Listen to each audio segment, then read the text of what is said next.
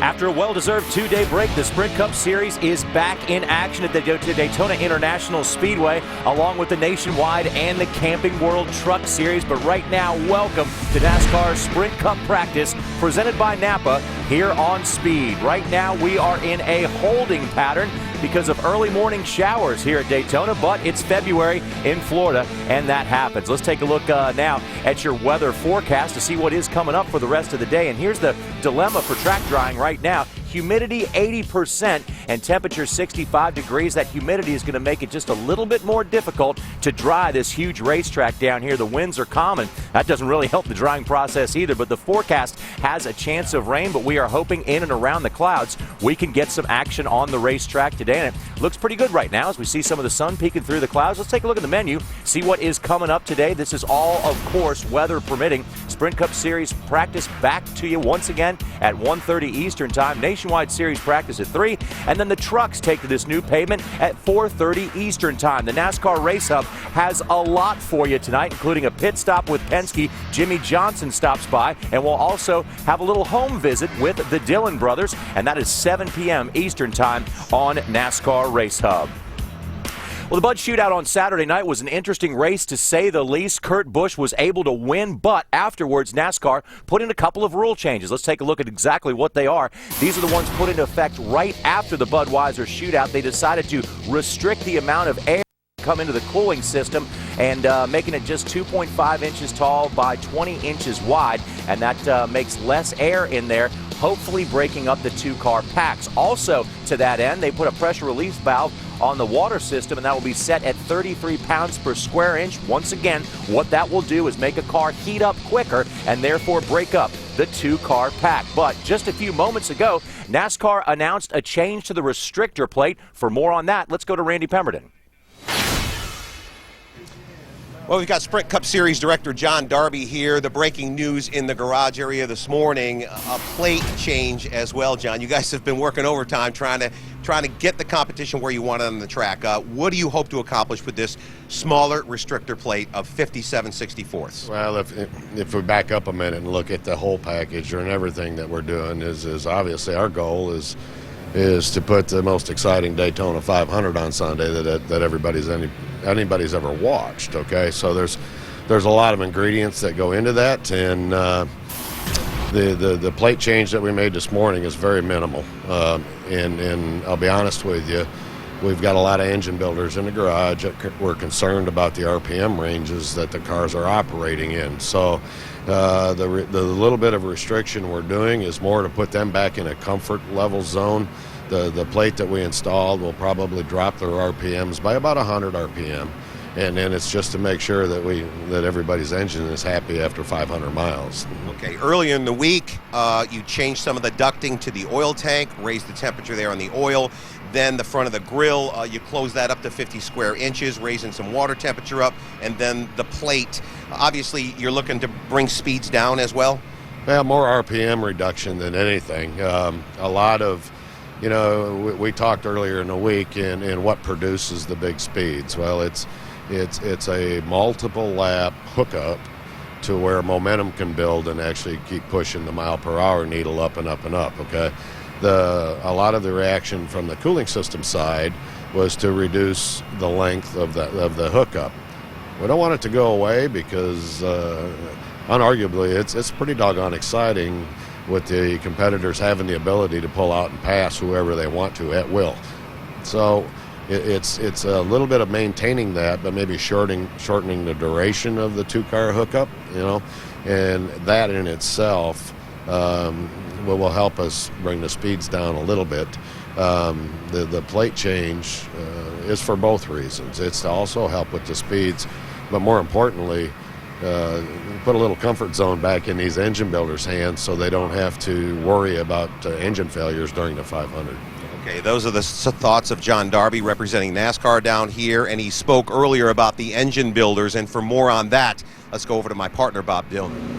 Randy, a big change this morning, like you said, and I want to show you the difference. This is the old restrictor plate that they had on during the shootout, 29/32 of an inch. And this one right here is the brand new one, 57/64. If we put one on top of another, take a look. barely a difference in the edges here, about the thickness of a piece of paper. Now, for the expert opinion on this, we're going to bring in ECR Engines' Danny Lawrence. I want to know, with all the changes that were made last week and now, what is the difference in horsepower and what is this going to mean on the racetrack? Well, the difference in the two plate sizes, we're about 13 horsepower off of what we raced in the Bud Shootout. You asked me earlier, you know, we kind of seeing the speeds we saw in the Bud Shootout and the speeds we saw in practice. So you hear the guys back at the shop all the time, or the guys back at the shop in the R&D shop. We ran through the 7/8 plate, which is the next step down, and of course we ran through the 5764s. So we're pretty much prepared. You won't be able to tell much on the racetrack, but it will knock that top speed out slightly, and that's what we're all looking for. Is the restrictor plate change a bigger change, or is what they did before we left here for the break a bigger change with how they want these engines to run hotter? To us, the cooling's a bigger change, because now the heat's going to be escalated in the engine, and the way they're having to run these things, we have a lot of part throttle time, and that's pretty hard on the engine. So we're more concerned about the temperature of the engine and not the plate size. All right, Danny Lawrence from ECR Engines. Again, guys, I want to show you this change. It's an incredible difference between one plate to another. Not in the size, because it's barely a change, but at the same time, just that little bit, like Danny Lawrence said, means 15 horsepower almost. Yeah, Bob, thanks a lot. A little change in a plate can mean a lot when it comes to horsepower, and that is hopefully NASCAR wants to break up those packs, slow the cars down, and get a more exciting Daytona 500 for the fans on Sunday. There still are tickets available for Sunday, so check out 1-800-PIT-SHOP if you want to come to the Daytona 500. Keep it right here on the other side of the break. Mike Joy and company have practice. I also will my private jet, my island in the Maldives, and full control of the family business to my soulmate, Angel. Finally, to my only son, Chauncey, I bequeath my DirecTV and its vast collection of 6,000 shows and movies. DirecTV now gives you instant access to 6,000 shows and movies at no extra charge. Yeah! Whoa! Thank you! Yeah! Don't just watch TV, DirecTV. Things aren't always what they seem out here. Like that big fella over there, costs way less than I ever dreamed. I don't tell my friends just how affordable it is, because of them, I'm still the big roller, the big cheese, you know? Oh, Emmett. Baby, what you doing? Yeah, baby. Yeah, babe. In a second. Taking care of some business. It's surprising just how affordable an RV vacation can be. Go RVing.com and get a free video, or visit an RV dealer. Go affordably. Go RVing.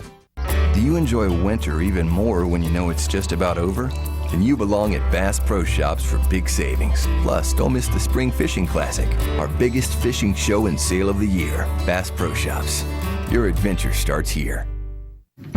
Gatorade Post-Game Innovation O3 Recover. Protein to initiate muscle recovery. Re-Swagger. Gatorade Recover. Part of the G Series. This is more than a ticket. It's a wallet-sized definition of who you are and where you belong, providing both a place to sit and countless chances to stand up for what you believe in. It's a rite of passage, a declaration of independence, and an invitation to discover 43 new heroes and 100,000 new friends. This is more than a ticket, because it says as much about you as any piece of paper can. Reserve yours today at NASCAR.com/tickets. The sound of jet dryers. Welcome to NASCAR Sprint Cup practice presented by Napa from Daytona International Speedway, where the grass looks so green because it's had a very healthy watering this morning. Yes, we have weather and plenty of it. 65 degrees, light breeze forecast. Chance of rain. We had a real gully washer come through here about 45 minutes ago. It didn't last long, but it sure put a damper on things. You see the heavy rain-laden clouds, and that's a crane with a meal. He's looking to see where the cars are. Well, he's going to have to look all the way to the garage area in order to find them. Hi, everybody. Mike Joy, Larry McReynolds, Jeff Hammond with you as we prepare for the great unknown. You know, we knew what happened Saturday night. We even were able to make sense of it with all of the two-car tango and bump drafting going on to win the Budweiser shootout. But now, let's mix it up. NASCAR has changed the rules. And, Larry, what they intend to do with this rule change is reduce the amount of time that these two cars can stay locked together in a tight two-car draft. How'd they do it, and what's the effect going to be? Well, I like what they're doing, Mike, because they're just tweaking. They're not making a major change like changing the size of the hose in the carburetor restrictor plate. They're just doing things where these cars will overheat quicker. They're going to mandate the opening in the front end. They're also, these things have a pressure release valve on the pressurized water system. They're lowering that number to more like a standard radiator cap. We're still going to have the two-driver tango, but you're not going to be able to stay there long. Quite honestly, I think weather tomorrow and Sunday supposed to be much warmer than it was in the Budweiser shootout. I think that's going to take care of a lot of it. I've said all week long, Saturday night, it was the perfect world. 45 degrees, no humidity, no wind. The engines just love that, and you could stay tucked up a lot longer just because of the weather. Jeff, the other issue is how fast is too fast. We know that 203 is just a number, and 203 to 200 is like trying to convince the radar cop that 73 isn't all that much faster than 70 when you're out there on the super speedway. Or no, you're not. You're on the turnpike. This is the turnpike. Yeah. All right. So out here on the super interstate, speedway, yeah. How fast is too fast? And will this rule change do anything to reduce speeds a little bit? And if not, then what? Well, I think that Larry's right down hit it a nail on the head, because the little tweaking that NASCAR's done should bring the speed back a little bit. But I'm like him. I think the weather will have more of an impact than anything else. Because we keep talking about how much grip this racetrack's got. The laws of physics will tell you when the racetrack gets hot, it's going to get slick. And it's going to get hot here this weekend. As soon as we get through running the NASCAR Camping World Truck Series race on Friday night, also the nationwide race on Saturday, we don't expect any more rain in the rest of the week. So we're going to keep laying rubber on this racetrack. We're going to see a transformation. That alone will make some of these guys be a little more reluctant to stay hooked up quite so tight. And once they break this draft, once they get unhooked, they like to say, in this new form of racing we're seeing, they slow down quite a bit, 2 to 3 miles an hour. And I think NASCAR, the reason why they didn't go to the restrictor plate is they were so happy with the way the guys were respectful, even at the high speeds.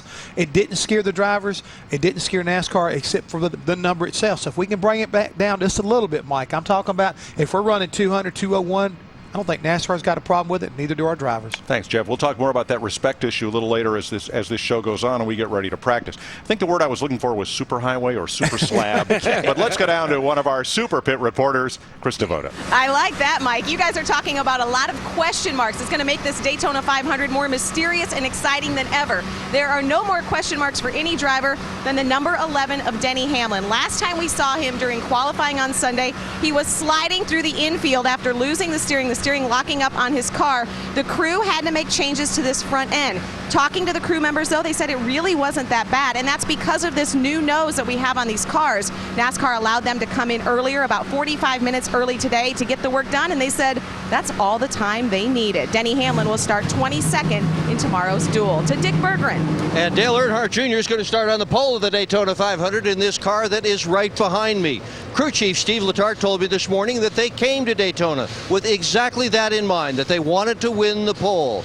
Well, if you're going to have a race car that's going to go real fast all by itself, you got to change a lot of stuff to have a race car that's going to go real fast in a bunch of traffic. And they have been working on this car intensively this morning. They are just about ready to go. But if we had not had the rain this morning, Letarte told me they probably weren't going to be ready to practice when the practice session began.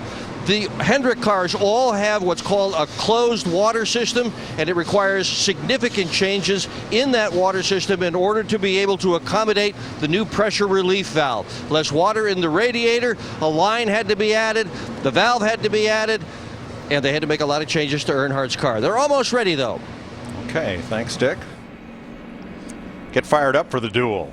Get ready for 2 action-packed races that will set the field for the Daytona 500. And you know that the Gatorade Duel at Daytona has one television home: speed. Tomorrow, 2 p.m. Eastern Time. Be glued to your set your DVR, set your VCR, whatever you got. Make sure you're here for the duel. Well, Dale Earnhardt Jr. on the pole for the Daytona 500. Conspiracy theory? We'll discuss that in a minute. Get fired up for the Duel. 2 action-packed races that set the field for the 500. The Gatorade Duel at Daytona, live on Speed. Monster Energy Supercross, all season long, only on Speed.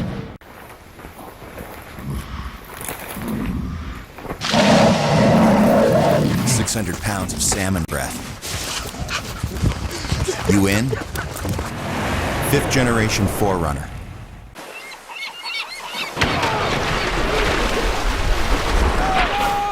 Sucker punched by a big fish. You in? 5th generation 4Runner. Are you facing an unexpected... One of the nation's largest retailers has gone bankrupt. Institutions demand that all assets be liquidated this weekend. Millions of dollars of inventory will be sold below auction prices. Mini netbook computers, $99. Desktop tower with monitor, $99. Laptops, $129. LCD flat screen monitors, $59. Printers, $15. Wireless mouse, $5. Touchpads, $149. Unlocked 3G touch phones, $69. MP3 players, $9. MP4s, $19. Touch MP4s, $49. At the Cow Palace, Friday noon to 9, Saturday 10 to 9, Sunday 11 to 6. We are the face of Comcast. I'm a perfectionist. At least I try to be. At Comcast, we solve problems. If we don't resolve the problem the first time, we'll extend a courtesy service to our customers. You're a customer, you deserve it. If you're a new customer and you're not satisfied with our services, you can get your money back in the first 30 days. It's a phenomenal thing to offer to our customers. We're only as good as our word, and our word is good. Whether it's giving you a $20 credit if we're late or 30 days to try us out, at Comcast, we're all about the customer, and that's always guaranteed. The NASCAR Sprint Cup practice from Daytona is presented by Napa. Napa know-how. And brought to you in part by ToyotaRacing.com Sponsorifier 3. Sponsorifiers back. This year the winner gets a visit from their favorite driver. Enter at ToyotaRacing.com. And by Best Western, the world's biggest hotel family. We are awaiting the start of practice. They are drying the track from the morning rain. We will have practice today for the Sprint Cup cars. But first, let's have a look at how they will start the Gatorade Duel tomorrow based on their qualifying times. A lot of 5 Chevys at the front of Duel number 1. And if you look at the qualifying sheet from Sunday, these lineups may confuse you a little bit. We've got 48 cars here, meaning 24 will be in each race. And basically, they take the top 35 and owner points that are locked in. And if you were an odd number points position finisher, you're in the first duel. Even number in the second duel. And then the great thing about the guys that have to race their way in, they took those 13 guys by how they qualified and just split them between the 2 duel races. And Larry, real quickly, we're taking a look here at duel number 2, and you mentioned how it's kind of separated out. The one thing that I'm noticing is that you've got a lot of the Roush cars. We talk about teammates here in this second race, and whether or not teammates are really going to wind up being a factor. And the bad thing about it is when you get to duel number 2, when you got 3 out of the 4 Roush cars in that second race, somebody's going to be odd man out, so they're going to have to find somebody else to draft with. Track drying efforts continue here. It hasn't rained in a while, but I think we're still a little ways away from getting cars on track. However, one young driver, bright and bouncy and out in the garage and walking around and talking to anybody who will listen to his chance to win the 500. Krista. Well, Mike, not only is he one of the few drivers you can find, he's in his fire suit, ready to go. We joked with you on qualifying day that you were one of the first drivers out there. Now, how have the last 2 days been for you after coming so close to securing the front row for the Daytona 500? Well, you know, I was telling you earlier that if we would have been 100th or 1,000th off of that front row, I probably wouldn't have been able to sleep for the last 2 days. But, you know, a 10th and a half, I don't think as a driver you can do much about that. But, you know, we're really happy with our start for the duel. My first ever duel starting on the outside pole with Jeff Gordon. I mean, that's a dream come true for sure. So hopefully we can keep it up there. I'm just hoping this weather clears out soon. I haven't got to do any drafting yet at all, and this is the first day, so I was all excited. I got up early, and now stand here and wait. So well, your first Daytona 500 start, how many text messages did you receive after Sunday's qualifying effort? A lot. Luckily, I lost one of my phones in Jackson Hole when we were snowboarding earlier this year, so half the people don't have my number, but all the ones that did, they definitely text me, so that was kind of cool. You know, everybody's just so excited, and I saw Leonard Wood here for the first time today since then, and I can't explain how excited he is about it, so this is just a really cool deal all around. So you're a big snowboarder. That's what you do in the off season? Yeah, I did some snowboarding, snowmobiling. You know, it's a little bit too cold to get out on the lake and wakeboard, but we threw our wetsuits on one day. That was a little bit crazy. But yeah, anything to get us going, keep our adrenaline going. Nothing does it quite like these race cars do, but you know, we try to stay on something to keep us going there in the off season. I was noticing your shades too. I know we don't really need them today, but those are pretty fancy. Hey, these are kind of cool. We got the checkerboard going on, match the car a little bit, but you know, it's definitely don't think I'll have them on today. Thanks, Trevor. Jeff, there's a lot of people who feel this young man's future is so bright, he's got to wear shades even on a day like this. No, I'll agree with you right there. He is everything. When you start laying out an outline of a driver, you know, as far as his age, as far as, you know, his spirit, his talent, his willing to listen, everything is so positive. I know I talked to Eddie Wood the other day, and he is just so high on this young man, and they're so excited because normally the Wood brothers, they look for a veteran to go in their cars. They feel like they'll take care of them, but they really think this guy is the real deal, and the future of the Wood brothers racing organization lies on his shoulders. Yep. Couldn't help but think he said he's going to start beside Jeff Gordon on the front row. When Jeff started his first Daytona 500, Trevor was 1.5 years old. Wow. Oh, speaking of age, Dick Berggren. Oh, no. Oh, boy, I tell you, I can't get a break. I've been covering this sport for an awfully long time and covering Mark Martin for well over 30 years, and he's identified just 2 drivers in all that time he thought could make it big. One is Trevor Bayne. Here's the other one, Joey Logano at age 20. Now this is going to be your 3rd Daytona 500. Have you enough experience under your belt now to be ready to win the Daytona 500? I think so, for sure. I feel like my Home Depot Toyota's been fast in the draft with the same car we tested here, and it was good then. So, yeah, I feel like from the shootout we learned a lot there. And, you know, it's all about being in the right place at the right time. And it'd be interesting to see now with the changes they made to our race cars, whether how long we can push and what we're going to do. So that's why this next practice is going to be pretty important to see. The veterans say that what has happened with the cars and the way things are going with these 2-car hookups, that it's very different than anything that they had ever experienced in their lives. You're a youngster, but you've had a lot of experience too. Is this really different for you as well? Yeah, for sure. But I mean, I'm used to everything being different because that's the way it's always been my whole life. But I never had a chance to get used to anything. But no, it's, you know, it's still a lot of fun. It's still cool. It's still a good race. You know, I thought the race the other night. Unfortunately, I got to watch the end of it on TV. But I thought it was a good race. I was excited watching it, and I was rooting them on. So, you know, either way, it's a good race. It's coming to the line, and you never know who's going to win. It's scary to watch. Is it scary behind the wheel? No, you know, the big thing is you just rely on your spotter. You know, if you're the guy pushing, you can't see nothing. All you see is the back of the other guy's spoiler, and you know, hopefully you don't really know where you're going to go. And you know, the thing is you can't come detached. When you come detached, you slow down 20 mile an hour. So it's just hard to get a feel for it, and you just got to have a lot of trust in the guy in front of you. And you know, as long as the guy in front of you is pretty stable and not moving around much, you can push all day and be all right with it. Joey's speed secret, he just finished a PB&J. All right, thanks, Dick. In the words of our Chris Myers, on Dick Berggren's birthday, Abe Lincoln gets the day off. You're being mean, Mike. Not me. I was quoting Chris. We'll be right back. Breaking news. The biggest race of the year demands the biggest pre-race show on television, delivering the drivers, debate, and breaking news live from the track. NASCAR Race Day, built by the Home Depot, Sunday on Speed. Scorching speeds, heated rivalries, hot laps, burning grills, boiling tempers, victory burnouts, and smoking hot trophy queens. A sport this hot calls for a beer this cold. Frost Brewed Coors Light, the world's most refreshing beer and the official beer of NASCAR. Oh, he's cute.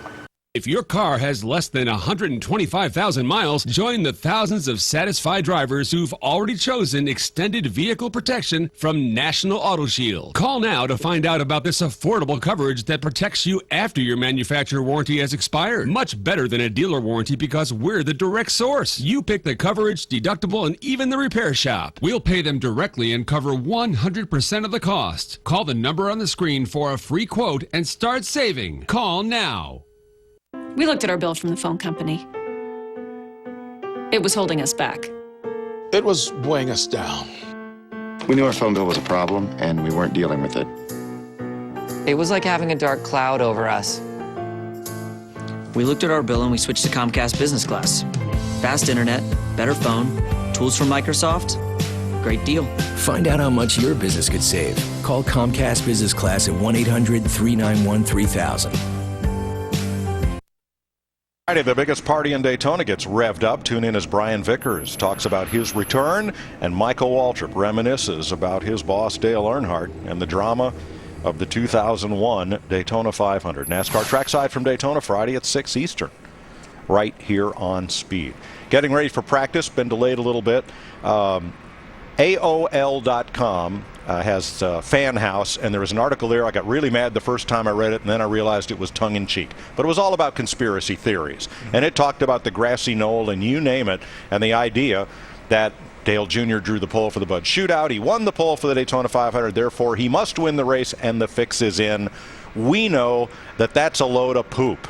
I mean, he was on the outside pole last year. The Hendrick cars are always fast in qualifying here. But why is everybody so willing to point the finger? Because certainly he can win it without the fix being in. Yeah, I mean, I lived this, Mike, in 1998 when we won the 500 with Dale Earnhardt Sr. on the 50th anniversary of NASCAR.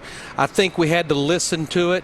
As sad as it was, July of 2001 when Correct. Dale Jr. came back here and won 6 months after his dad was killed in the Daytona 500. It's just sad that that's what people have to do with their lives instead of looking at all the positive things going on in our sport right now. And the thing about when it comes, go look at like Larry's saying, look at the track record of Earnhardt, period, at this racetrack. I mean, Dale Jr. has always run well here. He's already won a Daytona 500. He won here in a nationwide car in July. This is his backyard. And anybody will tell you, when you go to Daytona and Talladega, he is one of the guys you're going to pick. He's always going to be one of the top 5 drivers that you want to be hooked up with. And anybody that wants to go out and say something like that, they need to go back and look at that one lap on the back straightaway Saturday night. He got caught up in a wreck. There's no guarantees. There's 500 miles between now and then, including the 150s. He could wreck his pole car. You don't know what's going to happen. And in all our years of covering and working in this sport, the rules have never been clearer. The inspection process has never been more transparent. The enforcement has never been more transparent. I think if anybody wanted to put the fix in, they'd have a very, very hard time doing it for him or anybody else. When you hear one of the competitors come out of there and say there's something wrong, then maybe you need to take a look at it. But the competitors are the best policemen in that garage area, along with NASCAR, and they would not let that happen because they believe in the integrity of the sport and the respect that they're looking for. They won't let that happen. Well, whoever goes to Victory Lane on Sunday, it'll be because they earned it. Absolutely. We're going to go over to John Roberts as track drying efforts continue, and we hope to have practice in a little while. You ready? Born ready. Beyond ready. Was ready yesterday. Was ready last week. Last month. Last year. My ready is so ready. So ready. Your ready didn't even start getting ready. Always ready. My ready gets you ready for breakfast. You're ready. Got nothing on my ready. Ready for him, her, it, that. You. My ready. My ready. My ready. My ready. My ready is going to kick your ready's butt. There's Ready, and then there's Gillette Ready. Introducing the Gillette Young Guns, class of 2011. You ready? Now at Best Western, stay 3 separate times and earn a free night. It should be easy. They're the biggest hotel family in the world. You see, with 3 types, you can always find the one that's right for your trip. And since each hotel is independently owned, there will always be someone there who cares and rewards you for your loyalty. Best Western, the world's biggest hotel family. Some people think Allstate only protects your car. Here's the truth. Allstate can also protect your home or apartment, as well as your boat, motorcycle, RV, and snowmobile, and even your retirement and your life. Not many insurance companies can say that, but Allstate can. Now that you know the truth, know this. The more of your world you put in good hands, the more you can save. Dollar for dollar, nobody protects you like Allstate. We gave it a more powerful Duramax turbo diesel and Allison transmission to help it move over 21,000 pounds. And then we gave it an advanced exhaust brake system to help slow it down, saving wear and tear on your brakes and on you. With a powertrain back for 100,000 miles, Introducing the new Chevy Silverado HD, Motor Trend's 2011 Truck of the Year.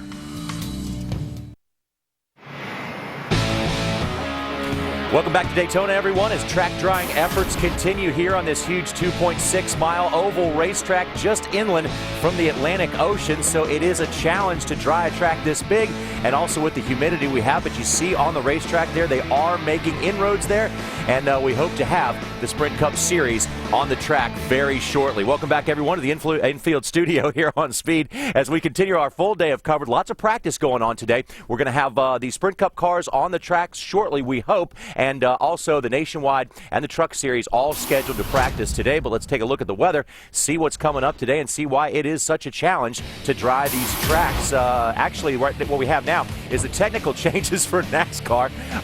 Get back to those in a moment. Now take a look at the weather. That's Bob Dillner walking by the Budweiser Bistro. That's pretty cool, isn't it? He's going in the garage to get some drivers for us. Current weather at Daytona, temperature 65 degrees, humidity 80%. The wind is calm right now, and that's not really helping with the drying efforts, but the forecast is for a chance of rain, but that is a slight chance of rain throughout the day. So we are definitely hoping and positive that we're going to see some race cars on the tracks and even race trucks on the track today. Let's go to Randy Pemberton, who's in the garage. Well, it's raining now down here, Johnny. Hard to believe. I've got Pat Trice and crew chief for Martin Truex Jr. here. Of course, we've had some rule changes that have come about all week long, and then this morning the carburetor restrictor plate change. It's now down to 57/64 of an inch. We got an engine builder to talk a little bit about it. How does this affect the crew chief's mindset as we go into, hopefully, practice here sometime today? Well, hopefully we'll get some practice today to see how much it does affect the cars. But, you know, they did two things to try to keep us from tying together in two cars, but I think the plate's going to make two cars be even that much better tied together. So it'd be interesting to see what happens. Hopefully we'll get some practice, but it also might hurt one make more than others. So I think that's the biggest reason we all want to get out there. Hopefully it won't rain all day. Explain a little bit more, if you could, for us laymen, though, when you talk about this could hurt one manufacturer more than another, it's because all of these engines are pumped slightly different, correct? Yeah, all the motors are obviously, each motor company's got their own motors, and all the manifolds are a little bit different, so a smaller plate could hurt one more than the other. So hopefully it helps the Toyotas and hurts everybody else, since they seem to be a little better than us right now. Thanks, Pat. Hope you get on the track here in a little while. Bob Dillner, I hope you're undercover, because it is pouring. It is pouring here in the garage area right now. Travis Quapple and I just chilling out by his car here, but I want to know, over the last couple of days, we had a little break in the action here. How well did you sleep knowing you're in the Daytona 500? Man, what a relief it was after we got the car qualified in on Sunday.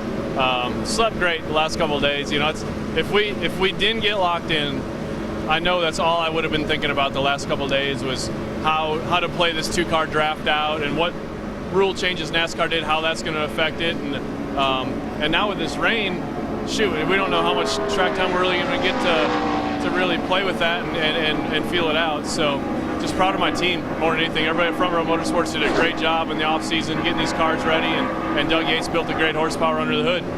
Two-car draft is new. We got the rain, we got the new nose, we got the new pavement, we got all sorts of new here. And then today, a restrictor plate change. I'm told about 13 to 15 horsepower less right now. What do you expect from the seat of the pants feel behind the wheel? Well, I don't think it's going to change anything, really. I think basically it's just going to be going probably a few miles an hour slower. But I think I really think we're still going to see the same things with the two-car breakaways. It's for whatever reason, I don't think anybody really knows. That's kind of what we got here to deal with, and it's just with the rule changes, with the cooling, it's just going to limit us to only maybe a couple laps to be able to do that, and we'll have to swap out. So in doing that, it's going to result in the pack catching up to those two cars quicker, and it's just going to be a lot dicier, I think. So it's still going to come down to that two-car draft to win the race. You got to love the unknown, though. So much mystery here in the garage area, John. Yeah, there actually is, Bob, but one thing we know for sure is that the rain is coming down. It's one of those good news, bad news scenarios. The bad news is that rain's picking up a little bit right now. The good news is that means we get to talk to your favorite drivers here at Daytona, because they're all waiting and watching the rain just like us. We'll be back with more Sprint Cup practice in a moment. Could switching to Geico really save you 15% or more on car insurance? Does it take two to tango?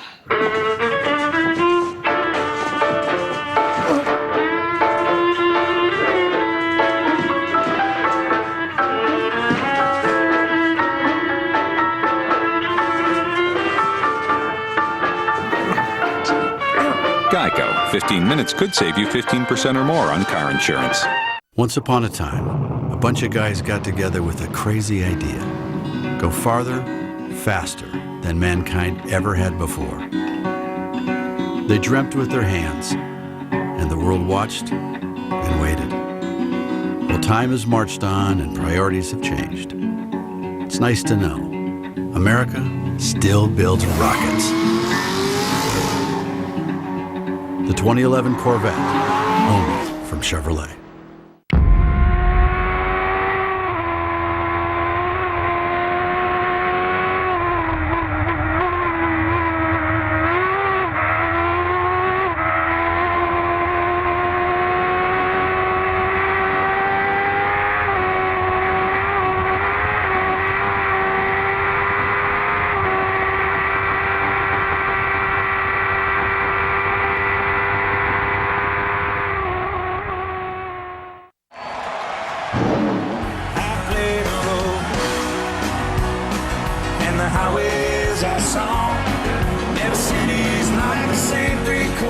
Been helping us along, and the story's told.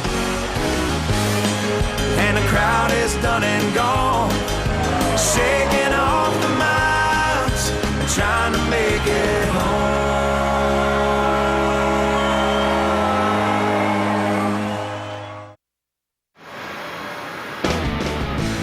Welcome back to a wet Daytona. Why is it every time we take a garage shot, Bob Dillner's in it? I mean, he's working hard for a living down there. We see him, Bobby D. Good job, and there's a lot to get down there in the garage right now because the drivers are standing around, fans are standing around waiting. Got a little bit of rain coming your way right now, but track drying efforts continue. So what we're going to do is get you down in the garage and talk to some more people involved in this sport. But when it comes to legends and veterans in the sport, Randy Pemberton is standing by with a guy who's been around about as long as anybody, Randy. And that, of course, is Dale Inman. It led Richard Petty to 7 Daytona 500 wins down here, and not to mention 7 championships. And when you talk about rule changes and things like that, this ain't your first rodeo, so to speak. Give us a perspective of what it's like today compared to, say, maybe the early 80s or even further back when you talk about rule changes. Well, you know, I go back when they first opened the track in 1959, and it was certainly an unknown when we came down here then. We were running on the beach in 58, and we could run in a straight line at 119 mile an hour, say. And we come here and they're running 140 mile an hour. How in the world you do that in a circle, you know what I mean? So it is an unknown, but everybody's going to adjust to it. They'll have a race, they'll have a winner. And then in 1981, now that was a struggle. We downsized the cars to what people were buying, what the factories were making, and they were changing the rules every 15 or 20 minutes, more spoilers, wickers, all kind of stuff just to keep the cars on the ground. And of course we wound up winning that race too, you know, so that was big. But the rule changes, it's got to be done, and if it ain't working, they'll change it again. And I told the other day at an event that they give the boys too many days to work on it. We had 2 days off, and everybody come in this morning with a plan, and they've been working on the noses.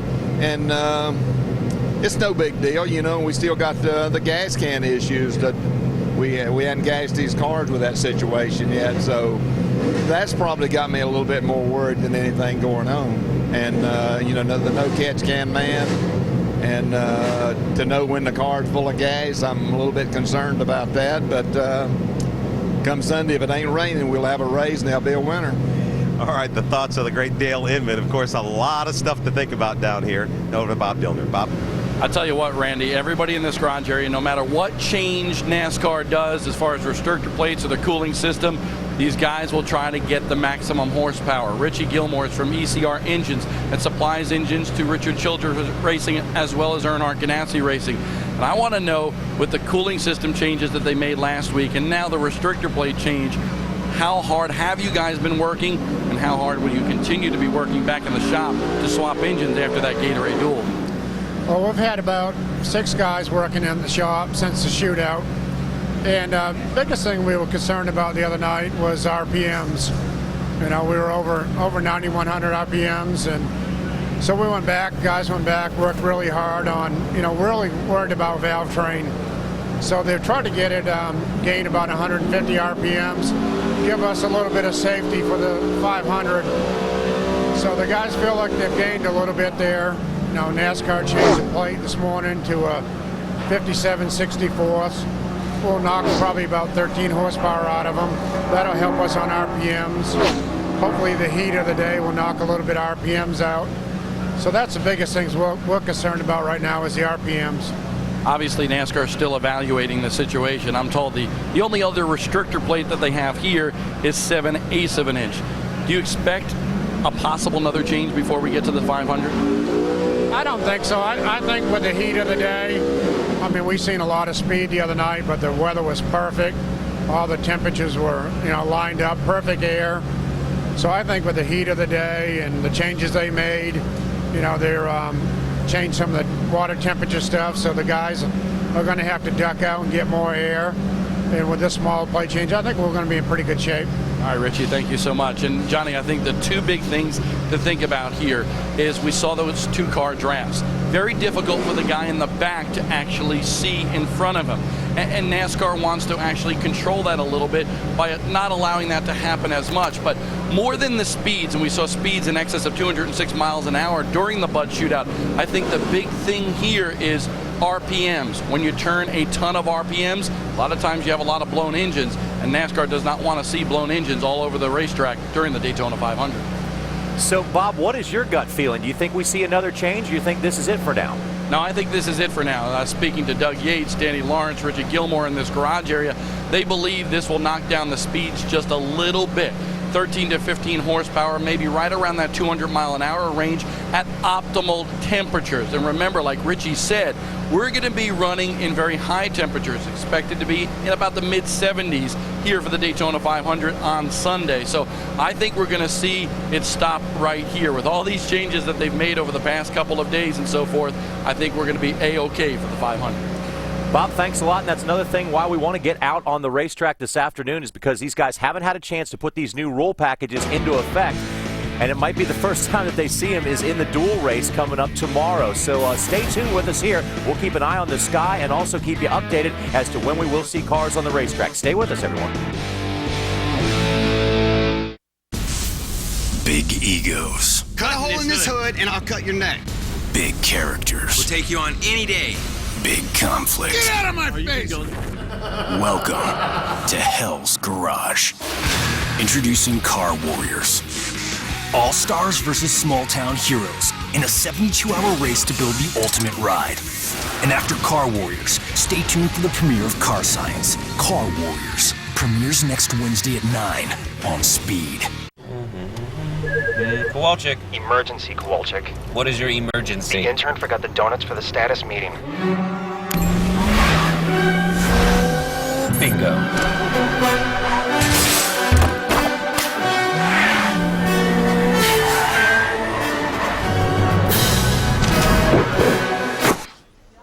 Bang. That's right. We put a turbo in a sport cross. The all-new Nissan Juke. Innovation for success, innovation for all. Are you facing an unexpected... Texas Hold'em is the hottest game on the planet, and we've got the best action outside of Vegas. Come to the all-new California Grand Casino and play today. It's your best bet in the Bay Area, off Highway 680 at Concord Avenue. Looking for a big payday? The biggest cash jackpots are right here in your own backyard. Come to the all-new California Grand Casino and play today. It's your best bet in the Bay Area, off Highway 680 at Concord Avenue. Didn't your friend set you up with an athlete? So, darts is a real sport? I don't know. Is it a real sponsor? I'm getting stupid loose. Wow, stretching? Really? Go! Mountaintop! Yeah, I think I'm gonna stick to Zoosk for dating. Zoosk, the online dating site that lets you date your way, whether you want to browse, flirt, or find your soulmate. Zoosk.com. Welcome back, everyone, to Daytona, where we're in a holding pattern, NASCAR's version of a holding pattern right now until we get the track dry and get back out there for Sprint Cup Series practice. But if you are wondering which duel your favorite driver is in. Here is the lineup for Gatorade Duel number 1. Dale Earnhardt Jr., by virtue of winning the pole, will be on P1, row 1, alongside of Paul Menard, Ryan Newman, Mark the Kid Martin, Tony Stewart, Kurt Busch, Ambrose, and Montoya are all at the front of that duel number 1. And on back in the field we go. We see Kevin Harvick, who's won a 500 before, Jimmy Johnson, 2005 500 winner, and Bill Elliott, number 09 car. He is locked in on speed, as is Joe Nemechek. So those guys are going out there to see what's going on, protect their car, and see what they know for the 500. They don't have to work to get in the race. Casey Kane in the number 4 car had engine trouble in the Bud shootout, but is back in row number 9 for Gatorade Duel number 1. Gilliland in the 34, Michael McDowell in the 66, Yaley and Andy Lally are drivers that will have to race their way in by virtue of their time in the duel. Now let's take a look at Gatorade Duel number 2. 3-time Daytona 500 winner Jeff Gordon will start P1 in that race. When it comes to the Daytona 500, he will start outside of row number 1, and that is where we find young Trevor Bayne in his first Daytona 500 for the Wood brothers in the 21 car. Excellent qualifying effort for that team as they find themselves starting up front. 2-time Daytona 500 winner Michael Waltrip will start in row number 6, P11, and he is not locked into the 500. He's going to have to race his way in. Kyle Busch, Truex Jr., and Joey Logano, Todd Bodine in the 60, another car Todd Bodine will need to race his way in. Casey Mears still needs to qualify. Stephen Wallace is in the 500 by virtue of the 77 owner points. He is outside of row number 9. Then it's Robert Richardson, is a so-called go or go homer. Denny Hamlin, of course, we all know his story from last year, finishing second in points. Derek Cope, the 1990 Daytona 500 winner in the 64 car, and Brian Keselowski must get in by virtue of speed in these duels. Now, we will have race day coming your way at 1 o'clock tomorrow, and then at 2 o'clock, it is the Gatorade Duel right here live on Speed, and that is a very emotional day because a lot of drivers have their dreams of driving in this year's Daytona 500 crushed because of how competitive it is to race your way in to the great American race. Let's go to Bob Dillner. Well, Carl Edwards is a trooper because we're standing out here and Mother Nature is certainly spitting on us. And you still look cool because you got your shades on.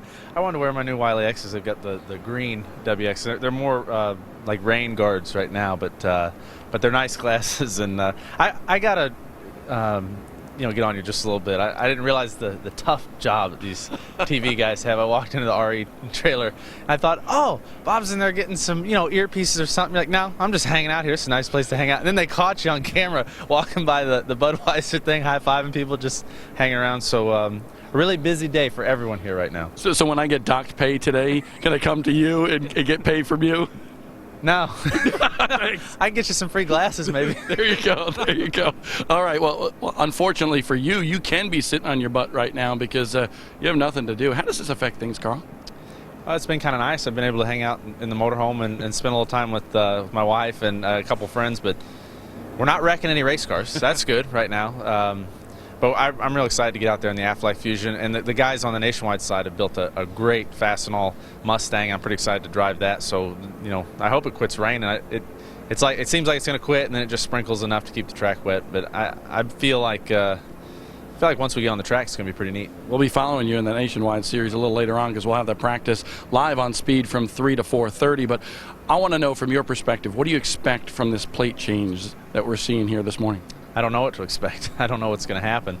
I think guys are obviously still going to be pushing, and the game right now will be to determine how far you can push, how long you can do it. And, I don't know. I think that was Daryl or somebody wrote a column this week. And, the cat's out of the bag. Everybody knows how this race is going to be won. It's just going to be a matter of how long can you push like that. All right, well, we'll watch Carl Edwards when he does get on the racetrack. In the meantime, Randy, I'm going to go sit on my butt again. Oh, okay, yeah. Still raining out there. I've got Jamie McMurray here. Bob just talked to Carl Edwards, and I guess he's thinking it's going to be now, how long can you guys push with this new rules package? What's your overall thought process now as we get ready to practice here sometime today? Well, it'd be nice to get out and see how many laps you can run, and then also figure out what lap the PRV is going to blow off at. It's a lot of unknowns. I don't know that the opening of the nose is that big a deal for us. It's similar to what we ran the shootout, but the valve is different. So just go out and see how many laps you can run and kind of test the valve that NASCAR issued us. As far as the competition and that two-car hookup, though, is that still going to be the key, you feel, to winning this race when it comes down to it with 3-4 to go? I mean, you're gonna do it as long as you can towards the end of the race for sure. Yeah, and the motors that we're going to run in the 150s, we won't run in the 500. So you'll probably take a chance at the end if it gets hot. I know the motor builders don't want to hear that, but that's what happens when you get to the end of this. You push as long as you can, and if it gets hot, it gets hot. But I noticed in the shootout, you can peek your nose out, and as long as it's not super hot on Thursday, you'll probably be able to cool the engine. So I'm all for what NASCAR did because the two cars together, it's so much different than what we're used to. So I think it'd be cool to get to see the guys doing the exchanges a little bit more. We saw you dipping your nose out to the right quite a bit in that Bud shootout. Your thoughts about, were you doing that intentionally to cool the car, or did it tend to go that way for you, or why were you doing it? Well, my car just seemed to cool really well. When I would peek out to the left, my car didn't cool near as well as it did to the right. So I just kept trying to, and plus Kurt was running right on the bottom. So yeah, I just kept peeking out to the right, and it was incredible how you could go from 260 or 270 down to 220 in just one straightaway, and then you had 3 or 4 laps of being able to be right in the middle of him. So it's man, it's so much different. And when I got to the media center and we were doing the interviews after the race, the word was weird, and I don't know that it was a bad thing at all. It was just so much different than what we're accustomed to for the last few years down here. But Thursday will definitely be different. It's going to be hotter, and you're not going to see guys stuck together as long. It certainly is interesting, no question about it. Thanks, Jamie. Johnny, this is going to be so interesting here when we get ready to practice this afternoon. If we do, it is still raining down here, bud. Yeah, Randy, if anybody knows about running on the plate tracks, it's Jamie McMurray, Daytona 500 winner last year, and he was also second in one of the Talladega races. So Jamie definitely knows how to get it done. Makes a pretty good point that it's going to be a lot different on Thursday and on Sunday because there'll be a lot more cars out on the racetrack. There you see a wet super stretch. We'll be back to Daytona in a moment. The world's toughest trucks hit the high banks of Daytona. Side by side. Where the beating and banging begins. A little contact. 3 wide and full throttle. The NASCAR Camping World Truck Series from Daytona. Friday at 7 Eastern, live on Speed. Remember way back. We used to rock the lunchbox and the backpack.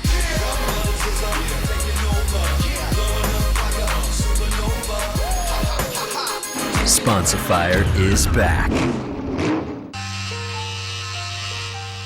How's it look? Looks like Kyle Busch. Yeah, it does. Sponsifier is back. You're car guys, right? You sell tires, too, like a tire store. You boys are great with cars. Not much on conversation, though. Right now, buy any 3 installed tires and get the 4th tire free. Pep Boys does everything for less. Do you enjoy winter even more when you know it's just about over? Then you belong at Bass Pro Shops for big savings. Plus, don't miss the Spring Fishing Classic, our biggest fishing show and sale of the year. Bass Pro Shops. Your adventure starts here. Dale, next time by. 10-4.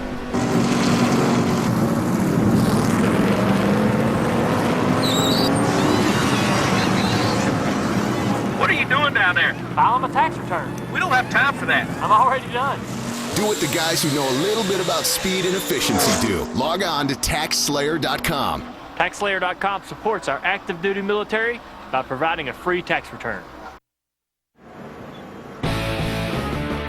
Well, no one knows what to expect when it comes to the 53rd running of the Daytona 500, but you can be here to witness it in person. There are still tickets available, but they are going fast. Trying to fill this place up for the 53rd running, call 1-800-PIT-SHOP or visit DaytonaInternationalSpeedway.com. Come down and be a part of NASCAR history. We guarantee you will see a good show down here. Right now, there's not much of a show going on. We got rain all over the place, but we do have our friend Randy Pemberton. Randy? Show? Are you kidding me? I'm bringing in Michael Waltrip here. You say there's no show going on. I got the show. I got the big show. Hey, how does all these rule changes affect your thought process going in for another Daytona 500 here? And how does it affect Toyota maybe compared to other teams? Do you know? We have really smart guys that figure out simulation and what the temperatures are going to do and how long we're going to be able to run together. And what they've decided is we can run 2 laps hooked together. So that means, Randy, that the Daytona 500 is going to look much different than the shootout did. We're going to be seeing a lot of switching, and I don't think you can switch and choreograph things like you did Saturday night in the shootout. So it'll be really interesting. And, you know, we've never been this late in the week before Daytona and not have a clue how you go win it. We always know how to go win the Daytona 500, but this year it's different. So the meeting we just had between Martin and David was all about tomorrow, trying to make sure that old Mike's got his buddies behind him if he needs them, and Martin and David are all in about pushing me into the Daytona 500, and that's important to our organization. Michael, we all know it's been 10 years ago since you lost your good friend, your car owner, Dale Earnhardt. You won the Daytona 500 that time. You put out a nice book called In the Blink of the Eye. Your thoughts as you go into this. I know you've been doing a lot of talking with a lot of media about this 10-year anniversary of Dale's death. Your thoughts as we head into practice and then later on this week the Daytona 500. Well, fortunately I can add, and I knew that the 10th anniversary was coming up, and I knew that whether I wrote a book or no matter what I did, when I come to Daytona, the questions would be about that day. And I just chose to write the book as therapy for me and maybe to make other people smile too. I think there's some great stories in there about Dale and celebrate his life. You know, paint my car like it looked in 2001 and put black paint on it in honor of Dale. He's such a great champion, and I know, Randy, the last thing he knew on this earth was that his two cars were driving off to win the Daytona 500. I know he knew that, and I know that had to make him proud because I'm an owner now, and if my two cars are driving off Sunday to win the Daytona 500, I know what a special feeling that would be to me. So I'm just here to honor him. I loved him, and you know, I miss him. Everybody talks about, you know, they can't believe it's 10 years. I can. I live it every day, and it's, you know, it's went from one of the greatest 500s ever to absolutely the worst 500 ever, and I was the one standing in victory lane. Sad story. Not a better perspective on the life and tragic death of Dale Earnhardt than certainly Michael Waltrip has. Bob? Michael Waltrip knew it all back then because he was with Dale Earnhardt Jr.'s and Dale Earnhardt Sr.'s good friend. But what I want to talk about here in the garage area is some of these changes. We've told you and showed you the restrictor plate difference a little while ago on NASCAR and Live. Well, this is a big difference as well. You take a look at this grill area on the front end of Martin Truex Jr.'s Toyota Camry here. This big blue area here is where the grill used to be. Now they are only allowed to do a 2.5 inches tall by 20 inches wide area for the air to flow into this race car. So that is a big difference because that will make the car overheat. When you can't get the air to force through to cool down that radiator, the engine and everything else just runs that much hotter. And that's what NASCAR is trying to do. So this is a very big thing, Johnny, for these teams to practice in the coming days.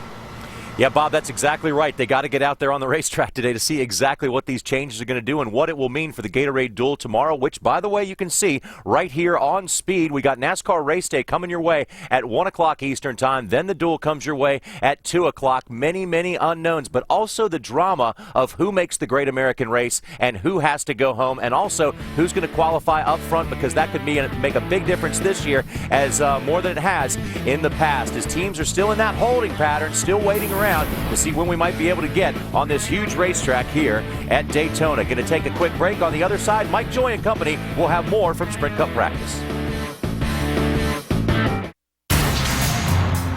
The biggest race of the year demands the biggest pre-race show on television, delivering the drivers, debate, and breaking news live from the track. NASCAR Race Day, built by the Home Depot, Sunday on Speed. See this? Nobody else has what this paint's got, and that's a #1 rating. It's a paint and primer in one, so it goes on gold and looks even better.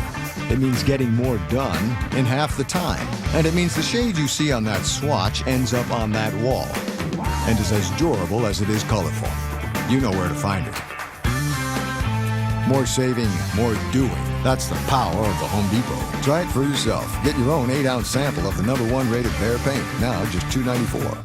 We're thinking seafood? Who's got the best seafood tonight? How about some tilapia or jumbo shrimp? And if you had seafood Newberg, you'd be my hero on an endless dinner buffet. For around $10. You got the hook. Only Golden Corral is a seafood lover's paradise. It's crunchy pecan-crusted tilapia, seafood Newberg with puff pastry, spicy jalapeno tilapia, and more. It's all part of our endless dinner buffet, still for around $10. $10? I'm hooked. Golden Corral. Help yourself to happiness. Once upon a time, a bunch of guys got together with a crazy idea. go farther, faster than mankind ever had before. They dreamt with their hands, and the world watched and waited. Well, time has marched on and priorities have changed. It's nice to know America still builds rockets. The 2011 Corvette, only from Chevrolet. Speed's coverage of NASCAR's Sprint Cup practice from Daytona is brought to you by AARP. Join Jeff Gordon in the Drive to End Hunger. Visit drivetoendhunger.org. By CiCi's Pizza, home of the endless pizza, pasta, salad, dessert buffet. And brought to you in high def by Funai. Funai, fun and innovative. Experience more at FunaiAmerica.com. Saturday night, yes, it was a shootout. Ryan Newman said, "I was a sitting duck. Let's show you why." As first Hamlin drops low, Kurt Busch goes high, and the high line turned out to be the right line as Hamlin had dipped below the yellow line, and Kurt Busch takes Roger Penske's Dodge to victory lane in the Budweiser shootout. A lot of that two-car tap dance going on all throughout the event. Very exciting. Record number of lead changes. Is it or isn't it what we're going to see as this week unfolds? I think it is. These guys have found a new toy. And they're going to work it to the nth degree to try to make it work. I mean, again, we know you can line up in a line and make it kind of look interesting like we've always seen here in NASCAR racing. But this new two-car draft, not bump drafting, I'm talking about getting in it and all of a sudden make double the horsepower by hooking up like they're doing, going from basically 450 horsepower to 900 by hooking up in two-car drafts. It makes you incredibly fast. Now, during these practices, once the track is dry and we get on track, though, Larry, are we going to see experiments with 3 cars and 4 cars or more cars to see what else might work? Yeah, I think we'll be seeing experiments the entire rest of speed weeks. And when you think about it, we've got 48 cars here, 48 drivers, and only 24 of those drivers participated in the Budweiser shootout. There's 24 drivers down there that we've been here almost a week, and they still have not been out there in drafting practice. I know we talked to Trevor Bain a little bit earlier. That's a young man that needs track time out there experimenting with these 2 driver tandems and all the other things that goes with drafting at Daytona in a Sprint Cup Series car. Hey, but crew chief, who's going to want to run with him? Remember, he's got that yellow bumper. He doesn't have any experience. Do you want him pushing you off down in a corner at over 200 miles an hour, or do you want to be pushing him, wondering, does he know where he's going when I can't see? It depends on if he can possibly push you to the Daytona 500 win on Sunday. Then all of a sudden they forget about that rookie stripe. Well, it's like Saturday night. Your best friends are where you find them. Dick Berggren. With David Reagan, he is another of the drivers that sure would like to get on the racetrack because you didn't run in the Bud Shootout on Saturday night. So what do you need to learn before the Daytona 500? A little bit of everything. You know, stop reminding me that I wasn't in the Bud Shootout on Saturday. It was a lot of fun to watch, and we learned a few things watching, but, you know, we've only made qualifying runs since we've been down here, and so it's important for our UPS team to get out on the racetrack, and, you know, regardless of if NASCAR's changed the rules or not, we still need to get out there and make some laps and, you know, push and get push and see how our water temps have affected with the new rules. And so my prediction is 1:30, 2 o'clock, you know, the skies are going to clear up, and I think we'll get on track a little bit. Certainly for the non-restrictor plate racetracks last year, we saw Roush Fenway cars, the Fords in general, doing a lot better than at the beginning of the year. What can we expect from the Fords in the Daytona 500 and tomorrow in the duels? Have you been able to pick it up for those events as well? Absolutely. A lot of it is in development of our new FR9 engine. Doug Yates, Mike Messick, Tom Gann, everyone back at our engine department, they've been doing a good job getting everything scienced out, and I think we've got some of the best speedway motors that are down here. And, you know, and everyone at our you know, race shops that have been putting the noses on, the new Ford Fusion noses, you know, making the cars as slick as possible. And, you know, with the new racetrack here at Daytona, the new surface, it's all about, you know, how slick the car is, how good it goes through there, you know, the days where you had to handle and manage time. Cars are very good. I think we've got as good a shot to win the 500 as any of our teammates or any of the other guys in the garage. So first that, we need to practice a little bit today, and then we should be good for tomorrow. All right, so we've got a new surface on the racetrack, a new grill opening, we've got a new restrictor plate size, we've got a new water pressured relief system going on, and you have a brand new car. Which of those is the greatest challenge? Probably just getting laps on the racetrack. The guys build these cars day in and day out, and so I don't have any problems going out in a brand new car to draft with. But, it is good to work some of the bugs out. You get out there, you push, you get pushed, you beat in the back bumper a little bit, the nose is pushed around. I think probably the biggest challenge of tweaking and fine-tuning on our UPS Ford is that, the rule changes. Your grill opening, figure out, can you run any tape? Can you run all the way open? Can you push for 4 or 5 laps or more? So it'll be important to run some laps here, and I think that a little bit of patience we'll be able to get on the racetrack. David Reagan, thank you. Let's go to Chris Devoda. Thanks, Dick. We're having a little fun down here with Robbie Gordon and his crew. Actually, we've been looking at some video from Dakar, right down in Argentina and Chile. Yeah, we were checking out some stuff from Dakar, but we're back here at Daytona. It's we were talking about how big Daytona is here in the United States and what Dakar is like, and it would be very similar to like a Daytona 500 for Argentina or Chile. So it's cool. It's a different experience for us. Unfortunately, we didn't have the result that we wanted to have this year like we did last year where we finished third. But this year we DNF'd with a wheel bearing. I don't know if I would have known what to do different. I would have done it. But check that one up in the books and get ready for 2011 stock car racing at Daytona. Well, and nobody does more in the off-season, like things like that, all your extracurricular activities, but you're always changing things up here with your stock car program, too. Back now with Dodge, and you're sort of the Renaissance man because you're doing it all. The owner, the sponsor, the driver, everything is kind of falling on your shoulders. Well, it is falling on my shoulders, but obviously, I've got good partners.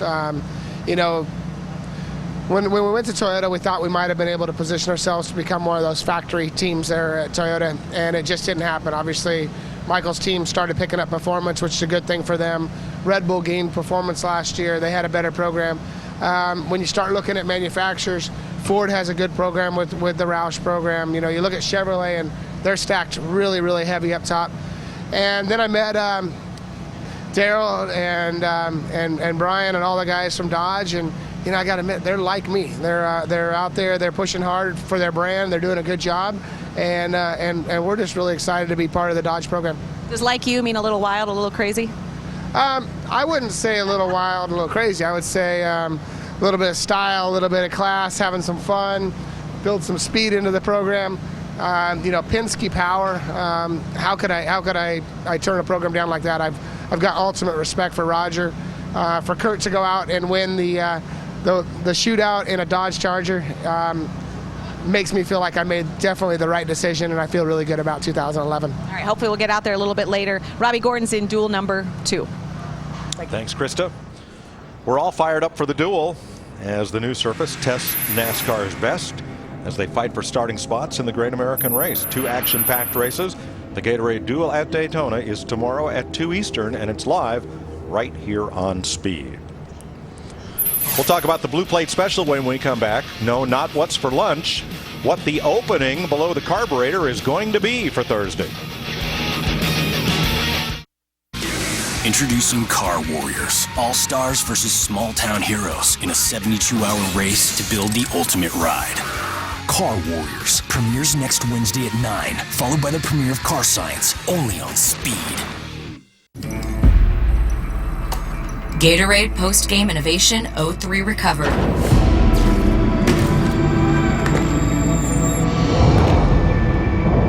Activate protein synthesis. Initiate muscle recovery. Raise swagger.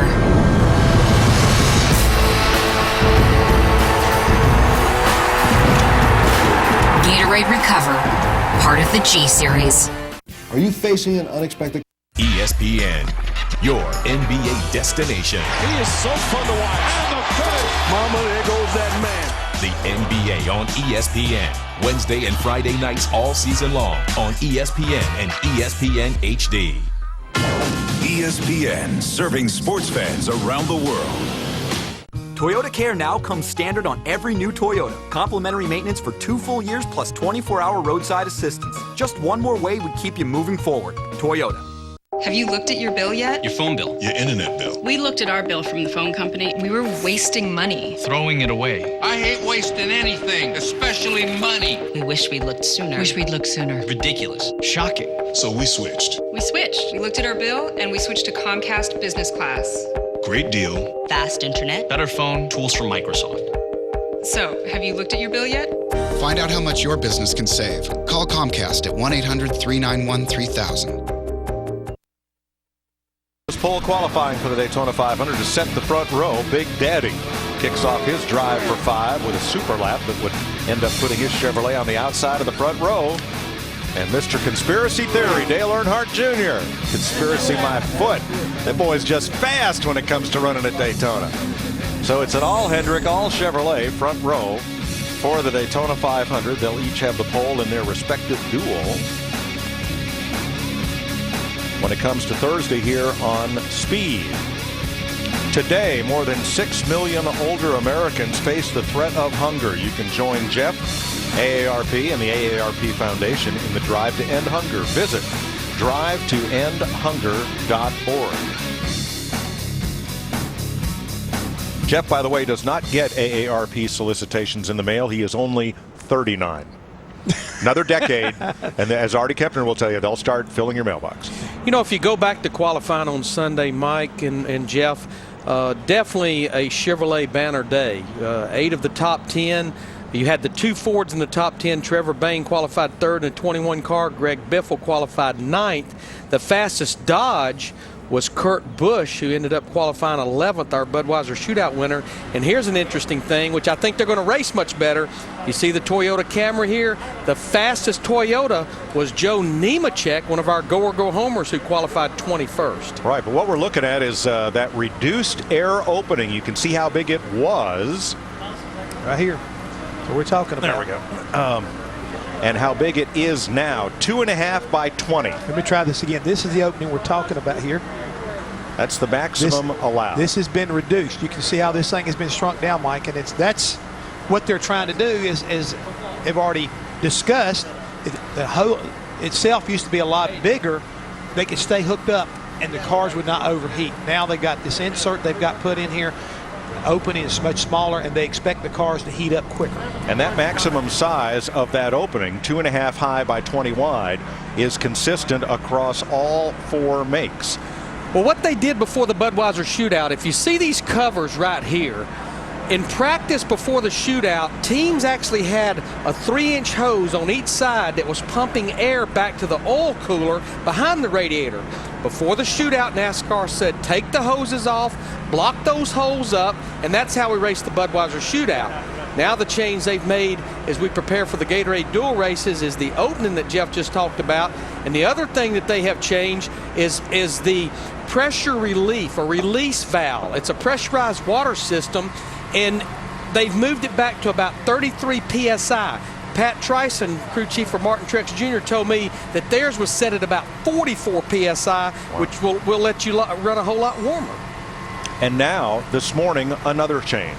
NASCAR has reduced the size of the carburetor restrictor plate by a 64th of an inch, so less air is going to be getting into that engine, and the resulting horsepower drop should be what, Jeff? Yeah, they dropped it down to a 57/64. 1/64 smaller. Should take about maybe 10.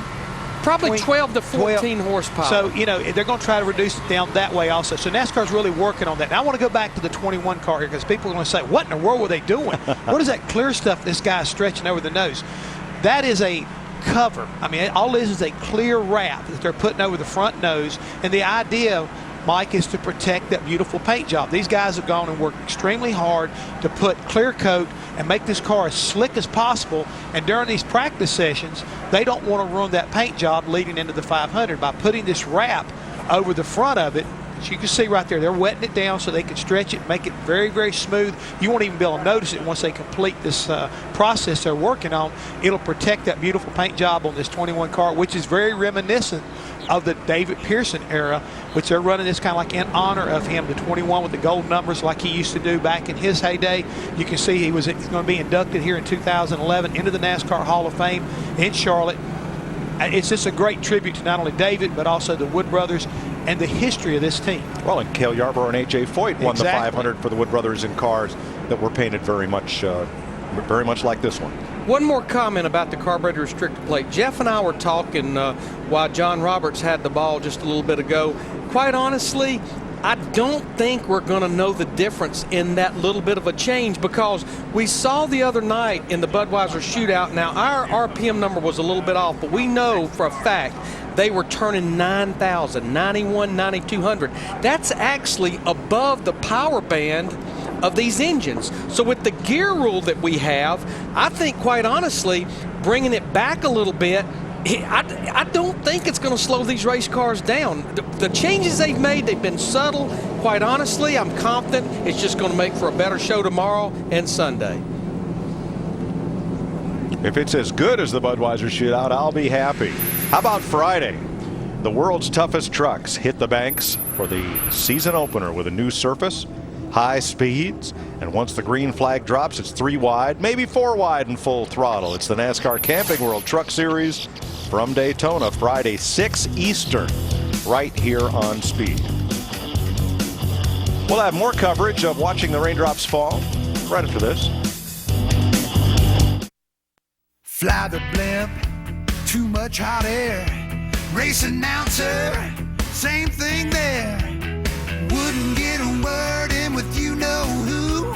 Just get down on the track and do what you do. Slide down in my seat, pull the belts tight. Get up on the wheel and let the dust fly. Never know how. Never know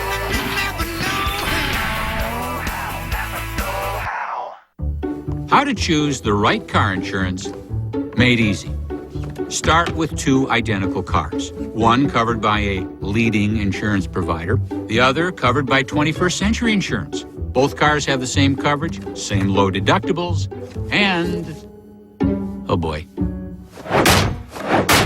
the same door dings. Since both cars are covered, both cars get the same repairs. Here's the difference. Drivers who switched from Geico to 21st Century saved an average of $474 a year. If you're switching from Progressive or Allstate, 21st Century saves you even more. Why would anyone pay more for the same insurance? Why wouldn't you pick up the phone today and compare for yourself? Call 21st Century toll-free at 888-244-4339 or visit us at 21st.com. That's 888-244-4339. 21st Century Auto Insurance. The same great coverage for less. NASCAR.com is gearing up for a whole new season, and with it, a whole new look. With a new homepage redesign, NASCAR.com will bring the fan closer to the action than ever before. Go head-to-head against your friends in the brand new NASCAR Fantasy Live, the first ever NASCAR game with live in-race scoring.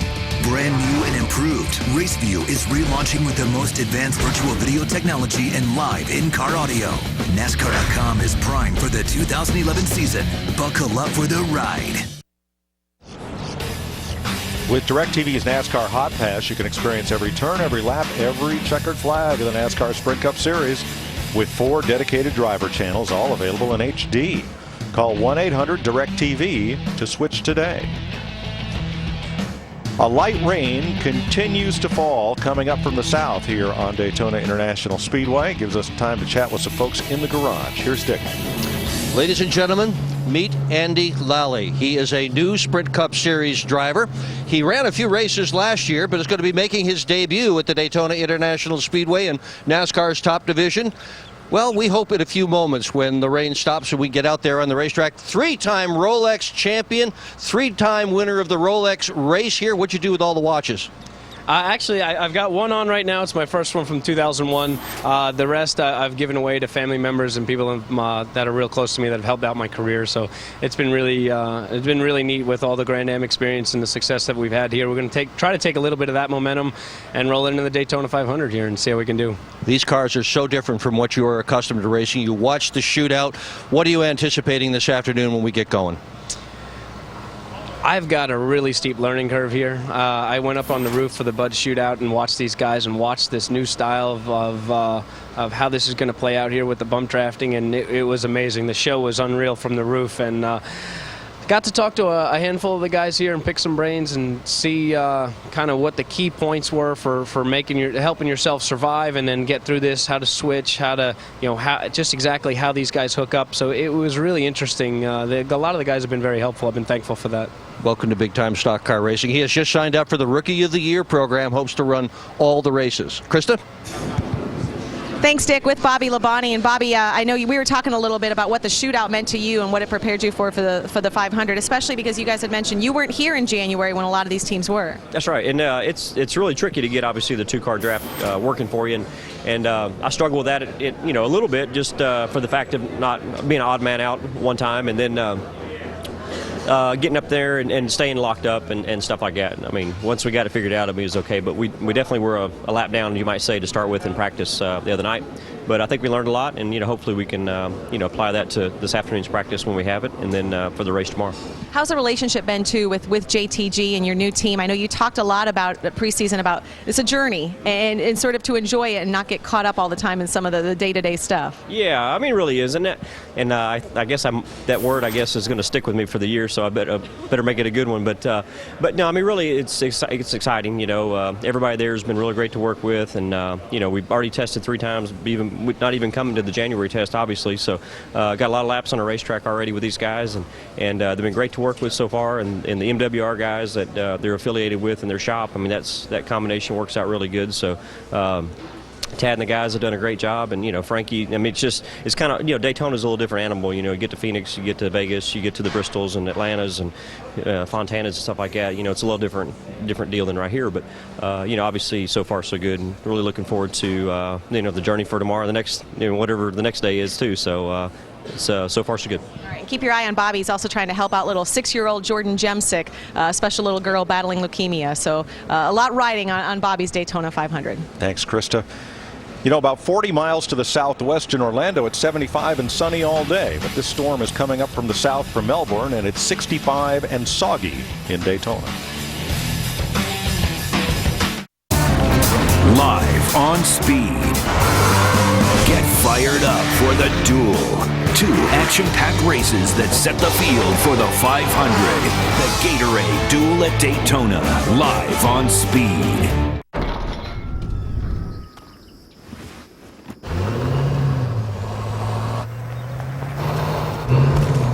We gave it a new fully boxed high-strength steel frame and hydraulic body mounts for a comfortable ride. Because the things you carry are even heavier than the things you haul. Introducing the new Chevy Silverado HD, Motor Trend's 2011 Truck of the Year. Oh, he's cute. One of the nation's largest retailers has gone bankrupt. Institutions demand that all assets be liquidated this weekend. Millions of dollars of inventory will be sold below auction prices. Name brand jeans, $12. LRG, Rockaware, Darion, Apple Bottoms, Black Label, Ed Hardy, Levi's, South Pole. Much more clothes, $10. Thousands of shoes, $10. Reebok, Adidas, Puma, Timberland, Skechers. Ladies fashion boots, $10. Perfume and cologne, $7. Hundreds of handbags and purses, $10. Gold chains, charms, rings, and bangles, $10. At the Cow Palace, Friday noon to 9, Saturday 10 to 9, Sunday 11 to 6. Experience Xfinity from Comcast at a store near you. Xfinity is TV, phone, and internet working together in ways you never imagined. With more choice, more control, more speed, and more HD than ever before. Check out the latest in home entertainment and learn more about incredible deals on Xfinity products and services. Xfinity is entertainment your way. Come visit us today and experience what great customer service feels like. Visit Xfinity.com to find the Comcast store near you.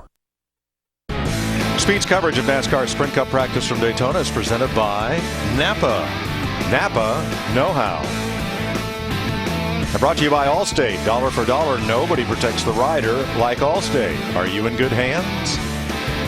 And by Gatorade, the G Series. Prime, perform, recover. Down to the garage, Dick Berggren.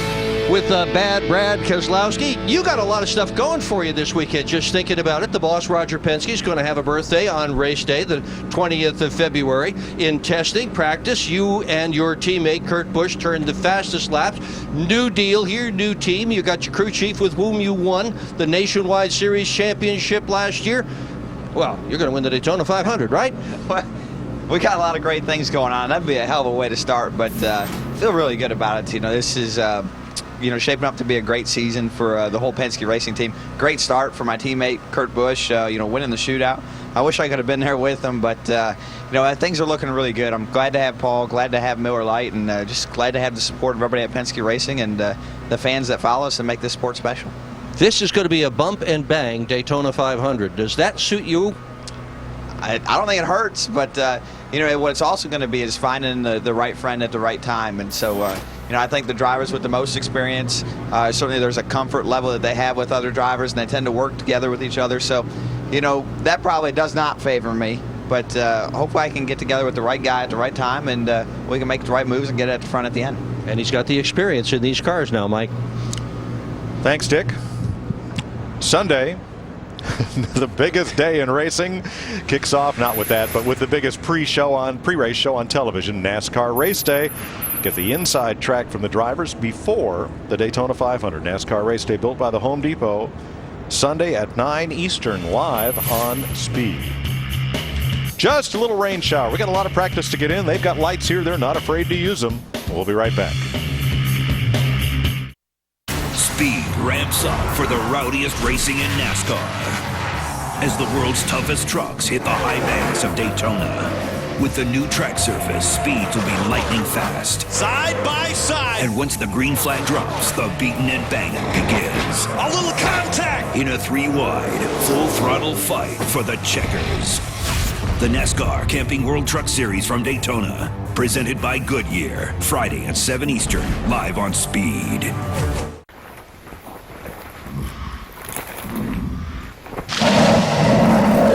£600 of salmon breath. You in? 5th generation 4Runner.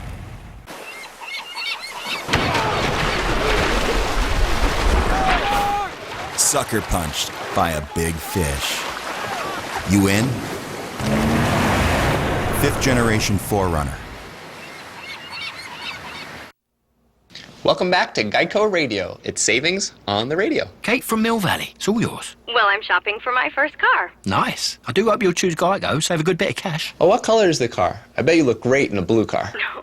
Actually, I'm torn between a fuel-injected inline-6 and a higher torque turbo diesel. Yeah, that's quite a quandary. I mean, of course, you could save either way. Yeah, but is one of them blue? Because I go with the blue one.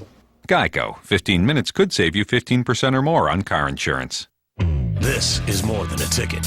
It's a wallet-sized definition of who you are and where you belong, providing both a place to sit and countless chances to stand up for what you believe in. It's a rite of passage, a declaration of independence, and an invitation to discover 43 new heroes and 100,000 new friends. This is more than a ticket, because it says as much about you as any piece of paper can. Reserve yours today at NASCAR.com/tickets. This copyrighted telecast may not be reproduced, retransmitted, or used in any form without the authorized written consent of NASCAR Broadcasting. NASCAR would like to thank all of our loyal fans for your continued support, and we hope you enjoyed today's broadcast. Sunday, we expect simply the most competitive and exciting Daytona 500 in recent memory. Fox's exclusive coverage of the Great American Race begins with the Daytona 500 pre-race show delivered by Pizza Hut Sunday at noon Eastern, 9 a.m. Pacific in high definition only on Fox. Krista? How important is getting out on the track for this practice? Well, let's ask a young guy like Steve Wallace. How important is it? It's very important. The weatherman definitely messed up in Daytona for sure today. He predicted clean skies, beautiful out. So I've been in my fire suit probably 3 or 4 different times today, but it's very important for me to be on the track, and a lot of other guys, that didn't get to race the shootout, trying to do the 2-car breakaway stuff, trying to learn that, but we really want to get this 5-hour Energy Toyota out on the track and learn as much as we can today, but we'll see. Thanks, Steve. I'm going to do this for you, too. We're going to keep our fingers crossed. Mike? Appreciate it. Well, we'll get cars on track, but you see the weather radar there behind Krista, and it looks a lot like this. Here is the schedule today on Speed, but set your DVR just for the whole afternoon because we're going to have to be flexible depending on what the weather throws at us. Yeah, and the thing is, when you talk about Stephen Wallace, at least, Larry, he got a little bit of drafting practice when we were down here in January during the 2-car draft. It was a great equalizer. We've seen cars that weren't that fast by themselves get out there in that draft, and all of a sudden they can pick up speed if you can get with the right person. But like Bobby Labonte said, the more you can get, the better you're going to get, because we're not bump drafting. We're literally hooking up and pushing these guys around the racetrack for 4 to 5 laps at a time. That's who you want to be able to do. And Larry Mack, Weatherman time. You're our weatherman. I don't think I've ever seen the weather come off the coast inland like this in such volume for such duration. And that just built within the last couple of hours. I looked at it this morning on AccuWeather.com, and there was absolutely nothing out there in the Atlantic, and there you have it, coming dead toward us. It's not in the Atlantic. It's right over top of Daytona now. Yeah, it is. Just drawing it in. Would have been a good day to go to the House of Mouse. The House of what? House of Mouse. It's 75 and sunny down there. Disney World, Orlando. You know, Mickey, Donald, Goofy, and all your other rowdy friends. All right, practice, we hope, later. Folks, just keep it right here on Speed.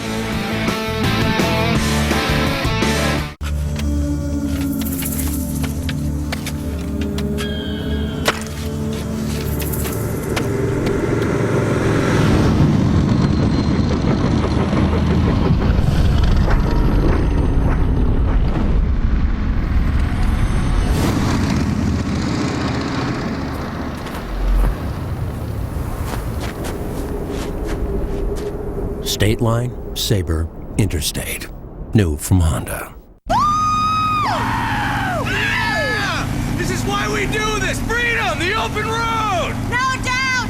And Progressive has great coverage and policies starting at just $95 a year! I dig that! Most bikers do! That's why Progressive is #1! Let's ring you up. Yeah, that sounds good to me. Do I have any bugs in my teeth? Nope, you're good. #1 in motorcycle insurance. Now that's Progressive. Our old cable company was getting way too expensive. We need to save money, not spend it. So we canceled our cable and called Dish Network. They have something for everyone, and they offer 5 packages under $50. Dish Network has a price and a package to fit your needs, starting at just $24.99 a month. Plus, with Dish Network, HD is free for life. And for a limited time, you also get a free DVR plus Showtime free for 3 months. 5 different packages under $50. Dish Network. Let's watch TV. Is your computer running slowly? ESPN, your NBA destination. He is so fun to watch. Mama, there goes that man. The NBA on ESPN. Wednesday and Friday nights all season long on ESPN and ESPN HD. ESPN, serving sports fans around the world. Toyota Care now comes standard on every new Toyota. Complimentary maintenance for 2 full years plus 24-hour roadside assistance. Just one more way we keep you moving forward. Toyota. You could say I'm demanding, and not because I'm a ginormous celebrity, but because I have Xfinity. All my favorite shows and movies are available instantly on demand. Now, I'm not demanding, am I? Well, am I? No, ma'am. Happy to be here. Good answer. Xfinity customers, upgrade to Digital Preferred TV and you'll get even more on demand. Plus, get 60 additional channels, including sports, kids, and movie channels, just $9.99 more a month for 12 months. Call 1-800-XFINITY today. Characters. We'll take you on any day. Big conflict. Get out of my face! Welcome to Hell's Garage. Introducing Car Warriors. All-stars versus small-town heroes in a 72-hour race to build the ultimate ride. And after Car Warriors, stay tuned for the premiere of Car Science. Car Warriors premieres next Wednesday at 9 on Speed.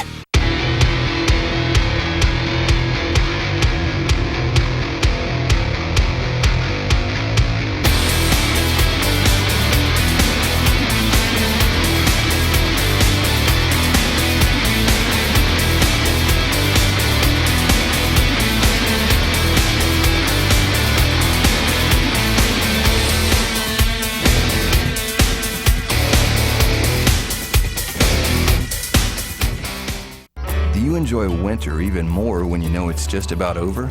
Then you belong at Bass Pro Shops for big savings. Plus, don't miss the Spring Fishing Classic, our biggest fishing show and sale of the year. Bass Pro Shops. Your adventure starts here. It's time to take matters into your own hands.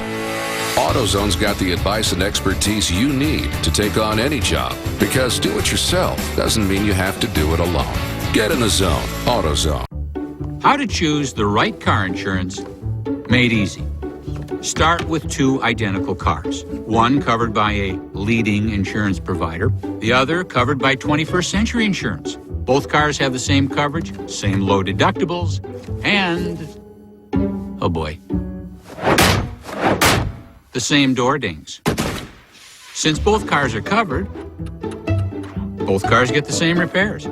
Here's the difference. Drivers who switched from Geico to 21st Century saved an average of $474 a year. If you're switching from Progressive or Allstate, 21st Century saves you even more. Why would anyone pay more for the same insurance? Why wouldn't you pick up the phone today and compare for yourself?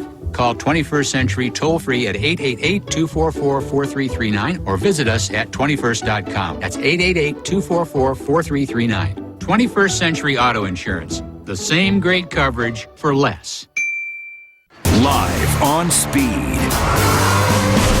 Get fired up for the duel. The new surface tests NASCAR's best as they fight for position in the Great American Race. Get ready for 2 action-packed races that set the field for the 500.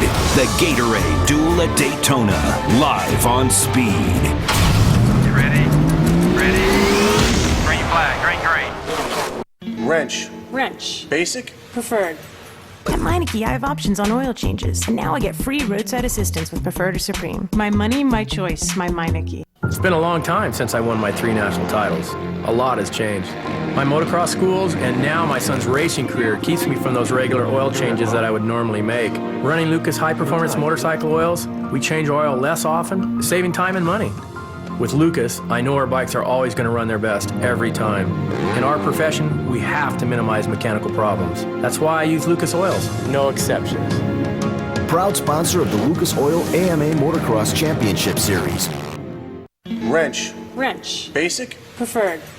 At Meineke, I have options on oil changes, and now I get free roadside assistance with Preferred or Supreme. My money, my choice, my Meineke. I would say definitely that my education, it's like one of the greatest investments I've ever made. My name is Adam Lopez. I work in the healthcare organization. I'm a IT business consultant. Very accomplished, like you're on top of the world now. You know, you're walking proud, you know, with the degree. I do believe I have an impact on my friends and family. It's obviously sparking something in their head. Like my brother Jesse is now attending ITT Tech. His decision, you know, was based on like my experience. I have that confidence now, the confidence to succeed. I feel like I am on the right track right now. I've been at the age of 24 and having a degree and a great job. Everything is going great, actually. I'm not done yet, like I'm not settling down yet. There's still more to come. We are educators helping people build a foundation for the rest of their lives. ITT Technical Institute, education for the future. Call 1-800-488-3652 or visit us on the web. Wrench. Wrench. Basic. Preferred. At Meineke, I have options on oil changes, and now I get free roadside assistance with Preferred or Supreme. My money, my choice, my Meineke. The biggest race of the year demands the biggest pre-race show on television. NASCAR Race Day, delivering the drivers, debate, and breaking news live from the track. It is the Daytona 500, the biggest race in our history. NASCAR Race Day, built by the Home Depot. Sunday, live on Speed. You ready? Ready? Green flag, green, green. Welcome back to Geico Radio. It's savings on the radio. Call us, Steve. Go right ahead. Yeah, I just got a free rate quote on Geico.com. Saved a ton, and it only took me 5 minutes and 12 seconds. I was wondering, is that some sort of record? That's a good question. Let's have a look. Not quite. Someone's got you beat by 8 seconds. Still, I mean, that's quite fast. Well, what if I told you I only use one hand? Geico. 15 minutes could save you 15% or more on car insurance. Imagine actually meeting the people who share what's most important to you. Now through the end of February, you can, for free. Let eHarmony expertly match you, then get to know your matches using our guided communication, free through February at eHarmony.com. I got into one of the best schools in the country! I got into one of the most expensive schools in the country! When stress gives you heartburn with headache, Alka-Seltzer gives you relief fast. Plop, plop. Fizz, fizz. I am a non-attorney spokesperson. TNT presents NBA All-Star 2011. Los Angeles plays host to the league's most spectacular event, where amazing is on display. Witness a dazzling scene in a sparkling city. The action is guaranteed to have Hollywood buzzing. NBA All-Star 2011, live from Los Angeles. Coverage begins February 18th only on TNT. Mancini Sleep World wants you to rest easy and save big on the largest selection of luxurious top brand mattresses. Visit sleepworld.com and start sleeping better tonight. We are the face of Comcast. I'm a perfectionist. At least I try to be. At Comcast, we solve problems. If we don't resolve the problem the first time, we'll extend a courtesy service to our customers. You're a customer, you deserve it. If you're a new customer and you're not satisfied with our services, you can get your money back in the first 30 days. It's a phenomenal thing to offer to our customers. We're only as good as our word. And our word is good. Whether it's giving you a $20 credit if we're late or 30 days to try us out, at Comcast, we're all about the customer. And that's always guaranteed.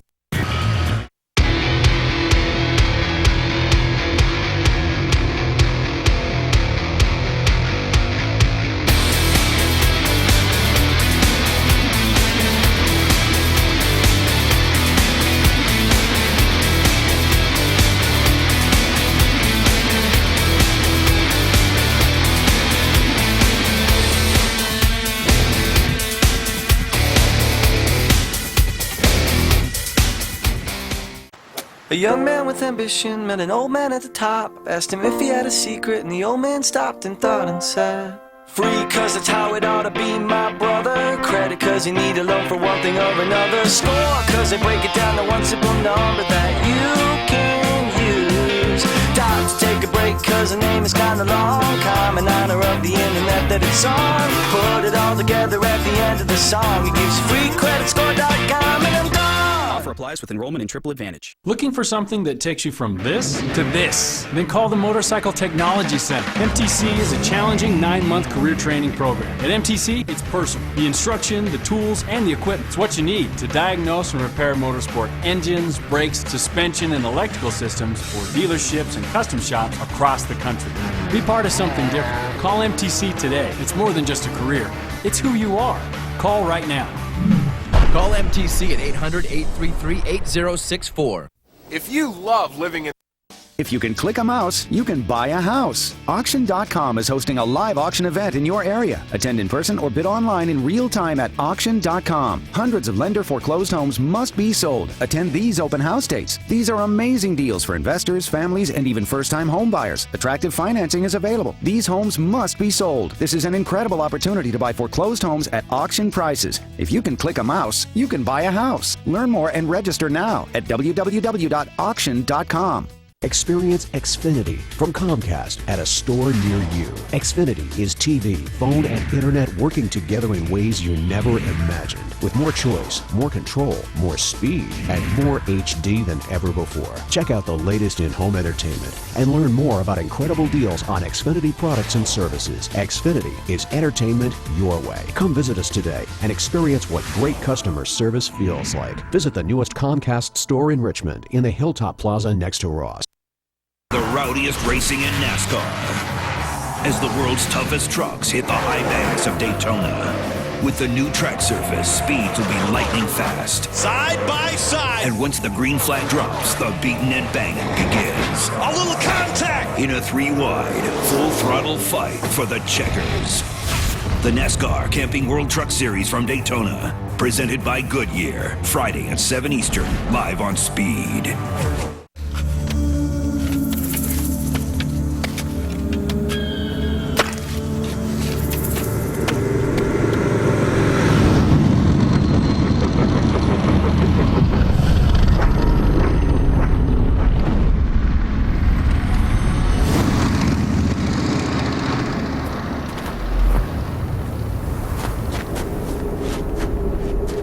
State Line, Sabre, Interstate.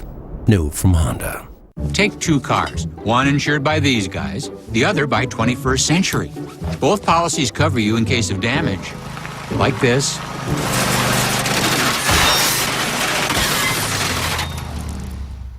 Same coverage, means same repairs.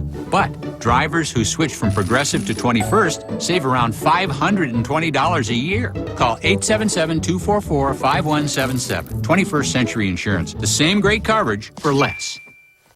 Our old cable company was getting way too expensive. We need to save money, not spend it. So we canceled our cable and called Dish Network. They have something for everyone, and they offer 5 packages under $50. Dish Network has a price and a package to fit your needs, starting at just $24.99 a month. Plus, with Dish Network, HD is free for life. And for a limited time, you also get a free DVR plus Showtime free for 3 months. 5 different packages under $50. Dish Network. Let's watch TV. Oh, he's cute. More into the athletic type. Didn't your friend set you up with an athlete? So, darts is a real sport? I don't know. Is it a real sponsor? I'm getting stupid loose. Wow, stretching? Really? Go! Mountain top! Yeah, I think I'm gonna stick to Zoosk for dating. Zoosk, the online dating site that lets you date your way, whether you want to browse, flirt, or find your soulmate. Zoosk.com.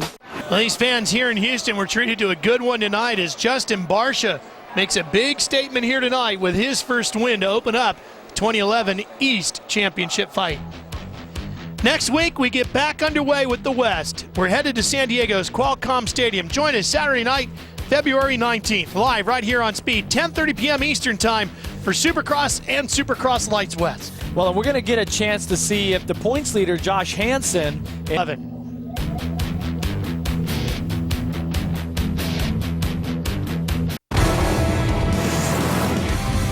In every episode of Battle of the Supercars, the fastest production cars in the world are pushed to their limits in no-holds-barred battles testing speed and handling. Hello, everyone, and welcome to Battle of the Supercars. I'm Lee Rearman. We're at Michelin of North America's Lawrence Proving Grounds in South Carolina for a very special match between 2 V8 performance luxury sedans, each making well over 500 horsepower. The most powerful American production 4-door ever, the supercharged Cadillac CTS-V, will do battle with the normally aspirated high-tech Autobahn burner from the Mercedes tuning department at AMG, the E63. Behind the wheel of the Mercedes E63 AMG is movie stuntman, rally and drifting champion, Tanner Faust. This is going to be about aerodynamics now, not just horsepower. Challenging Tanner and driving the Cadillac CTS-V is one of the most determined and popular drivers performing in open-wheel racing, Paul Tracy. My last name is ever first name greatest with this Cadillac. Paul and Tanner put it all on the line. Their skill sets are different, but each has the talent and tenacity to win today's battle of super sedans.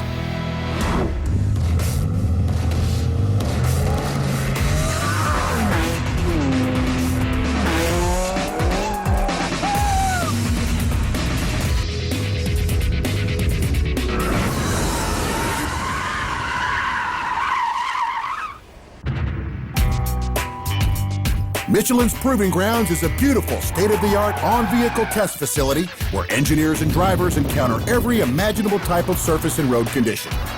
In other words, the perfect playground. Woo! For our 2 hot shoes. We've got these performance luxury sedans. What are the advantages of the E63 over the Cadillac that Paul will be driving? Well, the E63, of course, being a German car, is, I think, designed more for high-speed cruising. This new E63 in 2010 has a race mode where it's actually kind of a launch mode, so hopefully that'll help me out off the line. Wow, 518 horsepower. Anytime you want, if you're in second or third gear right at the limit, you just push hard on that right pedal, and you're sliding. That was fun. That was fun. That was fun. It's hard to believe this car weighs 4,000 pounds, that's for sure. It's that fast, the braking is that amazing, and the steering is that good. Oh my God, it is so fast. Can the Cadillac hang with that? Probably not. The Cadillac, I think, historically has been designed for people, I mean, I don't want to say that Paul's old, but of his age and hair color. And so I think he's probably going to fit right into that. Paul, Tanner says you're an old guy and you belong in a Cadillac. Well, let me tell you something, Lee. He can stick that E63 up his backside, but, you know, I'll be honest. I was a little bit deflated when I got the Cadillac. I was like, oh, this isn't a performance car. But after driving it, This thing's a monster. Woo! This thing is a blast to drive. I gotta love this car. This thing is a total sleeper, and I'm impressed. I mean, I think Tanner's got his hands full today. Paul's Cadillac CTS-V is advertised as the world's fastest production sedan. No doubt due to its lusty and torquey supercharged 6.2-liter V8 that pumps out 556 horsepower. This model has a 6-speed electronic, all-control, automatic transmission. Its magnetic ride control and independent suspension should keep Paul planted when facing Tanner in the E63. Mercedes takes tuning seriously, and this E-Class covers a lot of ground in a hurry. Its normally aspirated 32-valve, 6.3-liter V8 puts 518 horsepower smoothly into a 7-speed automatic transmission with a wet startup clutch. AMG's electronic stability control is a work of art. Looks like the Cadillac has met its match with this beauty. Round 1 of our battle is the 0 to 100 to 0 event on the Michelin Proving Grounds Black Lake skid pad. In this test of acceleration, the drivers must hit 100 miles per hour before braking hard. Reaction time could be the difference.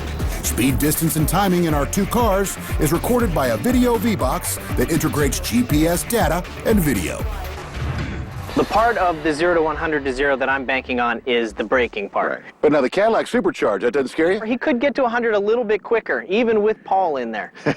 But I'm really hoping the braking in the Mercedes takes me through on this one. Paul, Tanner says you have an advantage with 50 more horsepower in this short acceleration. I've always got an advantage on Tanner. Everywhere. He thinks his German brakes, though, might give him a little bit of advantage on stopping. Well, the Cadillac is just a hair heavier, but the performance specs of these cars are pretty equal, so it's going to be a battle. Tanner, are you ready? Tanner, are you ready? Oh, he launched the start! What the hell? Paul jumps the start so far. That was unbelievable. Looks like it's a win for PT. Damn it. That was brutal. Yeah, well, that was about perfect for me. What kind of crap is that? That was it. You jumped the start so far. I didn't jump the start. His hands moved. What are you talking about? His hands didn't move. You gotta stop sleeping at the wheel. You're I'm sleeping telling at you the what, wheel. You were gone before he even put his hands up. His hands moved. I was gone. He was taking a breath, getting ready to go, I think. I saw his hands move. That's all I got. Whatever. Paul Tracy. Just can't lose. He can't lose. Saw his hands move. Well, Tanner, what matters most here is that Paul was a bit quicker to 100 and was great on the brakes. Paul, 16.3 seconds versus Tanner's 16.5 seconds. You took the 0 to 100 to 0, and you stopped shorter. Well, the car did the job. The car squats, it puts the power down, the Michelin's grip the road, and it stops. So it's USA 1, Germany. I got a good start, but this Cadillac put the power down extremely well. Supercharger was into the boost right away, and I think that's an advantage over the Mercedes. Tanner, Paul got you about 0.2 of a second. He says it's all automobile and a lot of driver. And a lot of jump in the start. Can you believe that? You see him take off? I was like, what? Anyway, all that aside, distance, he still beat me. I'm actually shocked the Cadillac was that quick off the line. Pretty disappointing. Even though we did cheat and jump the start, on the braking, I thought I'd catch him. It just didn't happen. Paul walked away from that one, and I'd be lying if I said I wasn't bitter. Paul and the CTS-V put up the first point on the Michelin Battle of the Supercars scoreboard for his 0 to 100 to 0 win in round 1. Up next, we pick up the pace. Feeling fast. It's round 2's 60 to 130 mile per hour roll-on. It's really tough to cheat, so that may even things out with Paul Tracy. Cadillac love. Later, Paul gets on Tanner's nerves. Paul's walking around like he's almost 6 feet tall. He can't compete with the Cadillac grills. I'd be rooting for the Cadillac if Paul wasn't in it.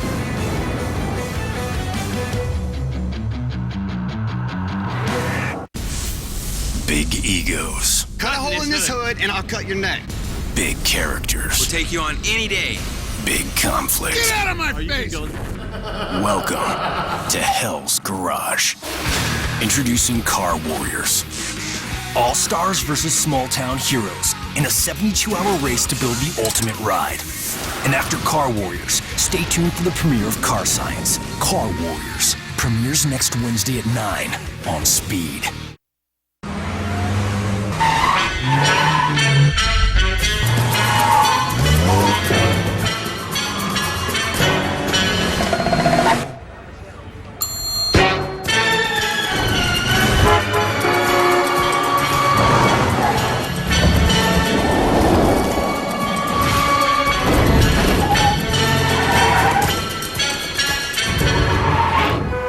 Introducing the bigger, four-door, all-wheel drive Mini Countryman.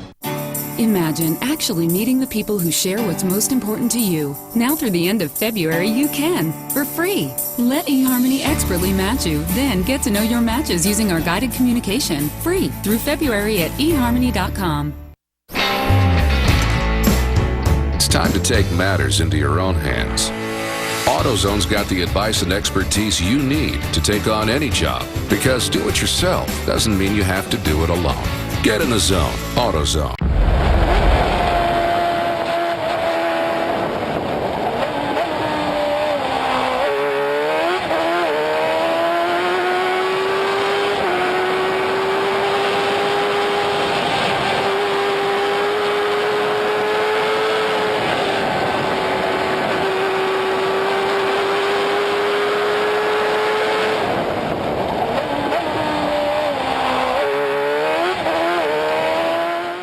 Take two cars, one insured by these guys, the other by 21st Century.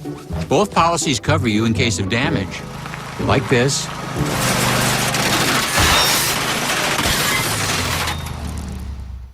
Same coverage means same repairs. But drivers who switch from Progressive to 21st save around $520 a year. Call 877-244-5177. 21st Century Insurance. The same great coverage for less.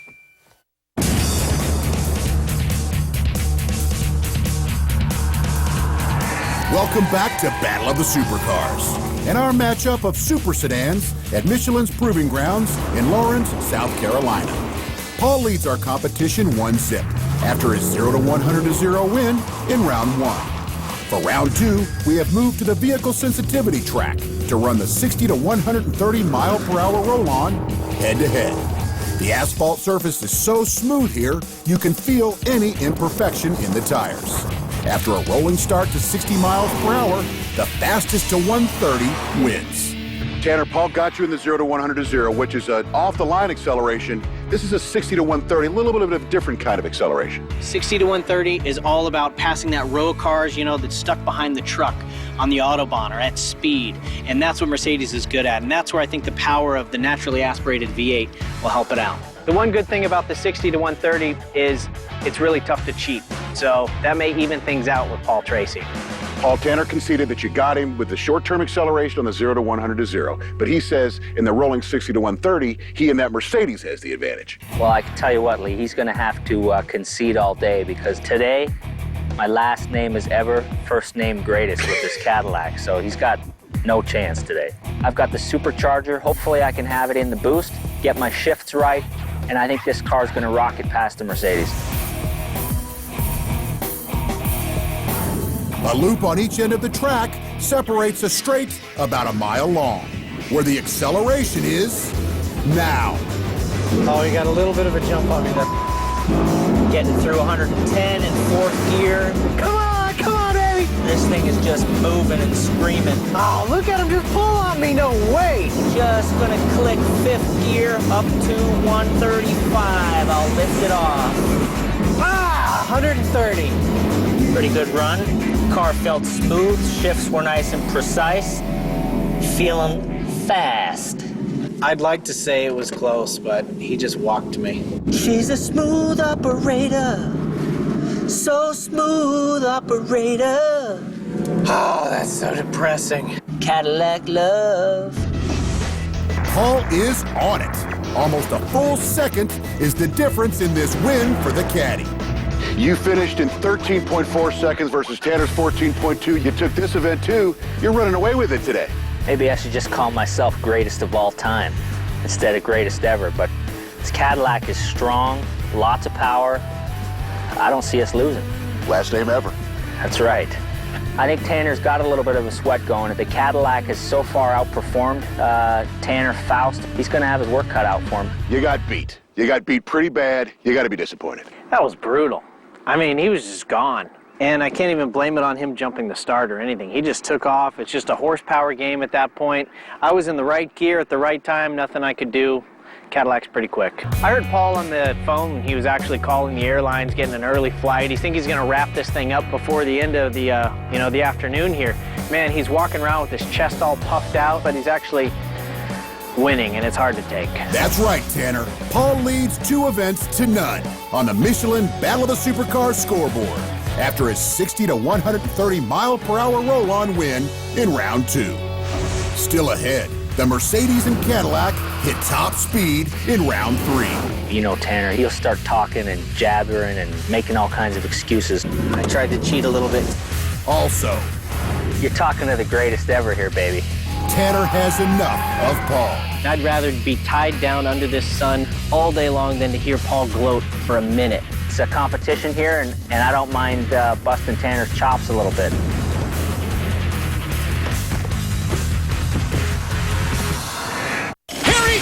He needs to go! Don't miss the two-wheeled insanity of Monster Energy AMA Supercross all season long, only on Speed.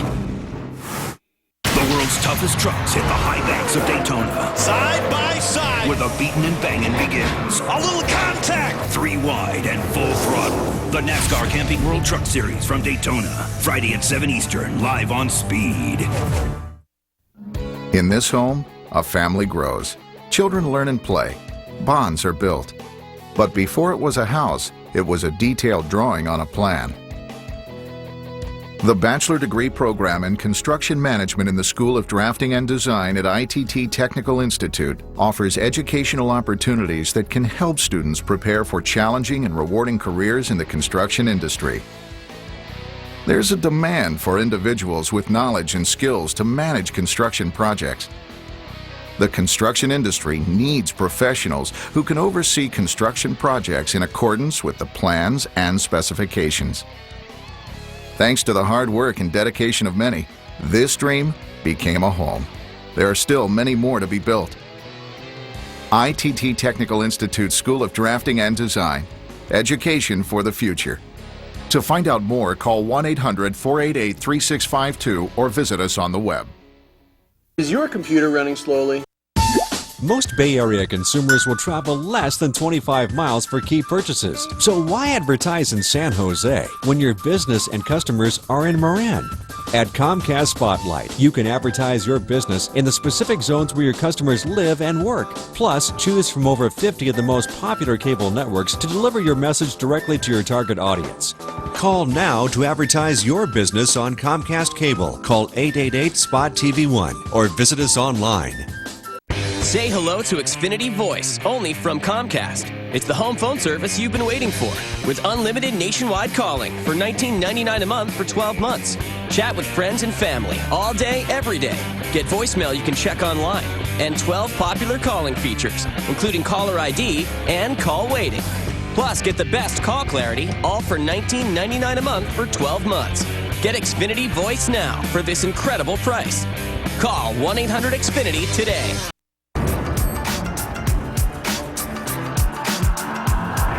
We are in Lawrence, South Carolina for our Battle of the Supercars matchup of super sedans.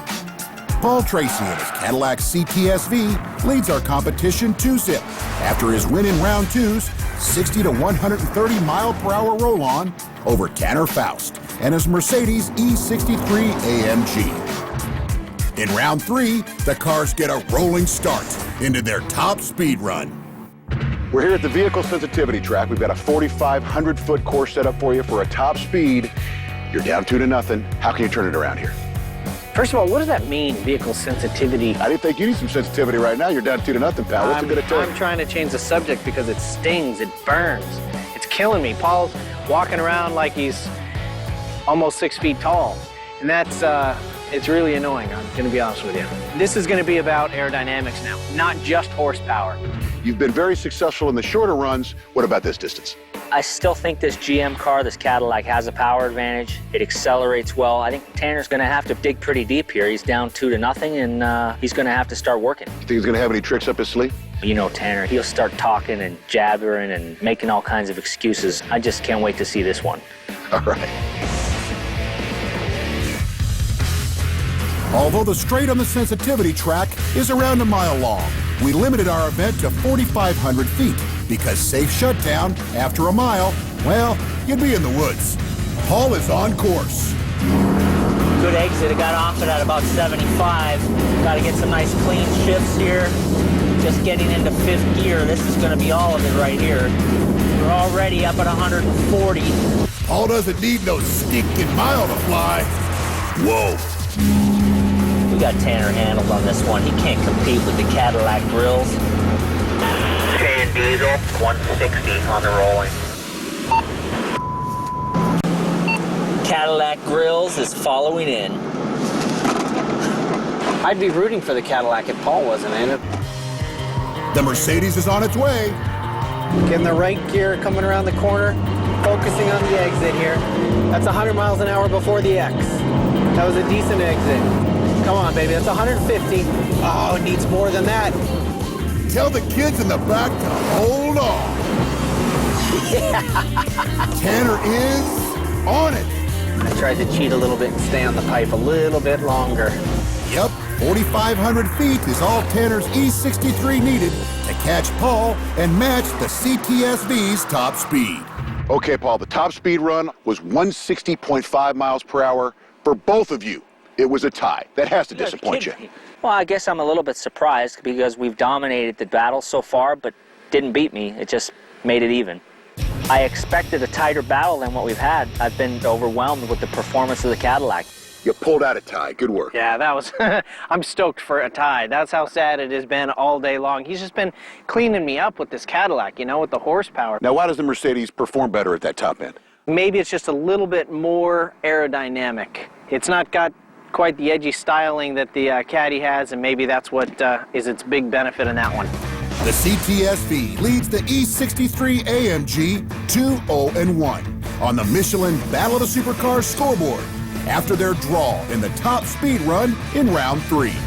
I'm with Doug Brown, category manager for Michelin Tires. Now, Doug, so many of the cars that are delivered to us for Battle of the Supercars have Michelin Pilot Sport tires on them. How come? Well, you deal with a lot of very high-performance cars, and we deliver a lot of very high-performance tires to those high-performance manufacturers. Well, the Cadillac CTSV uses the Michelin Pilot Sport PS2, and we work in conjunction with manufacturers to make sure that we can develop a very specific tire for their very specific needs. In this case, we have a different bead package, different tread design for the front, different tread design for the rear. It's a very unique tire for the car. Now, what are the chances of you delivering some of those tires to my house? Do I look like Santa Claus? Still ahead is a new challenge. One little mistake can cost you a lot of time when it's wet. The pressure is on Tanner. It's over the top. It's round 4's wet handling event. Proof is in the pudding, I guess. Hell yes, I'm sandbagging.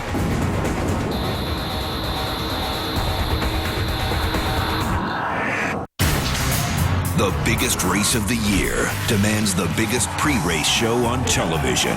NASCAR Race Day, delivering the drivers, debate, and breaking news live from the track. It is the Daytona 500, the biggest race in our history. NASCAR Race Day, built by the Home Depot. Sunday, live on Speed. Ready? Ready? Green flag, green.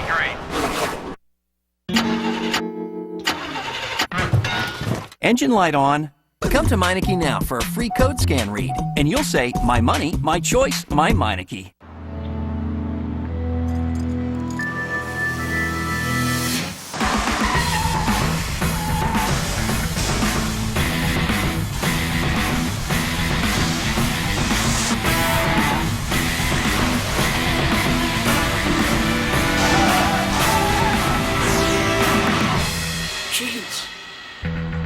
Jeez.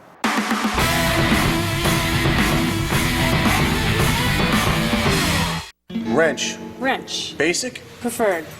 At Meineke, I have options on oil changes, and now I get free roadside assistance with Preferred or Supreme. My money, my choice, my Meineke.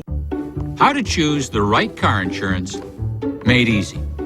Start with 2 identical cars. One covered by a leading insurance provider, the other covered by 21st Century Insurance. Both cars have the same coverage, same low deductibles, and, oh boy, the same door dings. Since both cars are covered, both cars get the same repairs. Here's the difference. Drivers who switched from Geico to 21st Century saved an average of $474 a year. If you're switching from Progressive or Allstate, 21st Century saves you even more. Why would anyone pay more for the same insurance? Why wouldn't you pick up the phone today and compare for yourself? Call 21st Century toll-free at 888-244-4339 or visit us at 21st.com. That's 888-244-4339. 21st Century Auto Insurance. The same great coverage for less.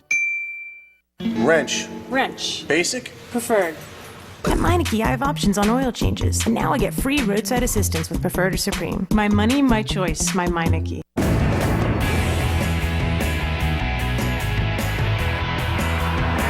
Welcome back to Battle of the Supercars and our matchup of super sedans at Michelin's Proving Grounds in South Carolina. Although Paul leads Tanner 2-0-1 after their tie in round 3, the performance of the Cadillac CTS-V and Mercedes E63 AMG has been equally impressive. Our 2 hot shoes will vie for the fastest lap time on the wet handling track in round 4. Paul, you're coming in 2-0-1 against Tanner. You win the wet handling, you win the whole show. But Tanner being a drifter, you have to give him the advantage in this event, right? I don't know about giving him the advantage to anything. I think sliding the car and drifting it sideways in the rain, I think, is the slow way. So I'm going to use my IndyCar experience and just keep it nice and smooth and tidy and let him drift his way around the track. Because once you break traction in the rain, it's over. One little mistake can cost you a lot of time when it's wet. So hopefully he'll make a mistake and we'll be able to take it home. Now we've got a 2,200-foot wet handling course. We got to consider you the favorite, right? I think the drifting's going to be slow. Don't get me wrong, I'm going to try to put some style laps in there just because it's fun. But I think it's going to be faster to stay clean and tidy and just try to extract the most performance out of the car as possible. I think you're sandbagging. Hell yes, I'm sandbagging. Frankly, if I don't win the wet handling course, Paul wins the day. And I can't possibly describe how brutal an experience that will be for me. I mean, and he's been just a all day. You know, when he's winning, it's the worst. I mean, I'd rather be tied down under this sun all day long than to hear Paul gloat for a minute. And for him to actually get the payoff of winning, I don't know if I could live with myself, frankly. Okay, Tanner, this is your chance to wipe that smile off of Paul's face. Faust is on the throttle. Whoa, tight hairpin. Okay, starting to find the grip just a little. The brakes are a little bit better than I thought they were. Understeer, come on, baby, go! Oh, he's sliding. Of course, he's picking up the pace. Really hard to find the grip out here. Come on, baby. He's moving that rear end around those corners. Okay, starting to pick out a little bit of a line here. And he's done. Now it's Paul's turn, and there's the green. Paul must be confident. He's turned off the wipers. There goes the cone. The hairpin slows it down. His transitions look quick. Oh, a little sideways. Pushing those outside lines. He's got it going. This car doesn't seem to float as much as the Mercedes. And the checkers, big thumbs up. Tanner, your time in the wet handling course, 39.72 seconds. Paul's time, 39.04 seconds. He takes the wet handling course, takes the day, 3-0-1. What happened out there on the wet course? You know, I went as quick as I could. I tried to keep it clean, got a little bit of a slide here and there. Whatever, I don't have any excuse. Paul must have been out here for weeks training or something. God, really? Come on, you gotta be kidding me. It's as bad a day as you possibly could have behind the wheel of a beautiful car. Can you feel him gloating back here? It's ridiculous. Because I'm feeling it loud and clear. You see how much taller he is now? God. Paul Tracy, you're 39.04. You take the wet handling course. You took a drifter down. How'd you do it? You're talking to the greatest ever here, baby. But to be honest, the car is fantastic. GM has done a great job with the performance of this car, so it's pretty impressive. Wow, that was a close one. But Paul and his CTS-V were just fractions quicker on the wet handling course. So the final tally on the Michelin Battle of the Supercars scoreboard is a 3-0-1 win for Paul Tracy and the CTS-V over the E63 AMG. These cars were very even, but the Cadillac's slight horsepower advantage likely gave it the edge in our events today. Well, Tanner talks a lot about his precision driving and his sliding and drifting, but the proof is in the pudding, I guess. What can you say? It's a competition here, and I don't mind busting Tanner's chops a little bit. While I thought I could get it in the handling, wasn't able to do that, and basically made Paul's month, I think. And I think he renamed himself the greatest ever. I may have that wrong, but I'm pretty sure that's what he's calling himself now. It's over the top. Coming soon to Battle of the Supercars, we head north to Canada. So that means you're gonna have to follow instructions, so Paul's out on that for sure. Yeah, I cheated a little bit and fudged the number, but... Our drivers will be judged in the ultimate Ferrari driving experience. Yeah, you gotta make sure that you grease the palms a little bit. I gotta call BS on this one. What? That's how it works.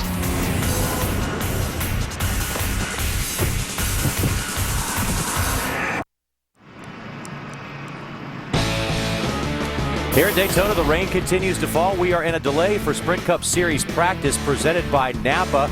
NASCAR is making every effort they can to get us out here on the racetrack because it is very important for the cars to get out on the racetrack because of all the unknowns. But as of right now, we are still in a holding pattern. Track drying continues, and we'll keep you updated throughout the day here on Speed. So keep it right here because coming up next, an encore presentation of The 10.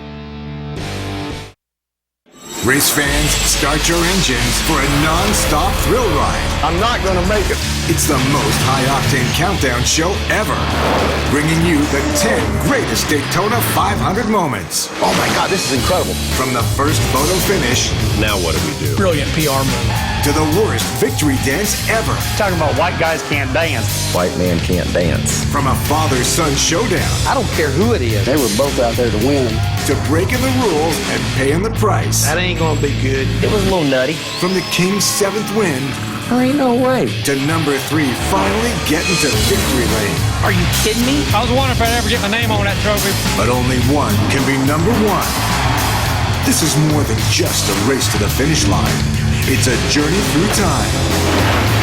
Buckle up and hang on for the 10 greatest Daytona 500 moments. Number 10. Daytona, it just keeps getting more and more insane. Best side, back to the line. Park crash, here they come, checkered flag, Harvick. It's one of those Daytona 500 finishes where you're just like, wow. Kevin Harvick wins the Daytona 500. Going into that race, Mark Martin was 0 for lifetime for Daytona. They all wanted Mark Martin to win. Everybody thought that if he was going to win a Daytona 500, it was going to be this one. So as the final laps of that race unfolded, It was wild. Martin looks like he's going to win his first Daytona 500. Clearly, Mark Martin was ahead. I thought Mark Martin had to race one. Got Harvick making a run. Here comes Harvick. Here comes Harvick. Kevin Harvick is the where did he come from? Mr. Where did he come from? Where did he come from? Kevin looked like he was shot out of a cannon. And then a huge melee takes place right behind him. It's like, whoa. Still wrecking. They're wrecking everywhere. The big crash started happening behind them. I mean, it's just like the world exploded behind them. Yeah, I couldn't tell who won. They're side by side, people wrecking behind them. Checkered flag, Harvick. And then you've got his teammate, Clint Boyer. Clint Boyer on his roof. On his roof. upside down and on fire.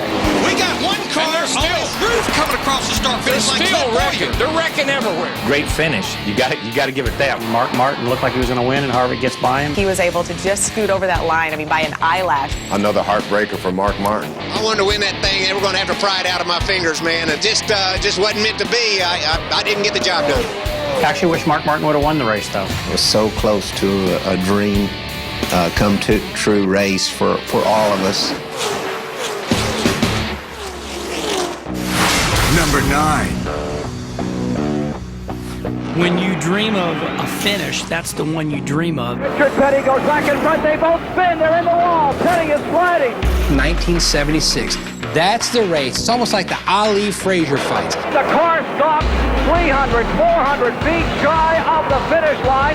Pearson is still running. Petty Pearson, I still think, is the #1 rivalry in all of NASCAR racing history. Those two names and those two drivers were synonymous with winning. The 1976 Daytona 500 had one of the greatest finishes ever. This was the penultimate match between Petty and Pearson. Nobody knew who was going to win the race. One would lead, then the other would lead. One would lead, then the other would lead. It was like, oh my God, this is incredible. Petty makes the pass Pearson.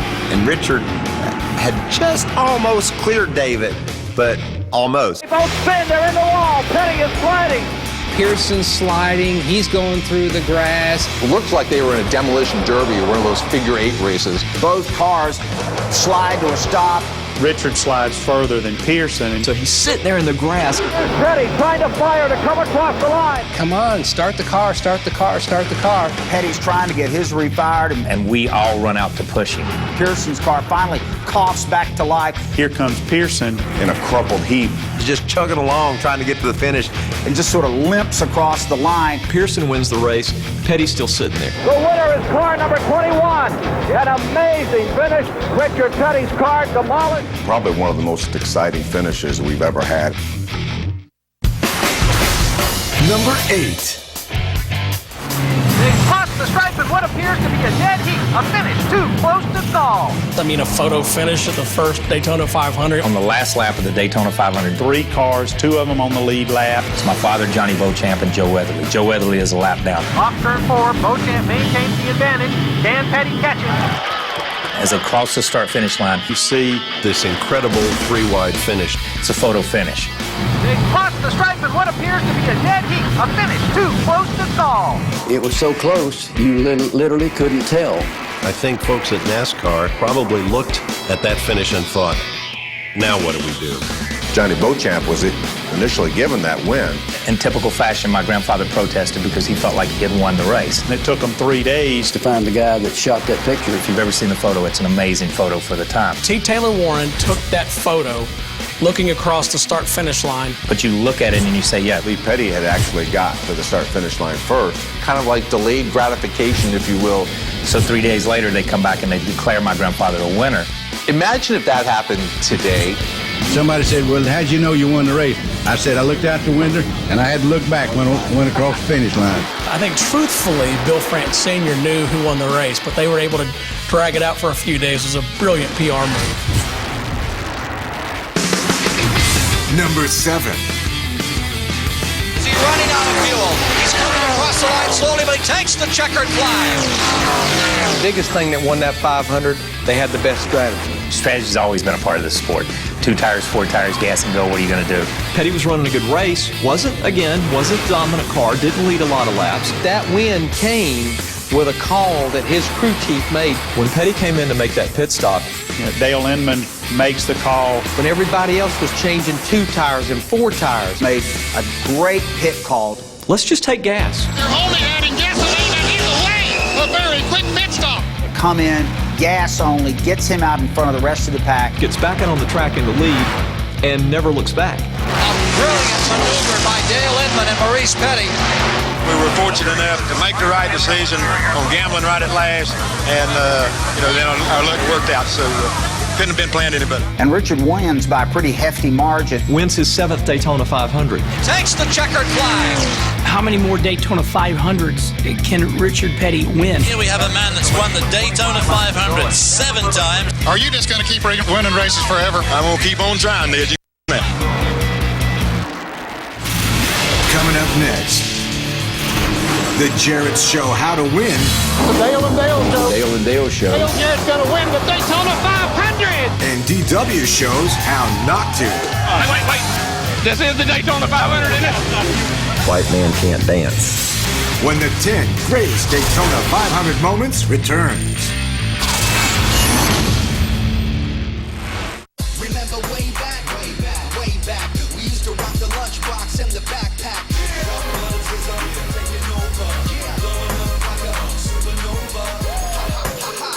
Sponsifier is back. How's it look? Looks like Kyle Busch. Yeah, it does. Sponsifier is back.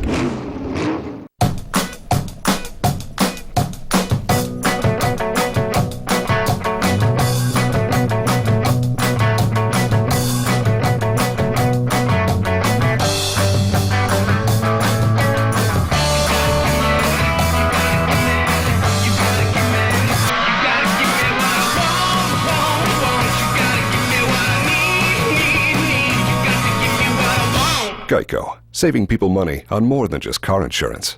Fly the blimp, too much hot air. Race announcer, same thing there. Wouldn't get a word in with you know who.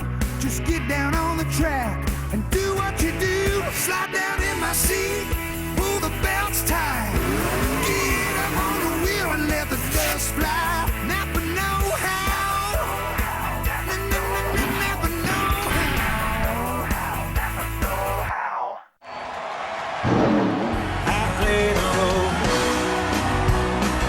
The highways I saw, never cities like the same three chords, been helping us along, and the story is told, and the crowd is done and gone, shaking off the miles and trying to make it home.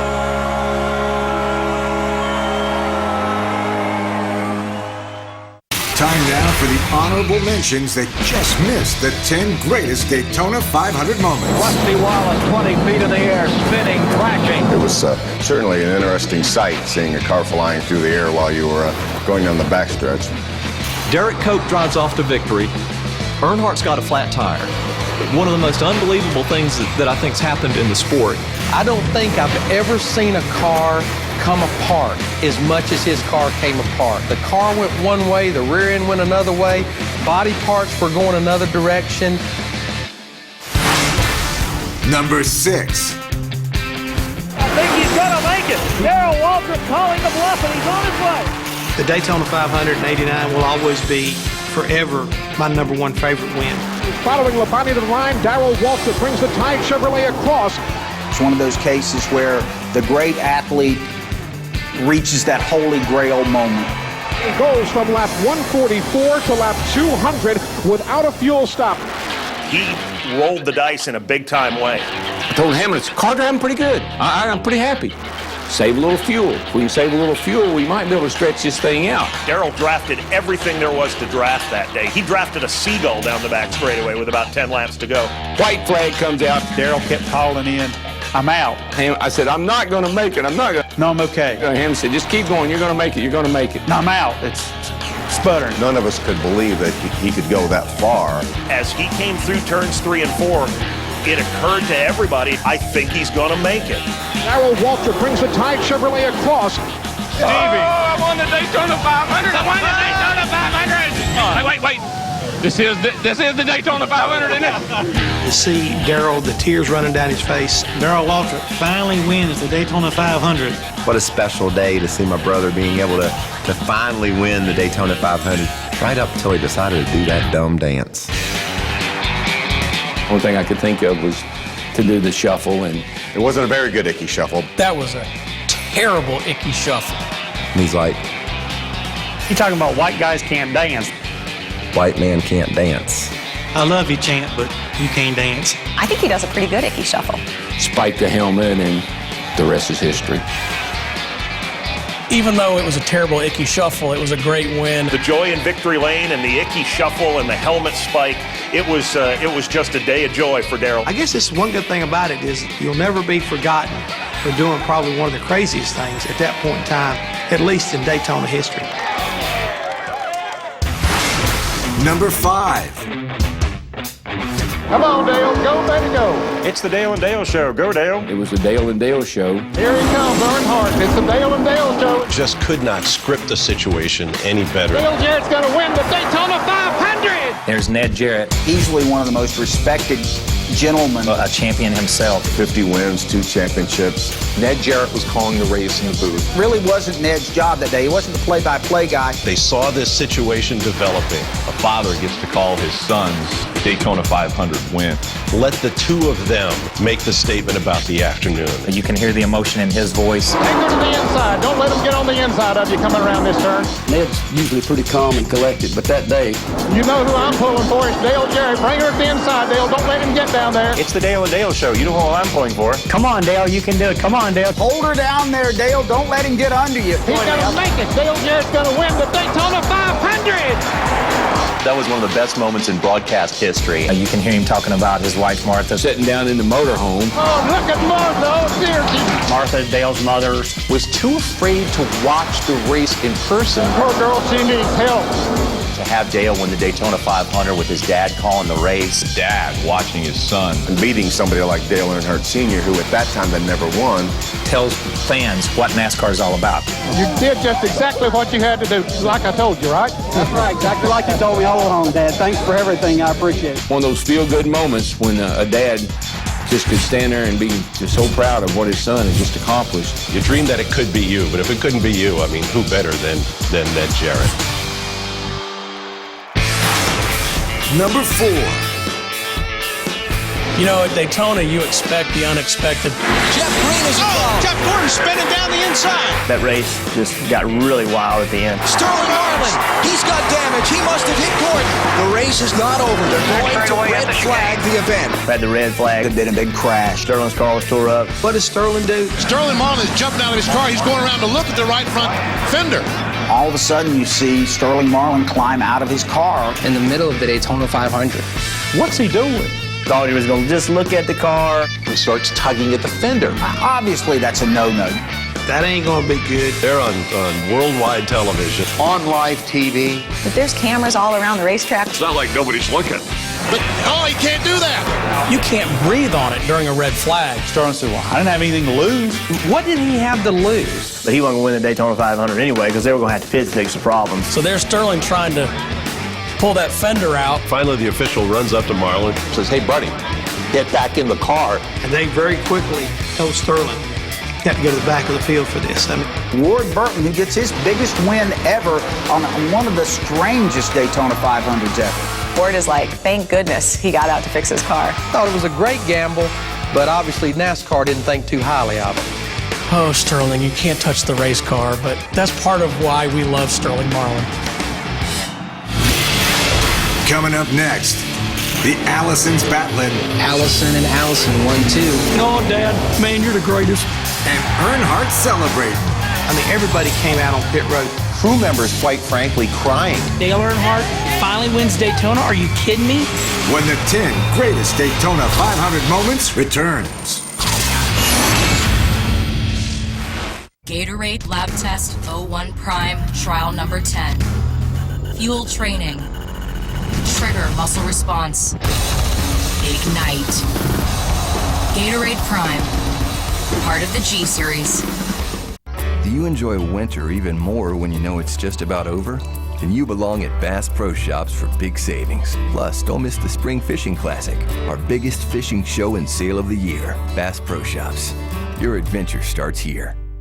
For hundreds of thousands of If you can click a mouse, you can buy a house. Auction.com is hosting a live auction event in your area. Attend in person or bid online in real time at Auction.com. Hundreds of lender foreclosed homes must be sold. Attend these open house dates. These are amazing deals for investors, families, and even first-time home buyers. Attractive financing is available. These homes must be sold. This is an incredible opportunity to buy foreclosed homes at auction prices. If you can click a mouse, you can buy a house. Learn more and register now at www.auction.com.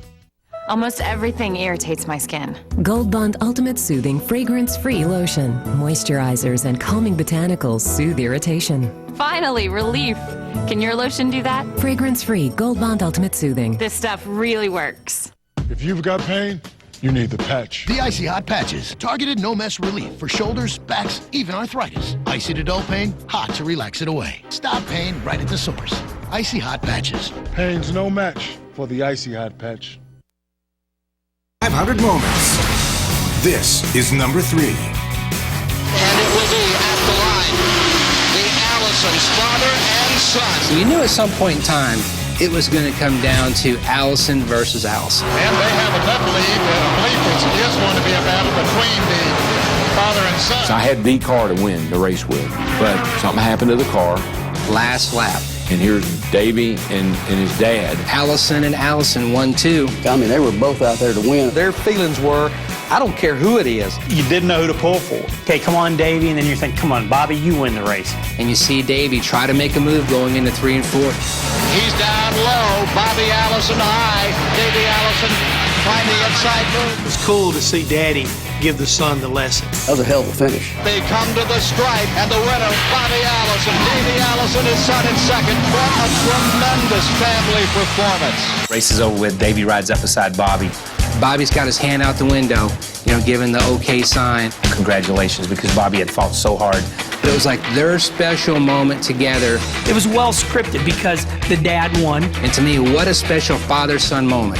Having the best young man in racing second to you, and that be your son. It was really good. It was heartfelt. Davey comes to victory lane. Oh, Dad, man, you're the greatest. Quite honestly, I'm glad the old car broke. I'd have probably been right up in the middle of that. And I've had enough feuds with the Allisons. I didn't need to mess up that days. It really doesn't get much better than that as a story as well as a sporting spectacle. Number 2. If you're a NASCAR fan and you're a Dale Earnhardt fan, that was just a tremendous day. Dale Earnhardt will come to the caution flag to win the Daytona 500. Finally. If you want to be considered successful in racing, you've got to win the Daytona 500. He had worked so hard and had won so many races. But darn, for some reason the 500 kept eluding him. I mean, the guy had tried so many times and come so close. Everybody knew how much this meant to Dale Earnhardt. He wanted that Daytona 500 more than anything in the world. That trophy had to have Dale Earnhardt's name on it. If you weren't a fan of Dale Sr., you were that day. Here's Earnhardt, who's been chasing the Daytona 500 for 20 years at that point. This was the last race left on his resume. And all of a sudden, this is coming down to the end, and you're thinking, something's going to happen. What's going to happen this time? What's going to keep him from winning? All the cards were right. Here comes Earnhardt. And there's trouble coming off of turn 2. We were coming to the white flag. They had a wreck on the backstretch. Whoever gets back to the start-finish line, they'll get the white and the yellow together. When they took the caution flag, it became apparent that he would finally win the Daytona 500. Dale Earnhardt will come to the caution flag to win the Daytona 500. It was more what happened when the race was over. When he came down pit road. When he came down pit road. And every crew member from every team. Every man on every crew. I mean, everybody came out on pit road to congratulate him. And to slap him a high five. And high five that guy when he came by. Just want to say, you know what? Congratulations, you did it. Crew members, quite frankly, crying. That's a lot of respect out there from those guys. Most anticipated moment in the history of NASCAR racing. I've never seen a show of respect like that, and I don't know that we ever will. Everybody was on the same team after the end of the race. So you don't see that, from every time someone wins the Daytona 500. You've done everything that can be done in this sport, and you finally won the Daytona 500. Coming up next, the greatest Daytona 500 moment of them all. They start banging off of each other. They're spinning out of control. My God, does this happen every race? Hey, there's a fight. And the whole world was watching. Just classic NASCAR. when the 10 greatest Daytona 500 moments return.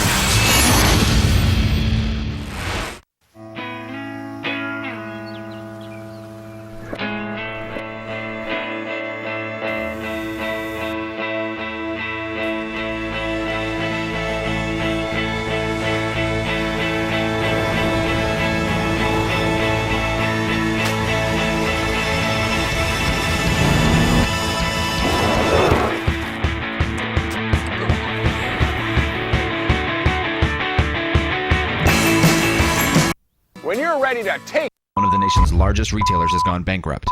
Institutions demand that all assets be liquidated this weekend. Millions of dollars of inventory will be sold below auction prices. Name brand jeans, $12. LRG, Rockaware, Darion, Apple Bottoms, Black Label, Ed Hardy, Levi's, shoes, $10. Reebok, Adidas, Puma, Timberland, Skechers, handbags and purses, $10. 1,000-count Egyptian cotton sheet sets, $19. Genuine leather biker and fashion jackets, $69. Touchpads, $149. At the Cow Palace, Friday noon to 9, Saturday 10 to 9, Sunday 11 to 6. Sir, finding everything okay? I work for a different insurance company.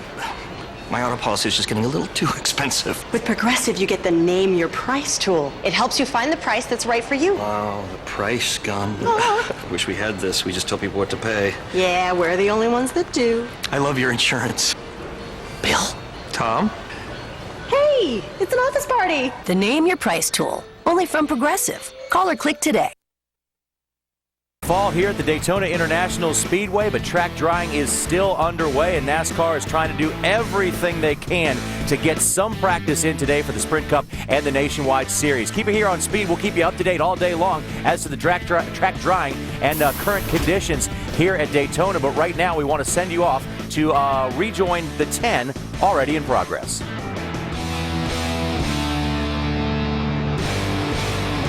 Welcome back to the 10. We've seen 9 unforgettable Daytona 500 moments so far.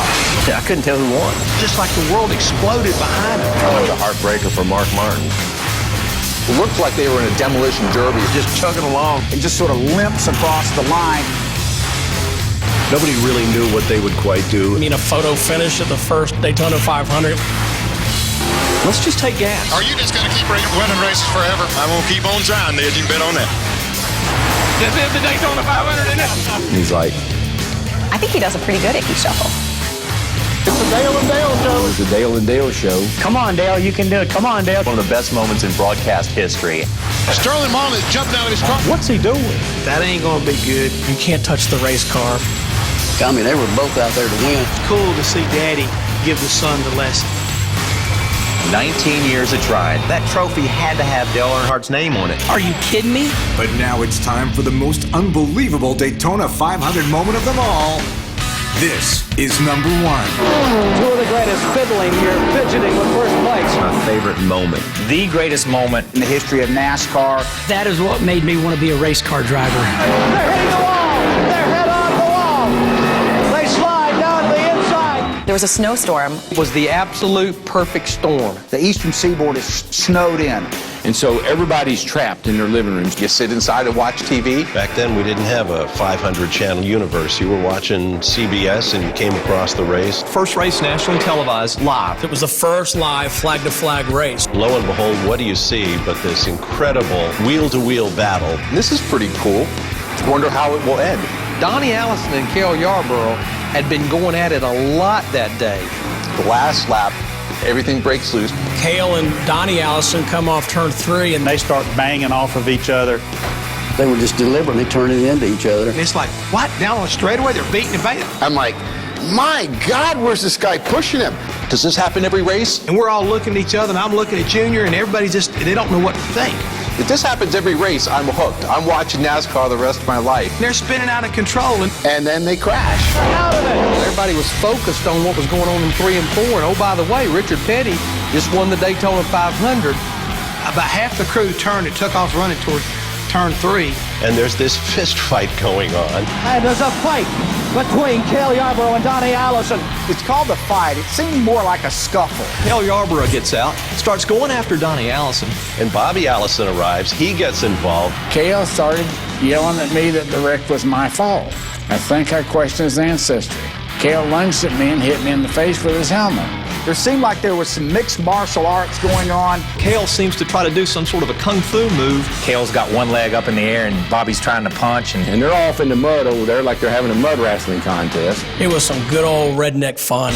The legend of this incident just lives forever. Hearing a guy like Bobby Allison talk about him. And he went to beating on my fist with his nose. He kept running his face onto Bobby's fist. My story, and I'm sticking to it. I think it wasn't about the fighting. It was more about the essence of how much it meant to those people. It showed that these drivers are passionate about the sport, that yes, this is a sport. Got the nation's attention for NASCAR stock car racing. It built the sport. That's really what put NASCAR racing on the map. And the whole world was watching. National television audience. And the next day, you know, it's front page of every newspaper. It was something that the average blue-collar guy across America could really catch a hold of and say, man, that was fun.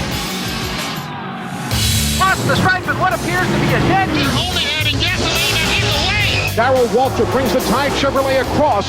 It's the Dale and Dale show. But, he can't do that.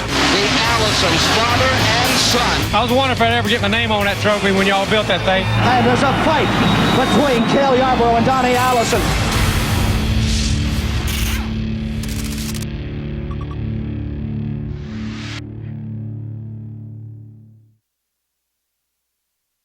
See this? Nobody else has what this paint's got, and that's a #1 rating.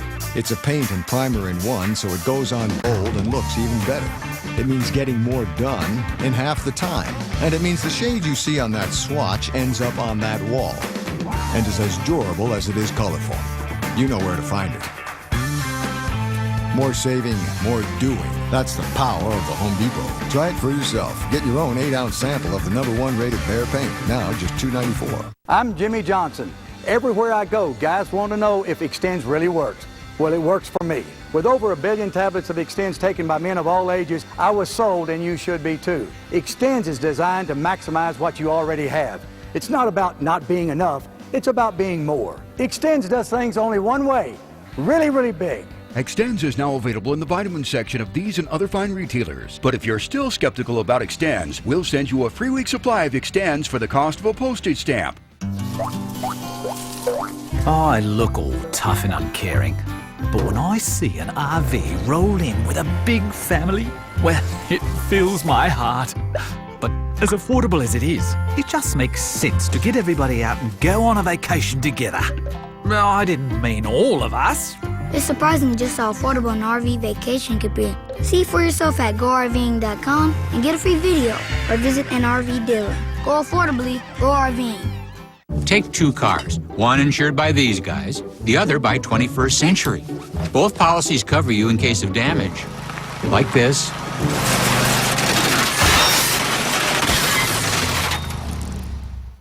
Same coverage means same repairs. But drivers who switch from Progressive to 21st save around $520 a year. Call 877-244-5177. 21st Century Insurance. The same great coverage for less.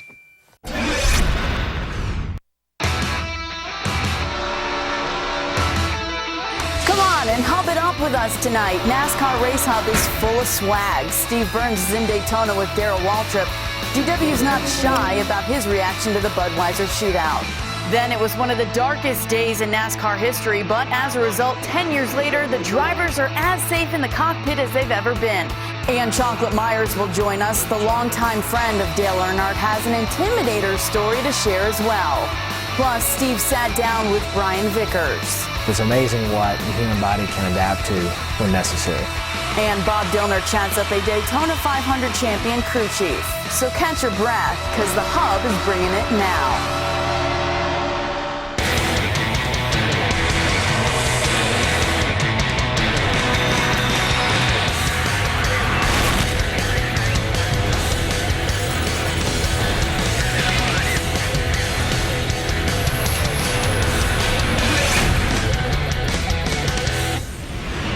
It's a new style of racing at Daytona. Jump on board. It's like Noah's Ark.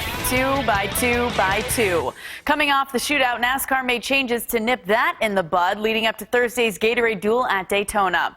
And Steve Burns is with Darrell Waltrip now, who has more than a mouthful to say about it all. Let it rip, guys.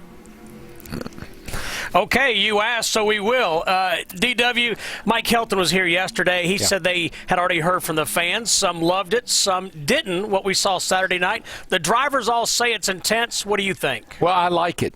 It's sort of like a roller coaster ride. You know, you look at it and you say, I don't know if I want to do that or not. But when you get on it, it's absolutely exhilarating and thrilling, and that's what it looked like it was out here Saturday night to me.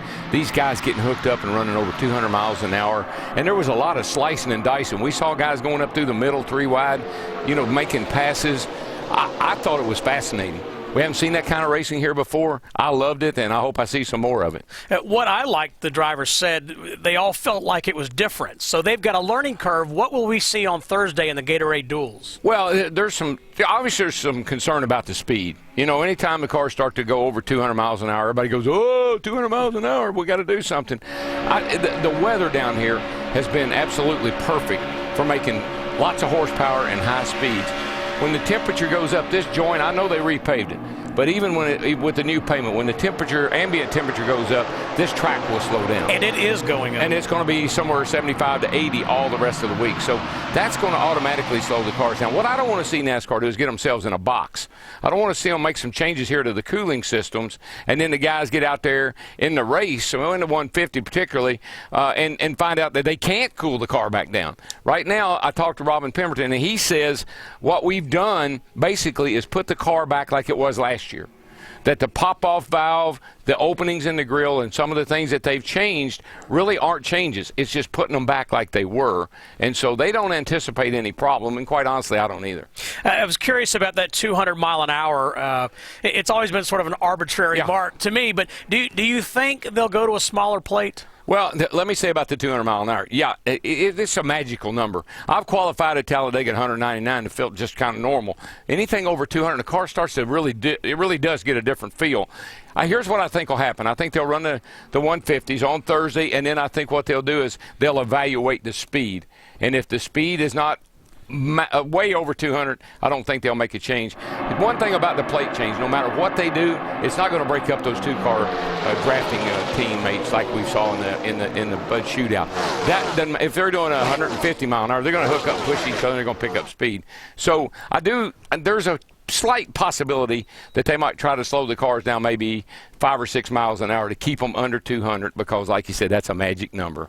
Darrell, I want to change gears a little bit. It's our Pep Boys question of the week. It says, which Sprint Cup free agent for next season is most likely to end up with a new team? Some of the candidates: Carl Edwards, Clint Boyer, Greg Biffle, Juan Pablo Montoya, Jeff Burton, and Danica Patrick. Some pretty big names in there.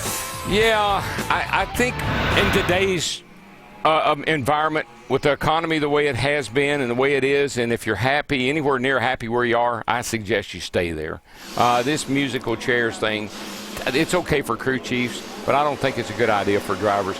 Most of us have relationship with sponsors, great relationship with owners, and if you can get anywhere near what you want, you're pretty happy. I think guys will stay right where they are. Carl Edwards, though, in my mind, Carl Edwards could be the guy that could create the dominoes. By the way, you're just back. You took a day trip to Bristol, Tennessee. What'd you do? Well, we had a great time, and Bristol is going to do something that I really applaud and I think is a great idea. The race that we have there in about 30 days is normally the Food City 500. Food City has relinquished the rights, or not relinquished the rights. They've changed the name of the race to the Jeff Bird 500 in honor of the great promoter and all of our good friend Jeff Bird. It's going to be called the Jeff Bird 500. It's kind of a unique situation because it's a one-time deal, and so of all the other races that you may have won at Bristol, only one guy will ever say, I won the Jeff Bird 500. So Rusty and I flew up, and we made the announcement up there with the guys from Food City. And just let me say real quickly, Rusty and I getting in an airplane and flying up to Bristol, Tennessee. It's a lot like Jeff Burton and Jeff Gordon getting in an ambulance in Texas. Yeah. Didn't start out too good, but by the time it was over with, he's all right. Yeah, we're tight. All right, that's it. Thanks, DW. Danielle? Thanks, Bernsey. We are all looking forward to the next installment of Racing from Daytona. It's just 2 short days away. It's the Gatorade Duel at Daytona. 2 150-mile races to help determine the lineup for Sunday's Daytona 500. And Speed will have it all covered beginning on Thursday at 2 p.m. Eastern. Coming up, it was a moment NASCAR Nation will never forget. Drivers tell us how the passing of a legend spawned a safer sport. But next, ECR Engine's boss Richie Gilmore talks restrictor plates and the secret behind the Earnhardt-Childress Superspeedway dominance. I also will my private jet, my island in the Maldives, and full control of the family business to my soulmate, Angel. Finally, to my only son, Chauncey, I bequeath my DirecTV and its vast collection of 6,000 shows and movies. DirecTV now gives you instant access to 6,000 shows and movies at no extra charge. Yeah! Whoa! Thank you! Yeah! Don't just watch TV, DirecTV. How to choose the right car insurance made easy. Start with 2 identical cars. One covered by a leading insurance provider, the other covered by 21st Century Insurance. Both cars have the same coverage, same low deductibles, and, oh boy, the same door dings. Since both cars are covered, both cars get the same repairs. Here's the difference. Drivers who switched from Geico to 21st Century saved an average of $474 a year. If you're switching from Progressive or Allstate, 21st Century saves you even more. Why would anyone pay more for the same insurance? Why wouldn't you pick up the phone today and compare for yourself? Call 21st Century toll-free at 888-244-4339 or visit us at 21st.com. That's 888-244-4339. 21st Century Auto Insurance. The same great coverage for less.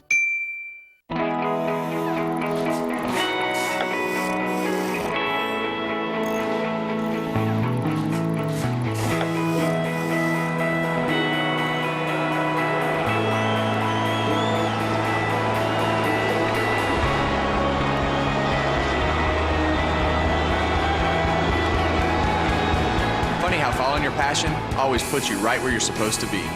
NASCAR Home Tracks, where what happens on the track is just part of the story. NASCAR Race Hub is brought to you by Marathon, fueling the American spirit. By DirecTV. Don't just watch TV, DirecTV. Call 1-800-DirecTV. And by TaxSlayer.com. $9.95 for your federal tax return. Earnhardt-Childress Racing Engines was formed in 2007 as a joint venture between Dale Earnhardt Incorporated and Richard Childress Racing. Since its inception, the power plants built at ECR have drawn rave reviews, particularly when it comes to restrictor plate racing. Cars with ECR engines have won the last 4 plate races, including Jamie Mack's win at last year's Daytona 500. Larry McReynolds paid a visit to the Sprint Cup shop in Welcome, North Carolina to chat with the boss of ECR Engines.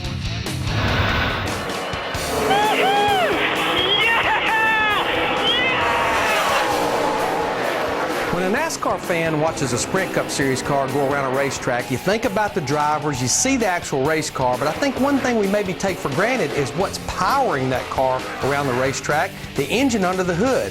Now I'm here with Chief Operating Officer Richie Gilmore of the Earnhardt-Childress Racing Engines. Look back at 2010, 9 Sprint Cup Series wins by the ECR engine package. You won all 4 restrictor plate races. You won races in trucks nationwide, ARCA, about every division you supplied engines for.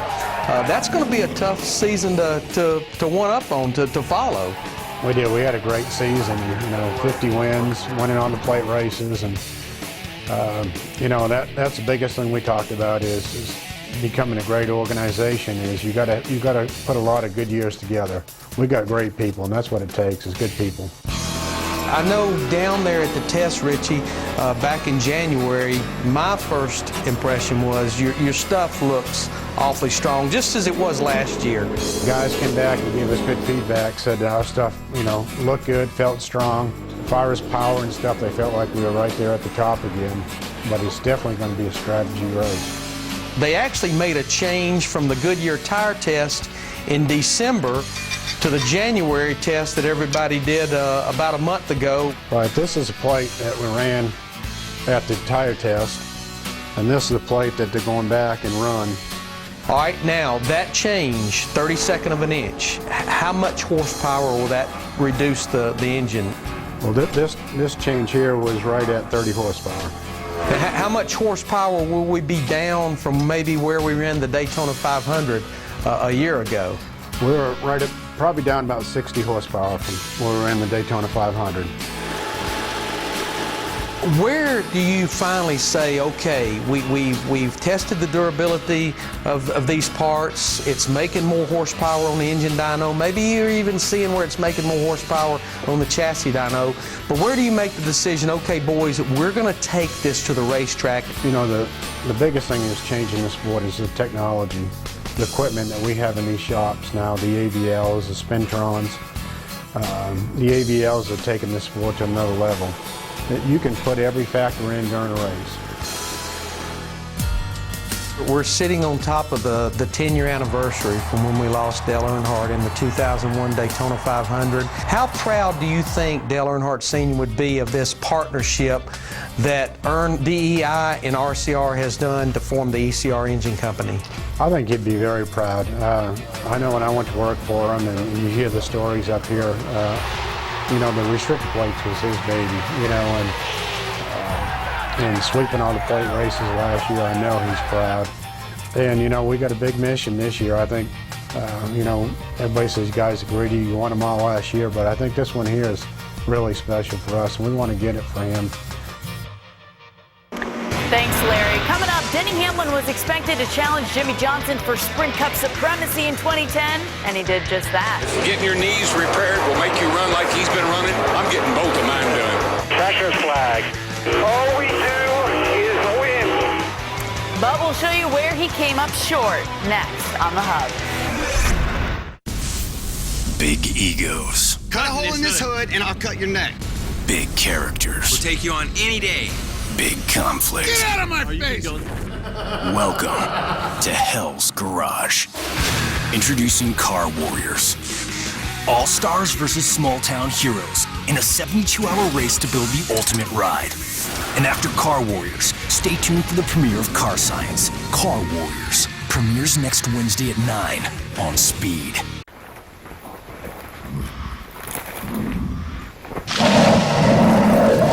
.600 pounds of salmon breath. You in? 5th generation 4Runner.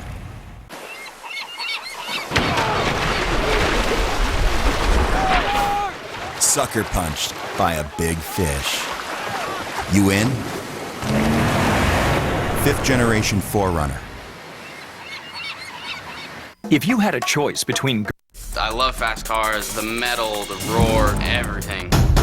So I went to Wyotech to take the automotive program. And then after that, I went into the applied service management degree. You go through all the customer service skills, spreadsheets, anything to make the business side work. I actually found my job here through Wyotech, called them up the same day, and was hired on the next day. You can come out of Wyotech with a degree in as little as 9 months. My name's Sam, and my school is Wyotech.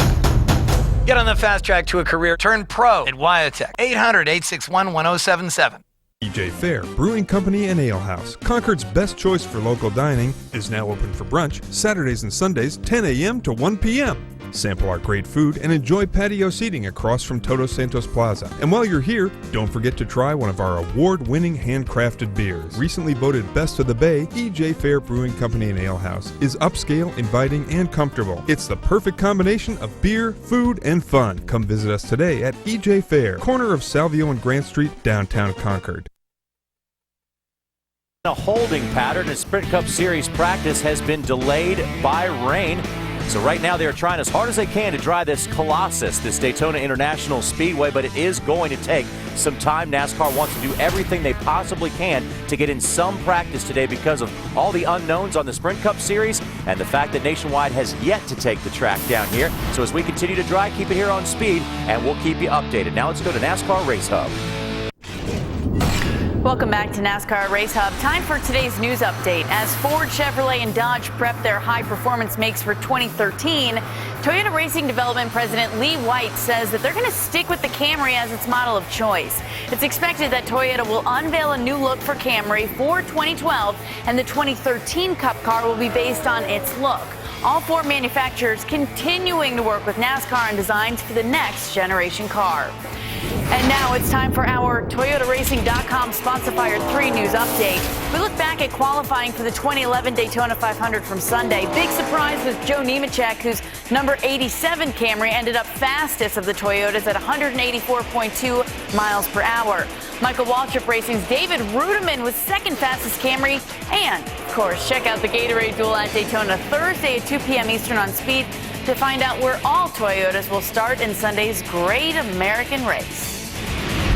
Denny Hamlin ended 2009 on a hot streak and was widely predicted to be the driver with the best chance to unseat Jimmy Johnson in the 2010 season. The 11 team, though, got off to a rough start, going without a single top 10 finish in the first 5 races. But race number 6 went their way and set the tone for a career season.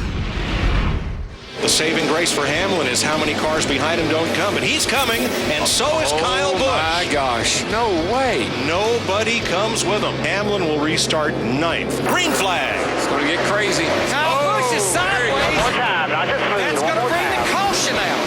Hamlin inside. Jeff Gordon. Drove the corner. Here comes It is Hamlin. Denny Hamlin. That's for all the people that doubt us. So, we're still going to get this thing done before the year's over with. How is the knee today? It hurts, but I'll be glad to get it over with tomorrow. Need to go ahead and come in. Need to replace those batteries on the left side. Dick, what's the situation on Hamlin? Well, he's going to stay in the car, Mike, by the looks of things, but they're going to have to do a lot of work on it. There has been front-end damage to it. They had the electrical problem. What the This is dumb. To be honest with you, I'd have been too embarrassed to give Casey the car I had today. Through thick and thin, we're a team, and I feel like that they would give their left leg for me. I wasn't going to give up on them. I wasn't going to lay down on them. Hamlin delivers on time. He wins in Texas. Texas, baby. Not bad for a handicap. If getting your knees repaired will make you run like he's been running, I'm getting both of mine done. Tracker flag. All we do is win. Can you say red hot? That describes Denny Hamlin, 5th win of the year today. All we do is win, baby. No prisoners, lap them all. Tracker flag, you are the man. It's Mike there, points leader. I hope you guys are ready for a good 10 weeks. Side clear, all clear. Gonna look inside. Nearly coming together at the exit of turn 4, but Denny Hamlin able to hold off the charge of Kevin Harvick. He's going to pull the points championship to within 6. We're back, baby. Checker flag. That was awesome, Denny. Matt Kenseth, your race leader. Hamlin trying to close back up. Kenseth ran out of room off of 2. The points are going to change. That's the way to win it, baby. Hell yeah. Checker flag. Good job, man. Good job. It's a good day right there. They're going to have to beat us now. Where are they at right now? 48 is about 6 seconds behind you. 29 hit the last time. It'll be right side tires and fuel for Denny Hamlin. The money stop, maybe the championship stop. Denny now dropping back to 19th as a result of the pit stop. That's how quickly this could change. Denny, frustrated, finishes in 12th. Everybody made it on fuel. Is that what you're telling me? Oh, you ended up 12th, but you still have a 15-point lead. And boy, that man has got to be wondering, what do I have to do? Pull those belts, relax those hands and shoulders, get you a feel for it, and then go after them. Let's make this a memorable day, guys. Oh, trouble, and it involves Hamlin. The championship points leader goes around. 16 just turned right down on us. Right down on me. Let's try to give the 98 room on the outside there. We're 3 wide. I don't know what he's doing that tight on me when we're 3 wide. All right, everybody breathe, including me. Denny Hamlin took the wave around, but they weren't able to work on that race car. He is struggling now in the middle of the pack. Checkered flag. I appreciate you guys' effort all year long. Just make us stronger. Tempo on that. We'll kick their butts next year. Coming up next on The Hub, drivers talk about that fateful day in 2001 and how it ushered in a new era of safety. Plus, longtime Earnhardt crew member and friend Chocolate Myers joins us to share memories of the Intimidator. Stay with us. My wife and I want to lower our cholesterol, but finding healthy food that tastes good is torturous. Your father's suffering. Honey Nut Cheerio cereal tastes great and can help lower cholesterol. Be happy. Be healthy. I'm in pain. Do you enjoy winter even more when you know it's just about over? Then you belong at Bass Pro Shops for big savings. Plus, don't miss the Spring Fishing Classic, our biggest fishing show and sale of the year. Bass Pro Shops. Your adventure starts here. It's time to take matters into your own hands. AutoZone's got the advice and expertise you need to take on any job, because do it yourself doesn't mean you have to do it alone. Get in the zone. AutoZone. I got into one of the best schools in the country! I got into one of the most expensive schools in the country. When stress gives you heartburn with headache, Alka-Seltzer gives you relief fast. Plop, plop. Fizz, fizz. Take two cars, one insured by these guys, the other by 21st Century.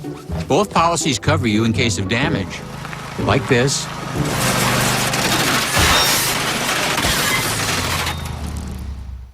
Same coverage means same repairs.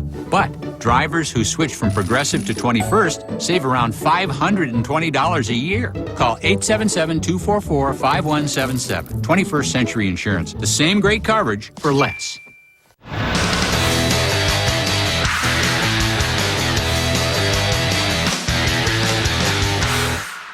When Dale Earnhardt died at Daytona in 2001, it sparked a change in how NASCAR officials, owners, and drivers viewed safety in the sport. Earnhardt, known as the Intimidator, was constantly trying to improve the sport he loved. The result of Earnhardt's death has forever changed the sport for the better. I had a very hard time accepting, that Dale wouldn't be with us any longer, as many people did. It was just such a shock. I think we thought forever we raced the safest cars in the world, we were doing it right. And we found out that we weren't always right. Dale's death was obviously a milestone for our sport in a lot of ways. You got to remember, though, from a safety standpoint, we had a lot of deaths in a short period of time, and I think that Dale's death was certainly the one that no one could ignore any longer. You know what I mean? I hate to say it like that, but, people have a way of trying to ignore stuff and not deal with it. There was a rash there where drivers, including myself, were like, what are we going to do? How are we going to fix this? Then Dale's death triggered this huge push to make cars safer, tracks safer. And, in a short period of time, the environment changed in the garage area, and we all had that safe, comfortable feeling once again.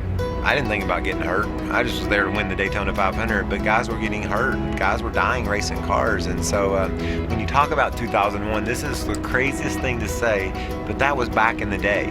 We're talking about just 10 years ago, but things have changed drastically over those 10 years. And, NASCAR didn't just react when Dale got killed. They were working hard behind the scenes trying to come up with solutions to the problems and the questions that were being, were coming up. It's awful to have to learn that way. But it should be a reminder to us that we need to always be working. If you think you're as safe as you can possibly be, you're wrong. If you're as safe as you can possibly be, you're not working. You need to be working harder to be safer. So we need to always be on guard. You never thought that there was anything that could take him away. And I don't think the sport's ever been the same. You can't lose someone like that and not be impacted. He did more for more people than you'll ever know about. He didn't want anybody to know about it. He did things quietly. But, Dale was a good person. He really was a good person. He'd race your guts out. And, what happened on that racetrack was, you were going to get the best of him. When the race got done, if you needed help with something, he'd help you. He paved the way for the sport to be what it is today. Who knows what it would have been like if he was still with us. But I can assure you that it wouldn't be what it was today if he hadn't ever been a part of the sport. Well, our guest, Danny Chocolate Myers, was in the pits as the gas man for Dale that day. Chocolate captured 6 championships with Dale from 1986 to 1994 and is now the curator at RCR's museum. Chocolate, thanks for being on with us. We really appreciate it. We had Kevin Hamlin on the Hub yesterday, and he was saying how tough it was as Dale's crew chief for RCR at the time, and watching Dale help his DEI cars try to win that race. How odd was watching that strategy for you? Well, it wasn't very odd for me because I kept waiting on him to pass those guys. You know, it's Dale Earnhardt, it's Daytona. We're waiting on him to come to the front of the pack. You know, I don't know about strategy. I didn't know what they had a plan, you know, or whatever the plan was. But for me, a guy in the pits watching that race, watching the last laps of that race, I'm waiting on Dale Earnhardt to pull out and pass those guys and win the Daytona 500 again. Chocolate, you're in charge of running the museum at Richard Childress Racing now, so it strikes me that every single day you're surrounded by memories of Dale, maybe more so than anybody else, day in, day out. What is that like for you? You know, it's absolutely unbelievable. I got to be the luckiest guy in the world to be a part of Richard Childress Racing for such a long time. You know, I came down here with Richard in 1969, and then to go back to work there in 1982 and be a part of Richard Childress Racing for such a long time, and then be a part of that great race team and the success with Dale Earnhardt and Richard Childress Racing. But now to be in the museum and to walk in and not just see all those black 3 cars in there, but to see 40-some-odd years of racing history, it's the neatest thing in the world. But I got to tell you, a big part of that is to be there and to be able to talk to the race fans and to hear the race fans talk about those days and relive those memories. It's pretty awesome. I love the history of this sport. I've been around this sport all my life and absolutely love it. Yeah, the interaction is really what keeps his memory alive with his fans. Now, we have some Facebook questions for you from Race Hub viewers. Barbara Kearns asked that this week is so tough for all of us, but it's fun to remember the laughter, too. What's the funniest thing that ever happened between you and Dale? Well, I got to tell you something, and I was sitting right here in this studio just a few minutes ago. Now, the stories go on and on and on, but while I was sitting here, I thought about something. Back in the early 80s, we came to Daytona to test, and we were here testing, and I think it was Jeff Bodine that was on the track. They blew an engine, so we all walked out on the racetrack to start trying to find pieces and parts to make sure that the track was going to be clean, because we were down here, just a few of us, and so Dale went over to the Goodyear folks and borrowed a pickup truck, and he came out and we were walking around the track, cleaning the track, and he says, "Here, hop in the back of the truck and I'll give you a ride back." I got in the back of that pickup truck with Dale Earnhardt driving it, which I should have known better to do to start with. So I don't know what the world's record is for riding in the back of a pickup truck around this place, but I've probably got it, because however fast that truck would go, that's how fast he was going with me in the back of a pickup truck. Kevin Hamlin was saying the same thing about Dale driving his fishing boat the other day. The fish can't keep up with the way Dale drove a boat. Let's switch gears a little bit now. As the new gas can is coming out this preseason, obviously you have some experience with the old one. How much of a difference will the new self-ventilating gas can make on pit lane, you think, this year? I think it's going to be huge. I think we're going to have to wait and see. Probably Sunday, we'll find out. I think not only is it going to slow the pit stop down, yeah, but it's going to change the strategy tremendously. And we've heard guys talking now, this place, maybe you don't even need to take on tires. Will you wait until it's full of fuel? I don't know the answer to that question. I don't think anybody does, but we're going to find out Sunday for sure. We'll be tuning in, sir. Thank you so much for your time. Thank you. Thank you for having me. No problem. Coming up on the Hub, Bob Dillner joins us from New Smyrna Speedway. He'll get crew chief Kevin Bono Mannion's take on the shootout and NASCAR changes, as well as a possible Daytona 500 repeat. Stay with us. Introducing Car Warriors, all-stars versus small-town heroes in a 72-hour race to build the ultimate ride. Car Warriors premieres next Wednesday at 9, followed by the premiere of Car Science, only on Speed. Fly the blimp, too much hot air. Race announcer, same thing there. Wouldn't get a word in with you know who. Just get down on the track and do what you do. Slide down in my seat, pull the belts tight. Get up on the wheel and let the dust fly. Napa know how. Napa know how. Hey, Tony, pick it up. I want this whole row finished. You know, I'm just not feeling the wood cutting thing today. I don't know. Hey, John. What is the rush here? Is there like a worldwide shortage of gazebos? Tony, Eat a Snickers. Why? Because you get a little bit whiny when you're hungry. Better? Better. Hey! My back hurts! Now my front hurts. You're not you when you're hungry. Snickers satisfies. You ready? Born ready. Beyond ready. Was ready yesterday. Was ready last week. Last month. Last year. My ready is so ready. So ready. Your ready didn't even start getting ready. Always ready. My ready gets you ready for breakfast. You're ready. Got nothing on my ready. Ready for him, her, it, that. You. My ready. My ready. My ready. My ready. My ready is gonna kick your ready's butt. There's Ready, and then there's Gillette Ready. Introducing the Gillette Young Guns, class of 2011. You ready? Here at Daytona, the track is drying nicely, and we should just be moments away from Sprint Cup Series practice after a fairly lengthy rain delay. We're expecting to see cars on the racetrack at 3 o'clock this afternoon, and we will have it for you live here on Speed. Then there will be a shrunken schedule throughout the day and the night, but we will have it all for you right here on Speed. So stay with us, everyone. The track is drying, and we should have cars on the track very soon here at Daytona. Now back to the Race Hub.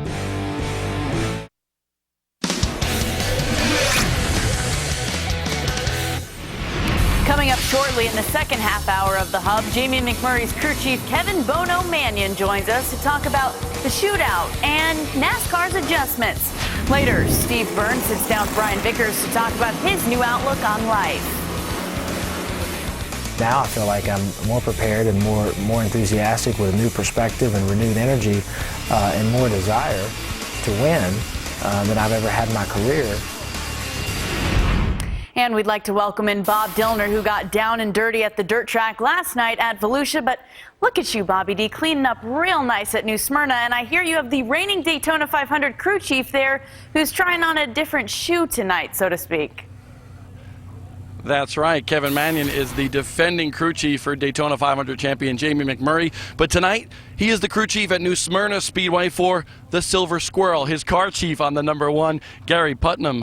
How's Gary doing out here, and how much fun is this? This is a lot of fun. Gary, Gary is an amazing racer, and I don't know, we'll call him 40-something. He decided, growing up with the modifieds and working on them for a long time, I guess his passion was always to drive. So a few years back we bought a car, and a few years later he bought a car, and so we run the 7NY with Newman, and Gary runs his 77. You got to go down and look at the little decal on the back, because I don't know if you see it, but it says, "This is not Bono's car." So that's the big joke. But we have a great time. I really enjoy helping him. Like I said, I couldn't do what we do with Ryan without Gary. So a lot of fun. A couple days off in Daytona. How else not to spend it but at a racetrack? This is the 45th annual World Series of Asphalt Stock Car Racing here at New Smyrna. Real quickly, for the folks at home that have never been here, you earned your stripes here before getting over to the big track. What is that like? Well, it was just for being from up north, and I think them guys got a lot of snow this year, but being able to get down here, a little bit warmer weather usually, and for local short track racers, this is where else you can't race up there in the wintertime, and racing, it's in your blood, and you got to be somewhere. So to come down here and be able to race a little bit is a lot of fun. Now, over at the big track is where you make your living right now, and obviously on Saturday night you had a really good showing.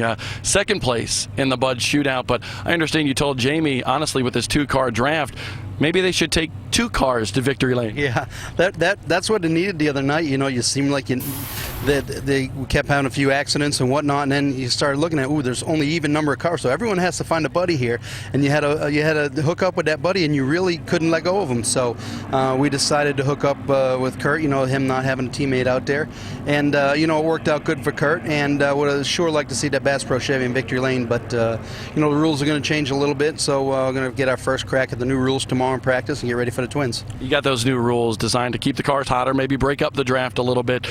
Defending that 500 championship with all these new rules, what's that going to be like? Well, every day is a new rule, so it seems like lately. So we'll just get a good crack at it tomorrow, and going to go for the win. Being down here and having three opportunities between the shootout and the Twins and the 500 fine in victory lane. So the important one is getting all our ducks in a row and finding victory lane in the 500. Have some fun with the Silver Squirrel. Yeah, we're gonna. Thanks. Kevin Mannion, crew chief for Jamie McMurray. A lot of fun out here. So many different people out here. A lot of crew members from the NASCAR world. And in fact, Jed Coughlin, the NHRA racer, his nephew is out here as well. So a lot of good times on the short tracks around Florida during Speed Weeks. Danielle. Thanks, Bob. Yeah, good to see Bono getting back to his roots of racing. He's back for a second chance behind the wheel after sitting out for most of last season. Brian Vickers hungrier than ever to race in this weekend's Daytona 500. And from his road to recovery to his new appreciation for life and racing, Brian sits down with Steve Burns when we return.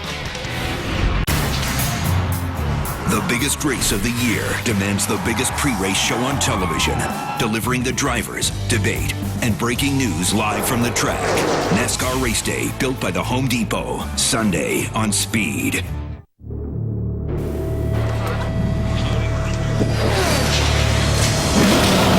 Green flag.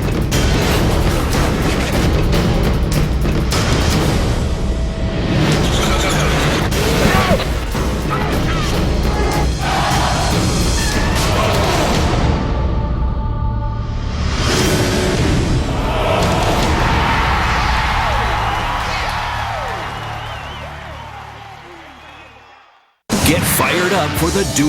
2 action-packed races that set the field for the 500. The Gatorade Duel at Daytona, live on Speed. Monster Energy Supercross, all season long, only on Speed. You don't have to go bald. Up your head. What are you doing? I'm not gonna lie. Definitely not easy. Hey, whoa. Just gotta get through the day. How do you stop it? Being used to doing something with a cigarette makes it hard doing it without one. If I can relearn to get through my workday without cigarettes, I can relearn anything without cigarettes. Relearn life without cigarettes. Free at becomeanext.org. A new way to think about quitting.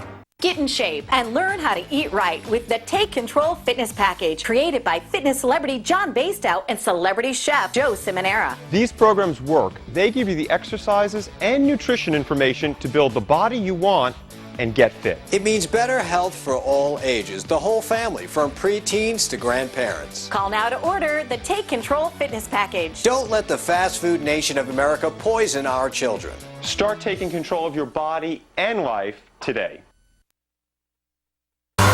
Get fired up for the Duel. 2 action-packed races that set the field for the 500. The Gatorade Duel at Daytona, live on Speed. The world's toughest trucks hit the high banks of Daytona. Side by side. Where the beating and banging begins. A little contact. 3 wide and full throttle. The NASCAR Camping World Truck Series from Daytona. Friday at 7 Eastern, live on Speed. Brian Vickers is back in the mix for Red Bull Racing. After 11 races last year, a blood clotting condition forced Vickers to spend time out of the driver's seat. His achievements prior to 2010 include a nationwide championship in 2003 at the age of 20. By 2004, he was in a full-time ride with Hendrick Motorsports in the Cup Series. He captured his first victory at Talladega in 2006, but in 2007 he joined the new Red Bull Racing operation and earned the team's first career pole in 2008. In 2009, he made a second trip to Victory Lane at Michigan, a race he won starting from the pole. It was the first win in NASCAR for Red Bull. He also qualified for the Chase that season. Still just 27 years old, Vickers has amassed 18 top 5s and 219 starts in his Sprint Cup career. He's back with a new zest for life and is more eager than ever to conquer this weekend's Daytona 500. Brian has a new lease on life and second chance to get back inside the race car that he loves. We bring back Steve Burns from Daytona. Burnsy, seeing Brian again on the track is simply hubtastic, isn't it? It is, in fact, hubtastic and a lot more, Danielle. You know, imagine being in your mid-20s, the prime of your life and career. Brian, in fact, a former nationwide series champion and a winner of the Sprint Cup level, and being told by a doctor that not only are you not going to race this coming weekend, you may never race again. Brian, let's talk about the time in between when you had to step aside with the blood clots and the time leading up to the Daytona 500, things that, and you've talked about this some, things that you've learned about yourself as a man, as a person, and as a racer? You know, when everything was its worst, you know, I guess, you know, I really didn't even start thinking about it until people asked me the question, you know, when was the worst time for you? What was the hardest moment? And everyone just kind of assumed that it was when I was laying in the hospital bed and the doctor was like, you know, you have blood clots, or the doctor said, you know, you're not racing this weekend. You're not racing for a long time. You may never race. You know, it was all those, and it wasn't. That was where I found that I was actually my strongest. Okay, all right, well then what's the issue? What do we have to do? What's next? You know, what can I do? You know, who do I need to go see? Who do I need to talk to? Let's understand this, study it, and you know, here's an issue, and here's a problem that's got to be solved. But it wasn't until I stepped back, you know, a couple months into it or a month or so into it, and I had some time to myself, and I was alone, I had some time to reflect, and that's when all those emotions came up. You know, I'm very good at compartmentalizing, for better or worse. Sometimes this gets me in a lot of trouble, but sometimes it can be a strength. Brian, in that 8-month period, I've read that you said there was a time when you thought about maybe not going back. Why was that? When everything happened, it was, you know, the doctor says you have blood clots. I'm like, okay, this was Wednesday in Washington, D.C. I was like, all right, well, I have practice Friday at 10 o'clock, so, you know, what do we got to do here? You know, and that's pretty much his reaction. He's looking at me like, he's trying to have good bedside manner, but he wants to say, are you crazy? You know, and he's like, well, you know, we need to really kind of think through this a little bit. You know, he's trying to say it as nice as he can, you know, easing me into it. But, you know, not only you're not racing this Friday, you're not racing for a while. And so the first problem I had to resolve was, you know, addressing the health issue. Okay, there was a major, you know, health issue. I mean, blood clots can be very, very dangerous. You know, blood clots are actually the second highest killer in America. For me, it was understanding all that and addressing the health side of it first. And then the next issue was racing. I tried to put the racing first, but then the doctors reminded me that the racing doesn't happen without the health. So then racing was next. How do I get back in the race car? Well, then once I went through all this and I figured out, okay, I worked with the doctors and did all this stuff, and I had heart surgery, and I'm like, okay, now I'm good to go racing again. I kind of stopped and I'm like, do I want to go racing again? A couple great conversations I had. One was with Tommy Kendall, who's one of my closest friends, and you know, him and I were kayaking out in the ocean one time for hours on end, and we you know, had some really philosophical, some deep conversations. He had been where I've been, and that's where I really, you know, he's a very smart guy, and he's definitely wise beyond his years. The one goal in racing that I always had that I hadn't accomplished prior to this was winning a Cup championship. You know, I'd won the nationwide championship in races and poles and races and poles and Cup, but I hadn't won the Cup championship, and that was what I wanted to come back for. And then, you know, after my conversation with TK and thinking through some other things, coming to terms with the fact that if I never get to race again, you know, not by my choice, am I okay not winning that championship? You know, and he said something great one time. He said, he's like, I've won the championship that you're looking for, and I can tell you I'm still the same person. Nothing changed. It's great, you know, but nothing changed. And so I came to terms, I was okay with that. Then I had to decide why did I want to go back racing? And I wanted to go back because I love it. It makes me happy. When I'm going around the racetrack, I'm just happy. I enjoy it. I love it. And that's why I'm back. I love racing, and I want to be the best I can be at it.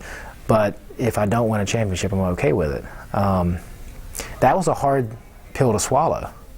You know, I think as an athlete, you're afraid that if you accept that, then I think everybody deals with that issue. You know, you're afraid that if you don't achieve this certain thing that society deems is important, then you're a failure.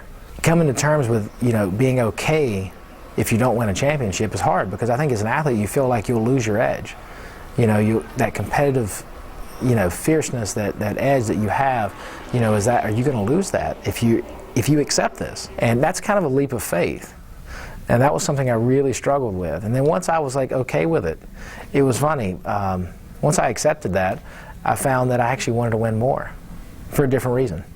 You know, now I feel like I'm more prepared and more enthusiastic with a new perspective and renewed energy and more desire to win than I've ever had in my career. almost because I'm okay if I don't. So you heard Brian Vickers say he crossed the bridge of, do I want to go racing again? In part 2 of my conversation with Brian Vickers from down here in Daytona, he'll answer the question, am I racing for the right reasons? All that and more here on NASCAR Race Hub. Live on Speed. Get fired up for the duel.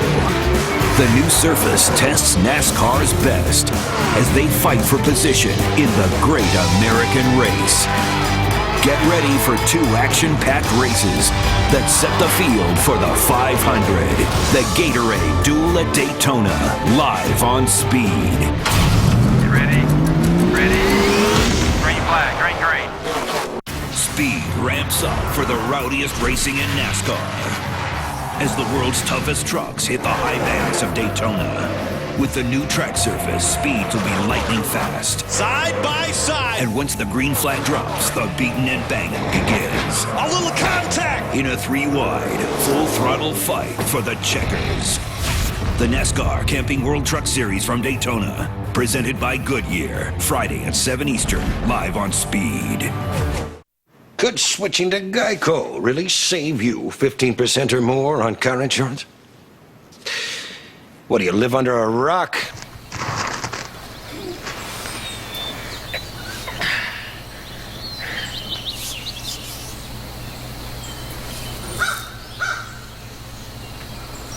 No way. Hey, Rick, check this out. Geico. 15 minutes could save you 15% or more on car insurance. Hey, Gramps, what do you got in there? Well, a trout lure, a set of dentures, Broadway albums, you know, stuff. Yeah, about that. That big wheel behind us? He's got a flat screen, swivel chairs, and a fridge. Ooh. Hey, man, can we come over tonight? It's surprising just how affordable an RV vacation can be. Visit GoRVing.com and get a free video. Or see an RV dealer. Go affordably. Go RVing. We will not stand for one more tax season with tax software that charges us up to $109 for our federal return. $9.95, and you can relax with your taxes. Jerry, what are you doing? We're talking tax layer. Grab a seat. Yeah, well, you have to be out in 5 minutes. We have a yoga class. Jerry, just finish up. You got like another 4 minutes. I'm Dale Jr. Remember to file your taxes fast with TaxSlayer.com.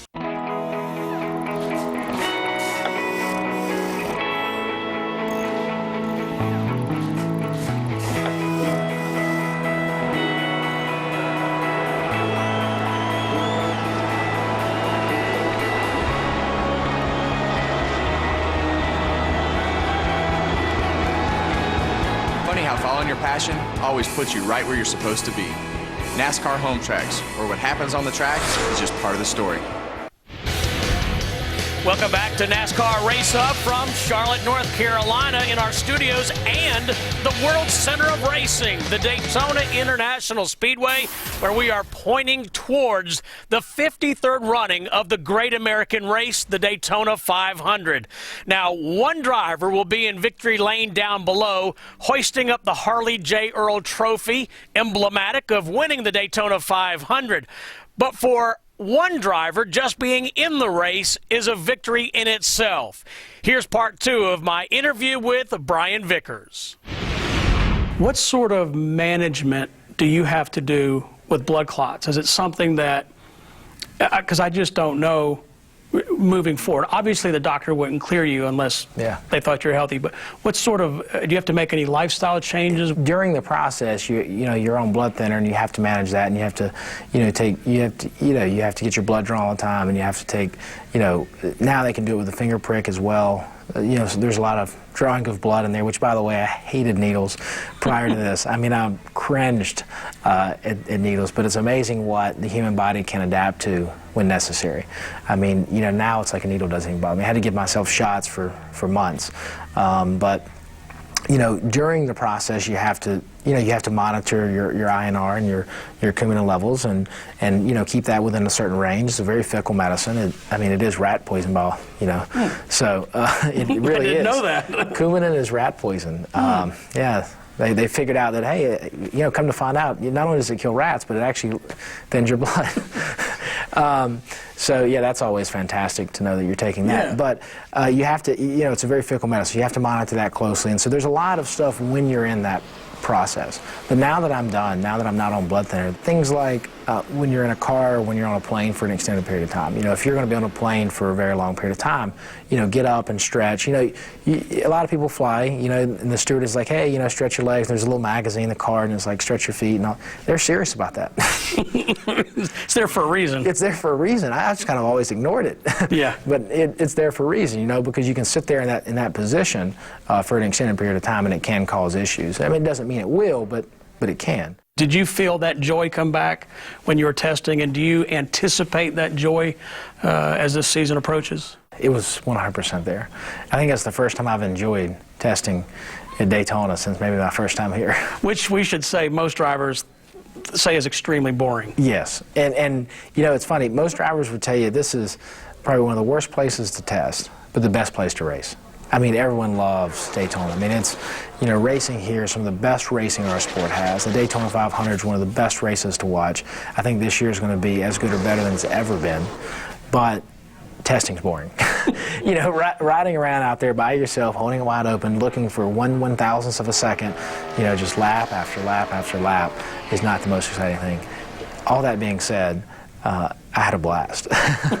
It felt so good to be back in a race car. I was riding around there with a smile on my face from, ear to ear, lap to lap, and I just hope I can keep that. I think it's human instinct, it's human nature to, no matter how much you love something, over time you just you kind of lose that. You lose a little bit of something, and you take it for granted, and everyone does. It's just whether it's racing or something else for that matter. I want to try to hold on to that. The feeling that I have right now, and try to keep that for as long as possible. We know it sounds cliche, but Brian Vickers does indeed have a new lease on life and his career. And Danielle, he said while he was trying to sort things out, he considered going to Rome and enrolling in college. And we're just glad that he doesn't have to do that and will be here for the Daytona 500 and the rest of the season. Yeah, I heard he got all that world traveling out of his system. Happy to have him back on track, and happy to have you back on speed Thursday for the Gatorade Duels at Daytona, Bernsey. Thank you very much, Danielle. All right, folks, stick around with us. We wrap up the Hub next. NASCAR Race Hub is brought to you by AARP. Join Jeff Gordon in the Drive to End Hunger by visiting drivetoendhunger.org. By DirecTV. Don't just watch TV, DirecTV. Call 1-800-DIRECTV. And by Best Western, the world's biggest hotel family. Following a 4.5-hour delay for persistent rain showers, Daytona International Speedway is now open for NASCAR Sprint Cup practice.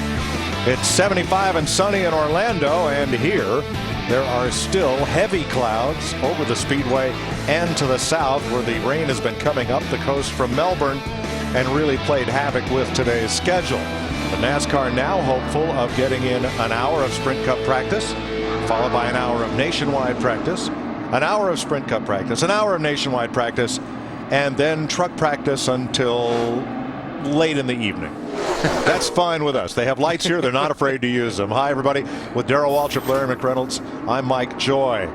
A lot of changes since the Budweiser shootout and qualifying. Change to the opening in the grill for air to get to the radiator. Change in the amount of pressure that's been allowed to build up in the cooling system so these cars can run hotter. And now, Darrell, changes to the restrictor plate. This practice really is crucial for everybody to get out there and see what they've got now. Well, and I'm kind of glad the cars got on the track. Maybe they'll leave them alone for a little while anyway. But, I understand everything they're doing. I wasn't real crazy about the air inlet change. I don't want to see a bunch of steam engines running around here in a race. But the restrictor plate change, that made sense to me all along. We just don't need to be going over 200 miles an hour, and particularly way over 200 miles. So that makes sense to me. That's a minor change. Engine builders are a little panicky right now about the RPM. That'll drop that down a little bit. One thing it's not going to change. We're going to have 2-car breakaways and 2-car drafts. I don't care what plate they put on those things because of the tracking of the car.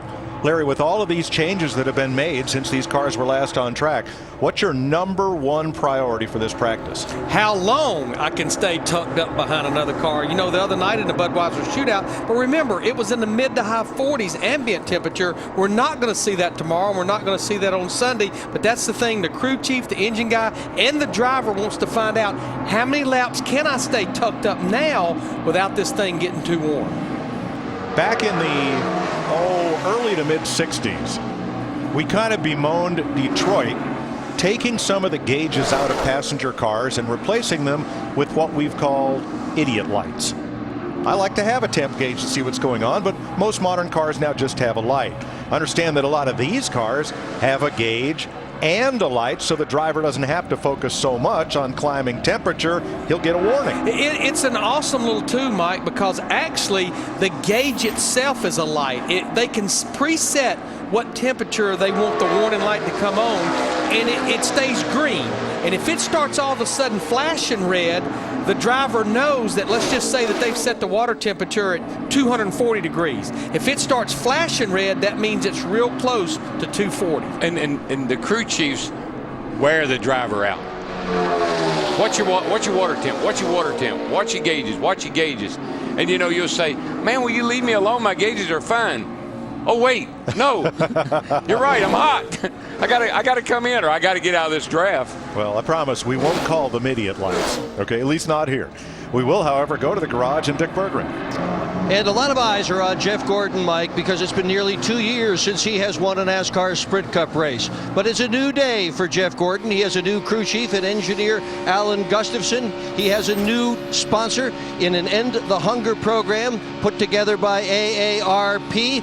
And he's fast. He is going to start on the outside of the front row of the Daytona 500. Gordon has won 14 times here at Daytona, 3 of them Daytona 500s. Keep an eye on car 24, who right now is working with Jeff Burton. Steve Burns. Thank you, Dick Berggren. You heard Mike Joy ask Larry McReynolds about the priority. Well, I asked Brian Vickers crew chief Ryan Pemberton that very same question, and Ryan said, Steve, oh my gosh, where do I start? He said the biggest thing we have to do is get Brian to run in a pack. He hasn't done that in 8 months since stepping away from the sport with blood clots. He ran a 2-car draft here in tire testing, but remember, guys, he was not a participant in the Budweiser shootout Saturday night, so they have a very long checklist here for Brian Vickers. They really needed this practice.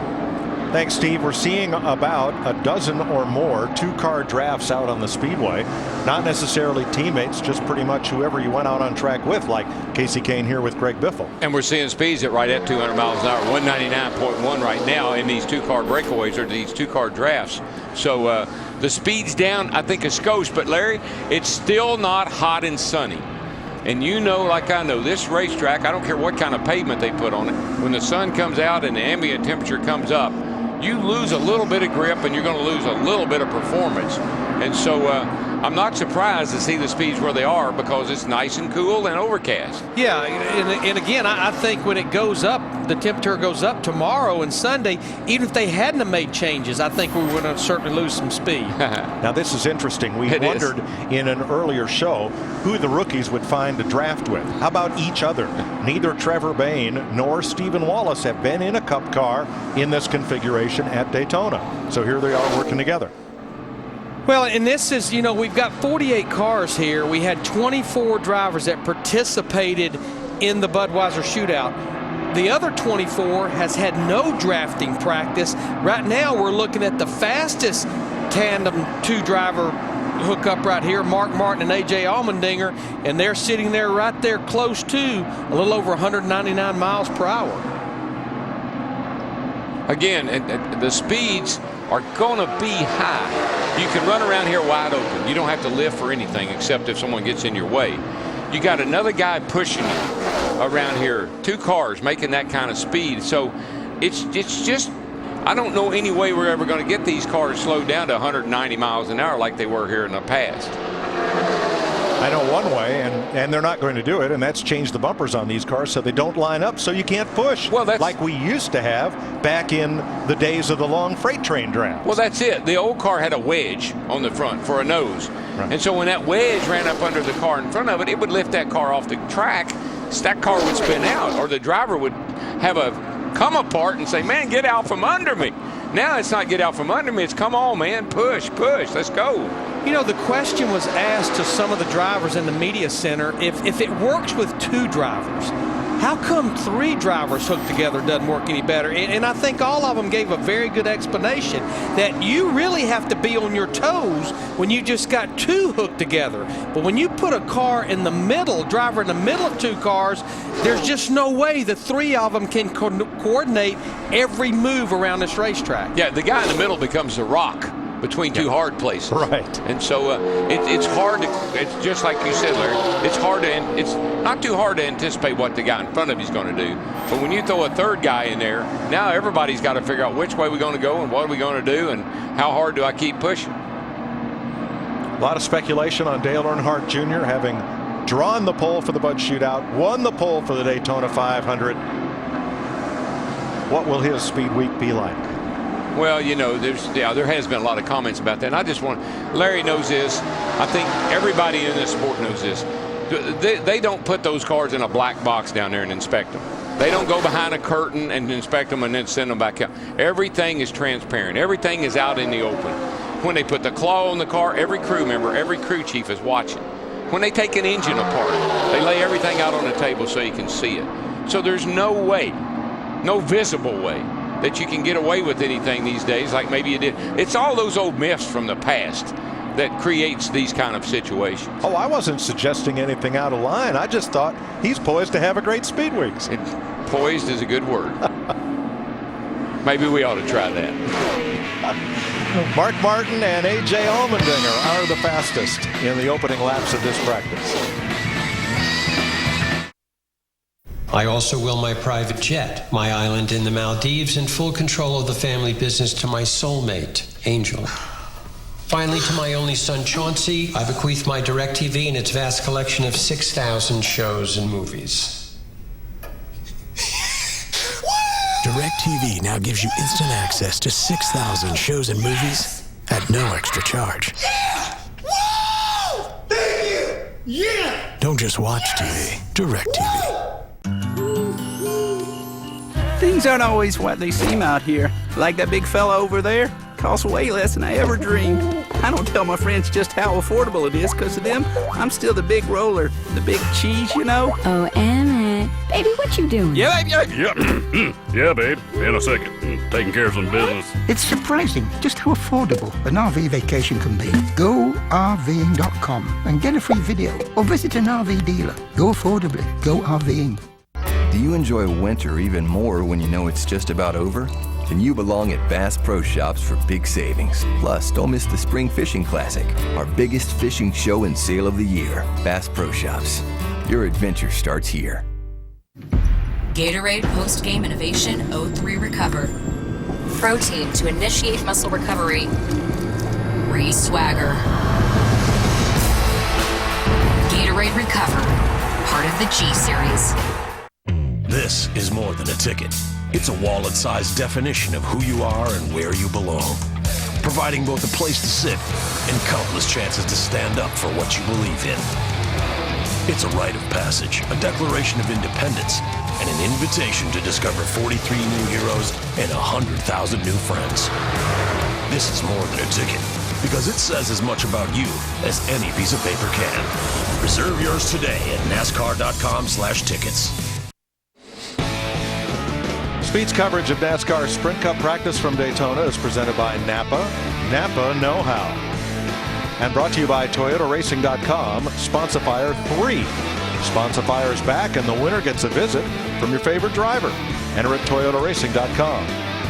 And by Best Western, the world's biggest hotel family.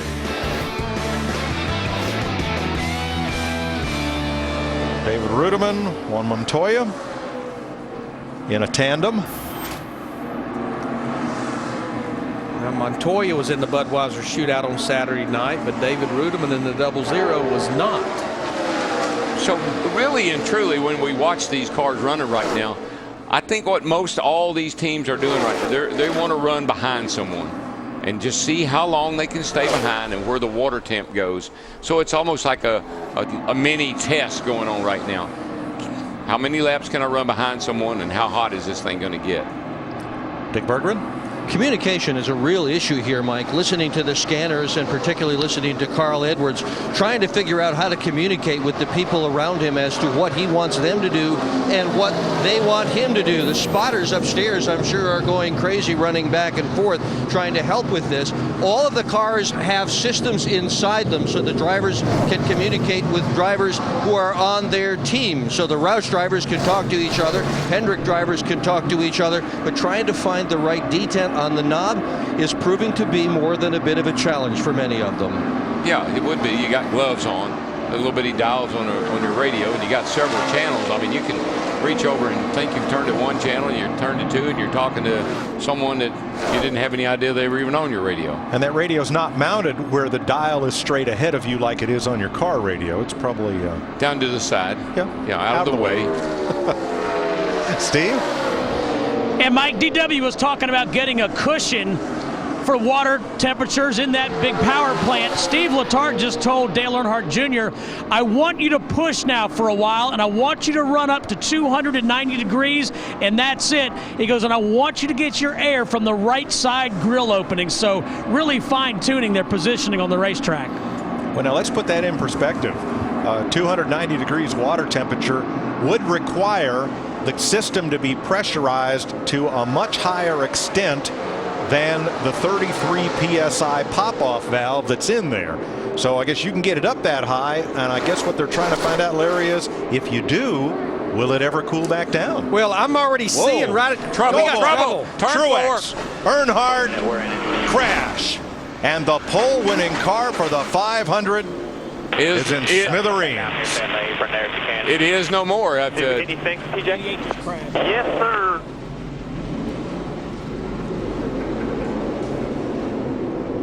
I mean, there's no question they're going to go to a backup car. I mean,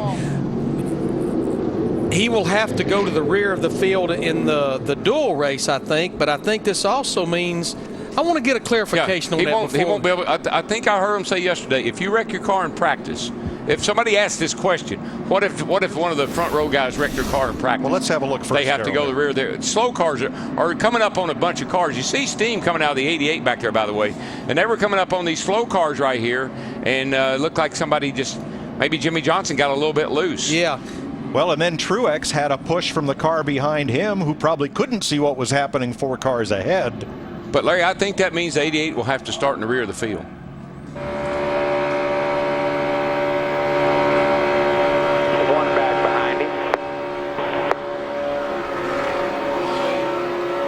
Yeah, Truex had a push from the Red Bull car, too. Caution's out. Chain reaction. Water out the Cowler, 291st. Slow cars on the bottom here. Just keep your eye on them. They're like, come up front of you, checking up real low. We're in it. You'll see these 3 cars on the bottom here. That's McMurray in the front there. I think they're trying to get up to speed, and the 48 and the 88 were coming with a hit of steam with a 56 right on 88's tail, and they just ran up on the slow car, nowhere to go. Steve? And Mike, I just want to share what a calming influence that Steve Letarte is on Dale Earnhardt Jr. just early into this relationship. You know, after the accident happened, Dale just said, damn, he says, we just tore this car up. And Steve said, hey, don't worry about it. We're going to get the backup off the truck. We're just going to get it ready for tomorrow. Don't you worry about it. It's just really a calming influence on Dale Earnhardt Jr. And quite honestly, I think we've said all along since Rick Hendrick made that move that was going to be a big plus for Dale Earnhardt Jr. having Steve Letarte. You see that steam coming out of that overflow up there. That's a big concern I have. And that was doing that before the wreck, actually. Exactly. And that's what Steve was asking Dale just before they crashed. Steam out the overflow or 290 degrees, which is coming first? And the answer would be the steam. And there's the new crew chief driver pairing, talking it over. You know, guys, what I saw there, I heard a lot of drivers in their interview at the break in the Budweiser shootout show a concern. Carl Edwards was one. Because what happened, Martin Truex Jr. was behind Dale Earnhardt Jr. He could not see what was going on up there with the 48 car. So Dale Earnhardt Jr. has to get out of the throttle. Martin Truex Jr. does not get out of the throttle because he can't see up there. And, of course, one thing led to another. Yeah, I understand. But as a driver, I just think when you're out there running as close together, well, you don't have to be bumping the guy. You don't have to be pushing the guy. But as close together as we always run on these restrictor plate tracks, you have no margin for error.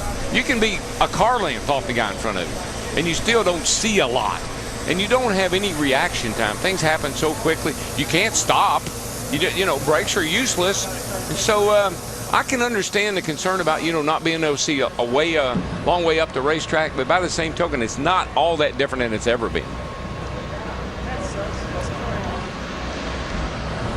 Here's another look a little earlier, and you'll see the steam coming out of Earnhardt's car. You see it right back here, and see it right on that right corner of the windshield there. They put that overflow there. That's so the driver can see that it's coming out. We used to run out the back of the car. Now the cars behind are Truex and Brian Vickers, and not that they did anything wrong, but just everybody gets caught up right here. It was Robbie Gordon, not McMurray. I'm sorry, yeah. That's the orange car. The 7 car was Gordon. And really what happened was Jimmy Johnson got loose. He got a little loose coming off turn 4 there, and that's really what created that as well. I'm not sure how much the cars they were coming up on had to do with Jimmy getting loose, but he did get a little sideways. Well, and for those of you who have been scribbling and gum flapping about conspiracy theory, I got your conspiracy theory right here. Tough break for Dale Earnhardt Jr. You ready? Born ready. Beyond ready. Was ready yesterday. Was ready last week. Last month. Last year. My ready is so ready. So ready. Your ready didn't even start getting ready. Always ready. My ready gets you ready for breakfast. You're ready. Got nothing on my ready. Ready for him, her, it, that, you. My ready. My ready. My ready. My ready. My ready. It's gonna kick your ready's butt. There's Ready, and then there's Gillette Ready. Introducing the Gillette Young Guns class of 2011. You ready?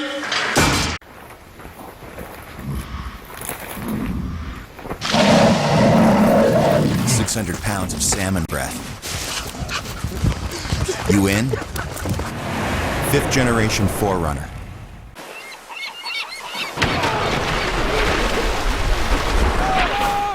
Sucker punched by a big fish. You in? 5th generation 4Runner. Are you facing an unexpected? You don't have to go bald if you don't want to. Breakthroughs in medical science have given us the world's first and only permanent solution to hair loss. They grab it and they pull on it and they let them run their fingers through it, and it's my own hair, Bosley, the world's most experienced hair restoration expert, has perfected the science and art of hair restoration. What I need to start doing is carrying a picture around, I think, because people just almost don't believe how unbelievable the quality of the work is. Bosley can help you no matter what your stage of hair loss. The results look completely natural, and it's affordable on nearly any budget. Call or go online now for your free guidebook, medical report, and DVD, and see how you can restore your hair with Bosley. You get your teeth fixed, when I get your hair fixed. It's really pretty simple stuff. You don't have to accept going bald. Choose to do something about it right now. Call 1-800-576-5447. That's 1-800-576-5447. Call now. For the duel, get ready for 2 action-packed races to set the field for the 500. The Gatorade Duel at Daytona tomorrow, 2 p.m. Eastern, live on Speed. Let's take a look at that again, Mike, and you go watch the 48. First of all, you see the steam coming out of the 88 back there. That's something they were wanting to figure out. But do you see those cars down low there? That's Robbie Gordon in the orange car. What Jimmy Johnson was having a problem with, I think, was, is Robbie going to stay down there, or is Robbie going to slide up in front of me? And do I need to be aware of that? And, Darrell, could the air coming off the right side of Robbie Gordon's car affected the attitude of Jimmy's car as he closed in on him? I think so, especially with somebody tucked up behind you like the 88 was. And here's the spotters discussing, what happened. What did you tell your driver? What did he say? What was he looking for? What was he thinking? trying to get some kind of an understanding about what took place there. So a lot of contributing factors to this accident that may have just taken the pole-winning car out of play here. Now the third man in line in that dust-up was Martin Truex. Dick's with him. And Martin Truex will start the Daytona 500 in a backup car as well. What did it look like to you? Well, first of all, it's just an unfortunate situation for all of us. I got to thank everybody at Napa, and you know we've got a good car. It is what it is. You know, we were where I was working with Vickers there, another Toyota, and we were just getting the switch down and seeing how our cooling system was, how long we could push for, and we were just kind of going back and forth with the 48 and 88 and us too, and we were kind of messing around there. We came up on some slower cars, and it looked like they just came up in front of the 48 and Junior, and when they checked up, I was getting pushed. The guy behind you can't see what's going on, and I talked to Brian. He's like, I had no idea that they were even checking up. So I seen the 48 kind of wiggling around and getting out of shape, and I tried to lift, and it's just the guy's pushing you. He's trying to push you fast, and the next thing you know, we were spinning. So it sucks. It's unfortunate, but might as well get it out of the way now, and hopefully we won't wreck in the 500. There you go. That's the right attitude. Martin Truex in a backup car for the 500. And that's a perfect explanation of what we saw. The slower cars, I think there was some doubt in the faster cars closing. Are they going to stay down, or do they know we're coming at the rate we're coming at? And I think that's what created that confusion. A very fast closing speed on that other group of cars. Well, I didn't want to be guessing on this whole 88 car situation, so I went over and spoke with Vice President of the competition, Robin Pemberton. Quite honestly, it's a triple hit for this 88 team. But they've lost a race car, so they're going to have to go to a backup car. But because Sunday's qualifying was for the front row of the Daytona 500, which he indeed sat on, and because it also was for how you start the dual race, Dale Earnhardt Jr. has to go to the rear of the field, not only for the Gatorade dual race tomorrow, but he has to go to the rear of the field to start the Daytona 500 on Sunday as well. Ouch. Yeah, I'd heard that discussed yesterday because I heard on one of the radio shows I listened to, they were saying, why would you practice? Why would you even run the 150? What if you wreck your car? So, well, if you happen to have that kind of luck, you're going to have to start in the back of the race. You're going to have to start in the back of the field. So I was pretty sure that's the way it was, unfortunately for Dale Jr. Yeah, because quite honestly, he and Jeff Gordon were the only one that was locked into their starting position for the Daytona 500. But as well, they were locked into their starting position for the Gatorade dual race. Right. And then here's the kind of interesting thing. They don't adjust the lineup. In other words, Jeff Gordon doesn't become the pole setter now. No. They just move that inside line up. And whoever was starting third, Ryan Newman will now be on the pole. But Junior will still be credited with winning the pole for the 500, even though he won't start there.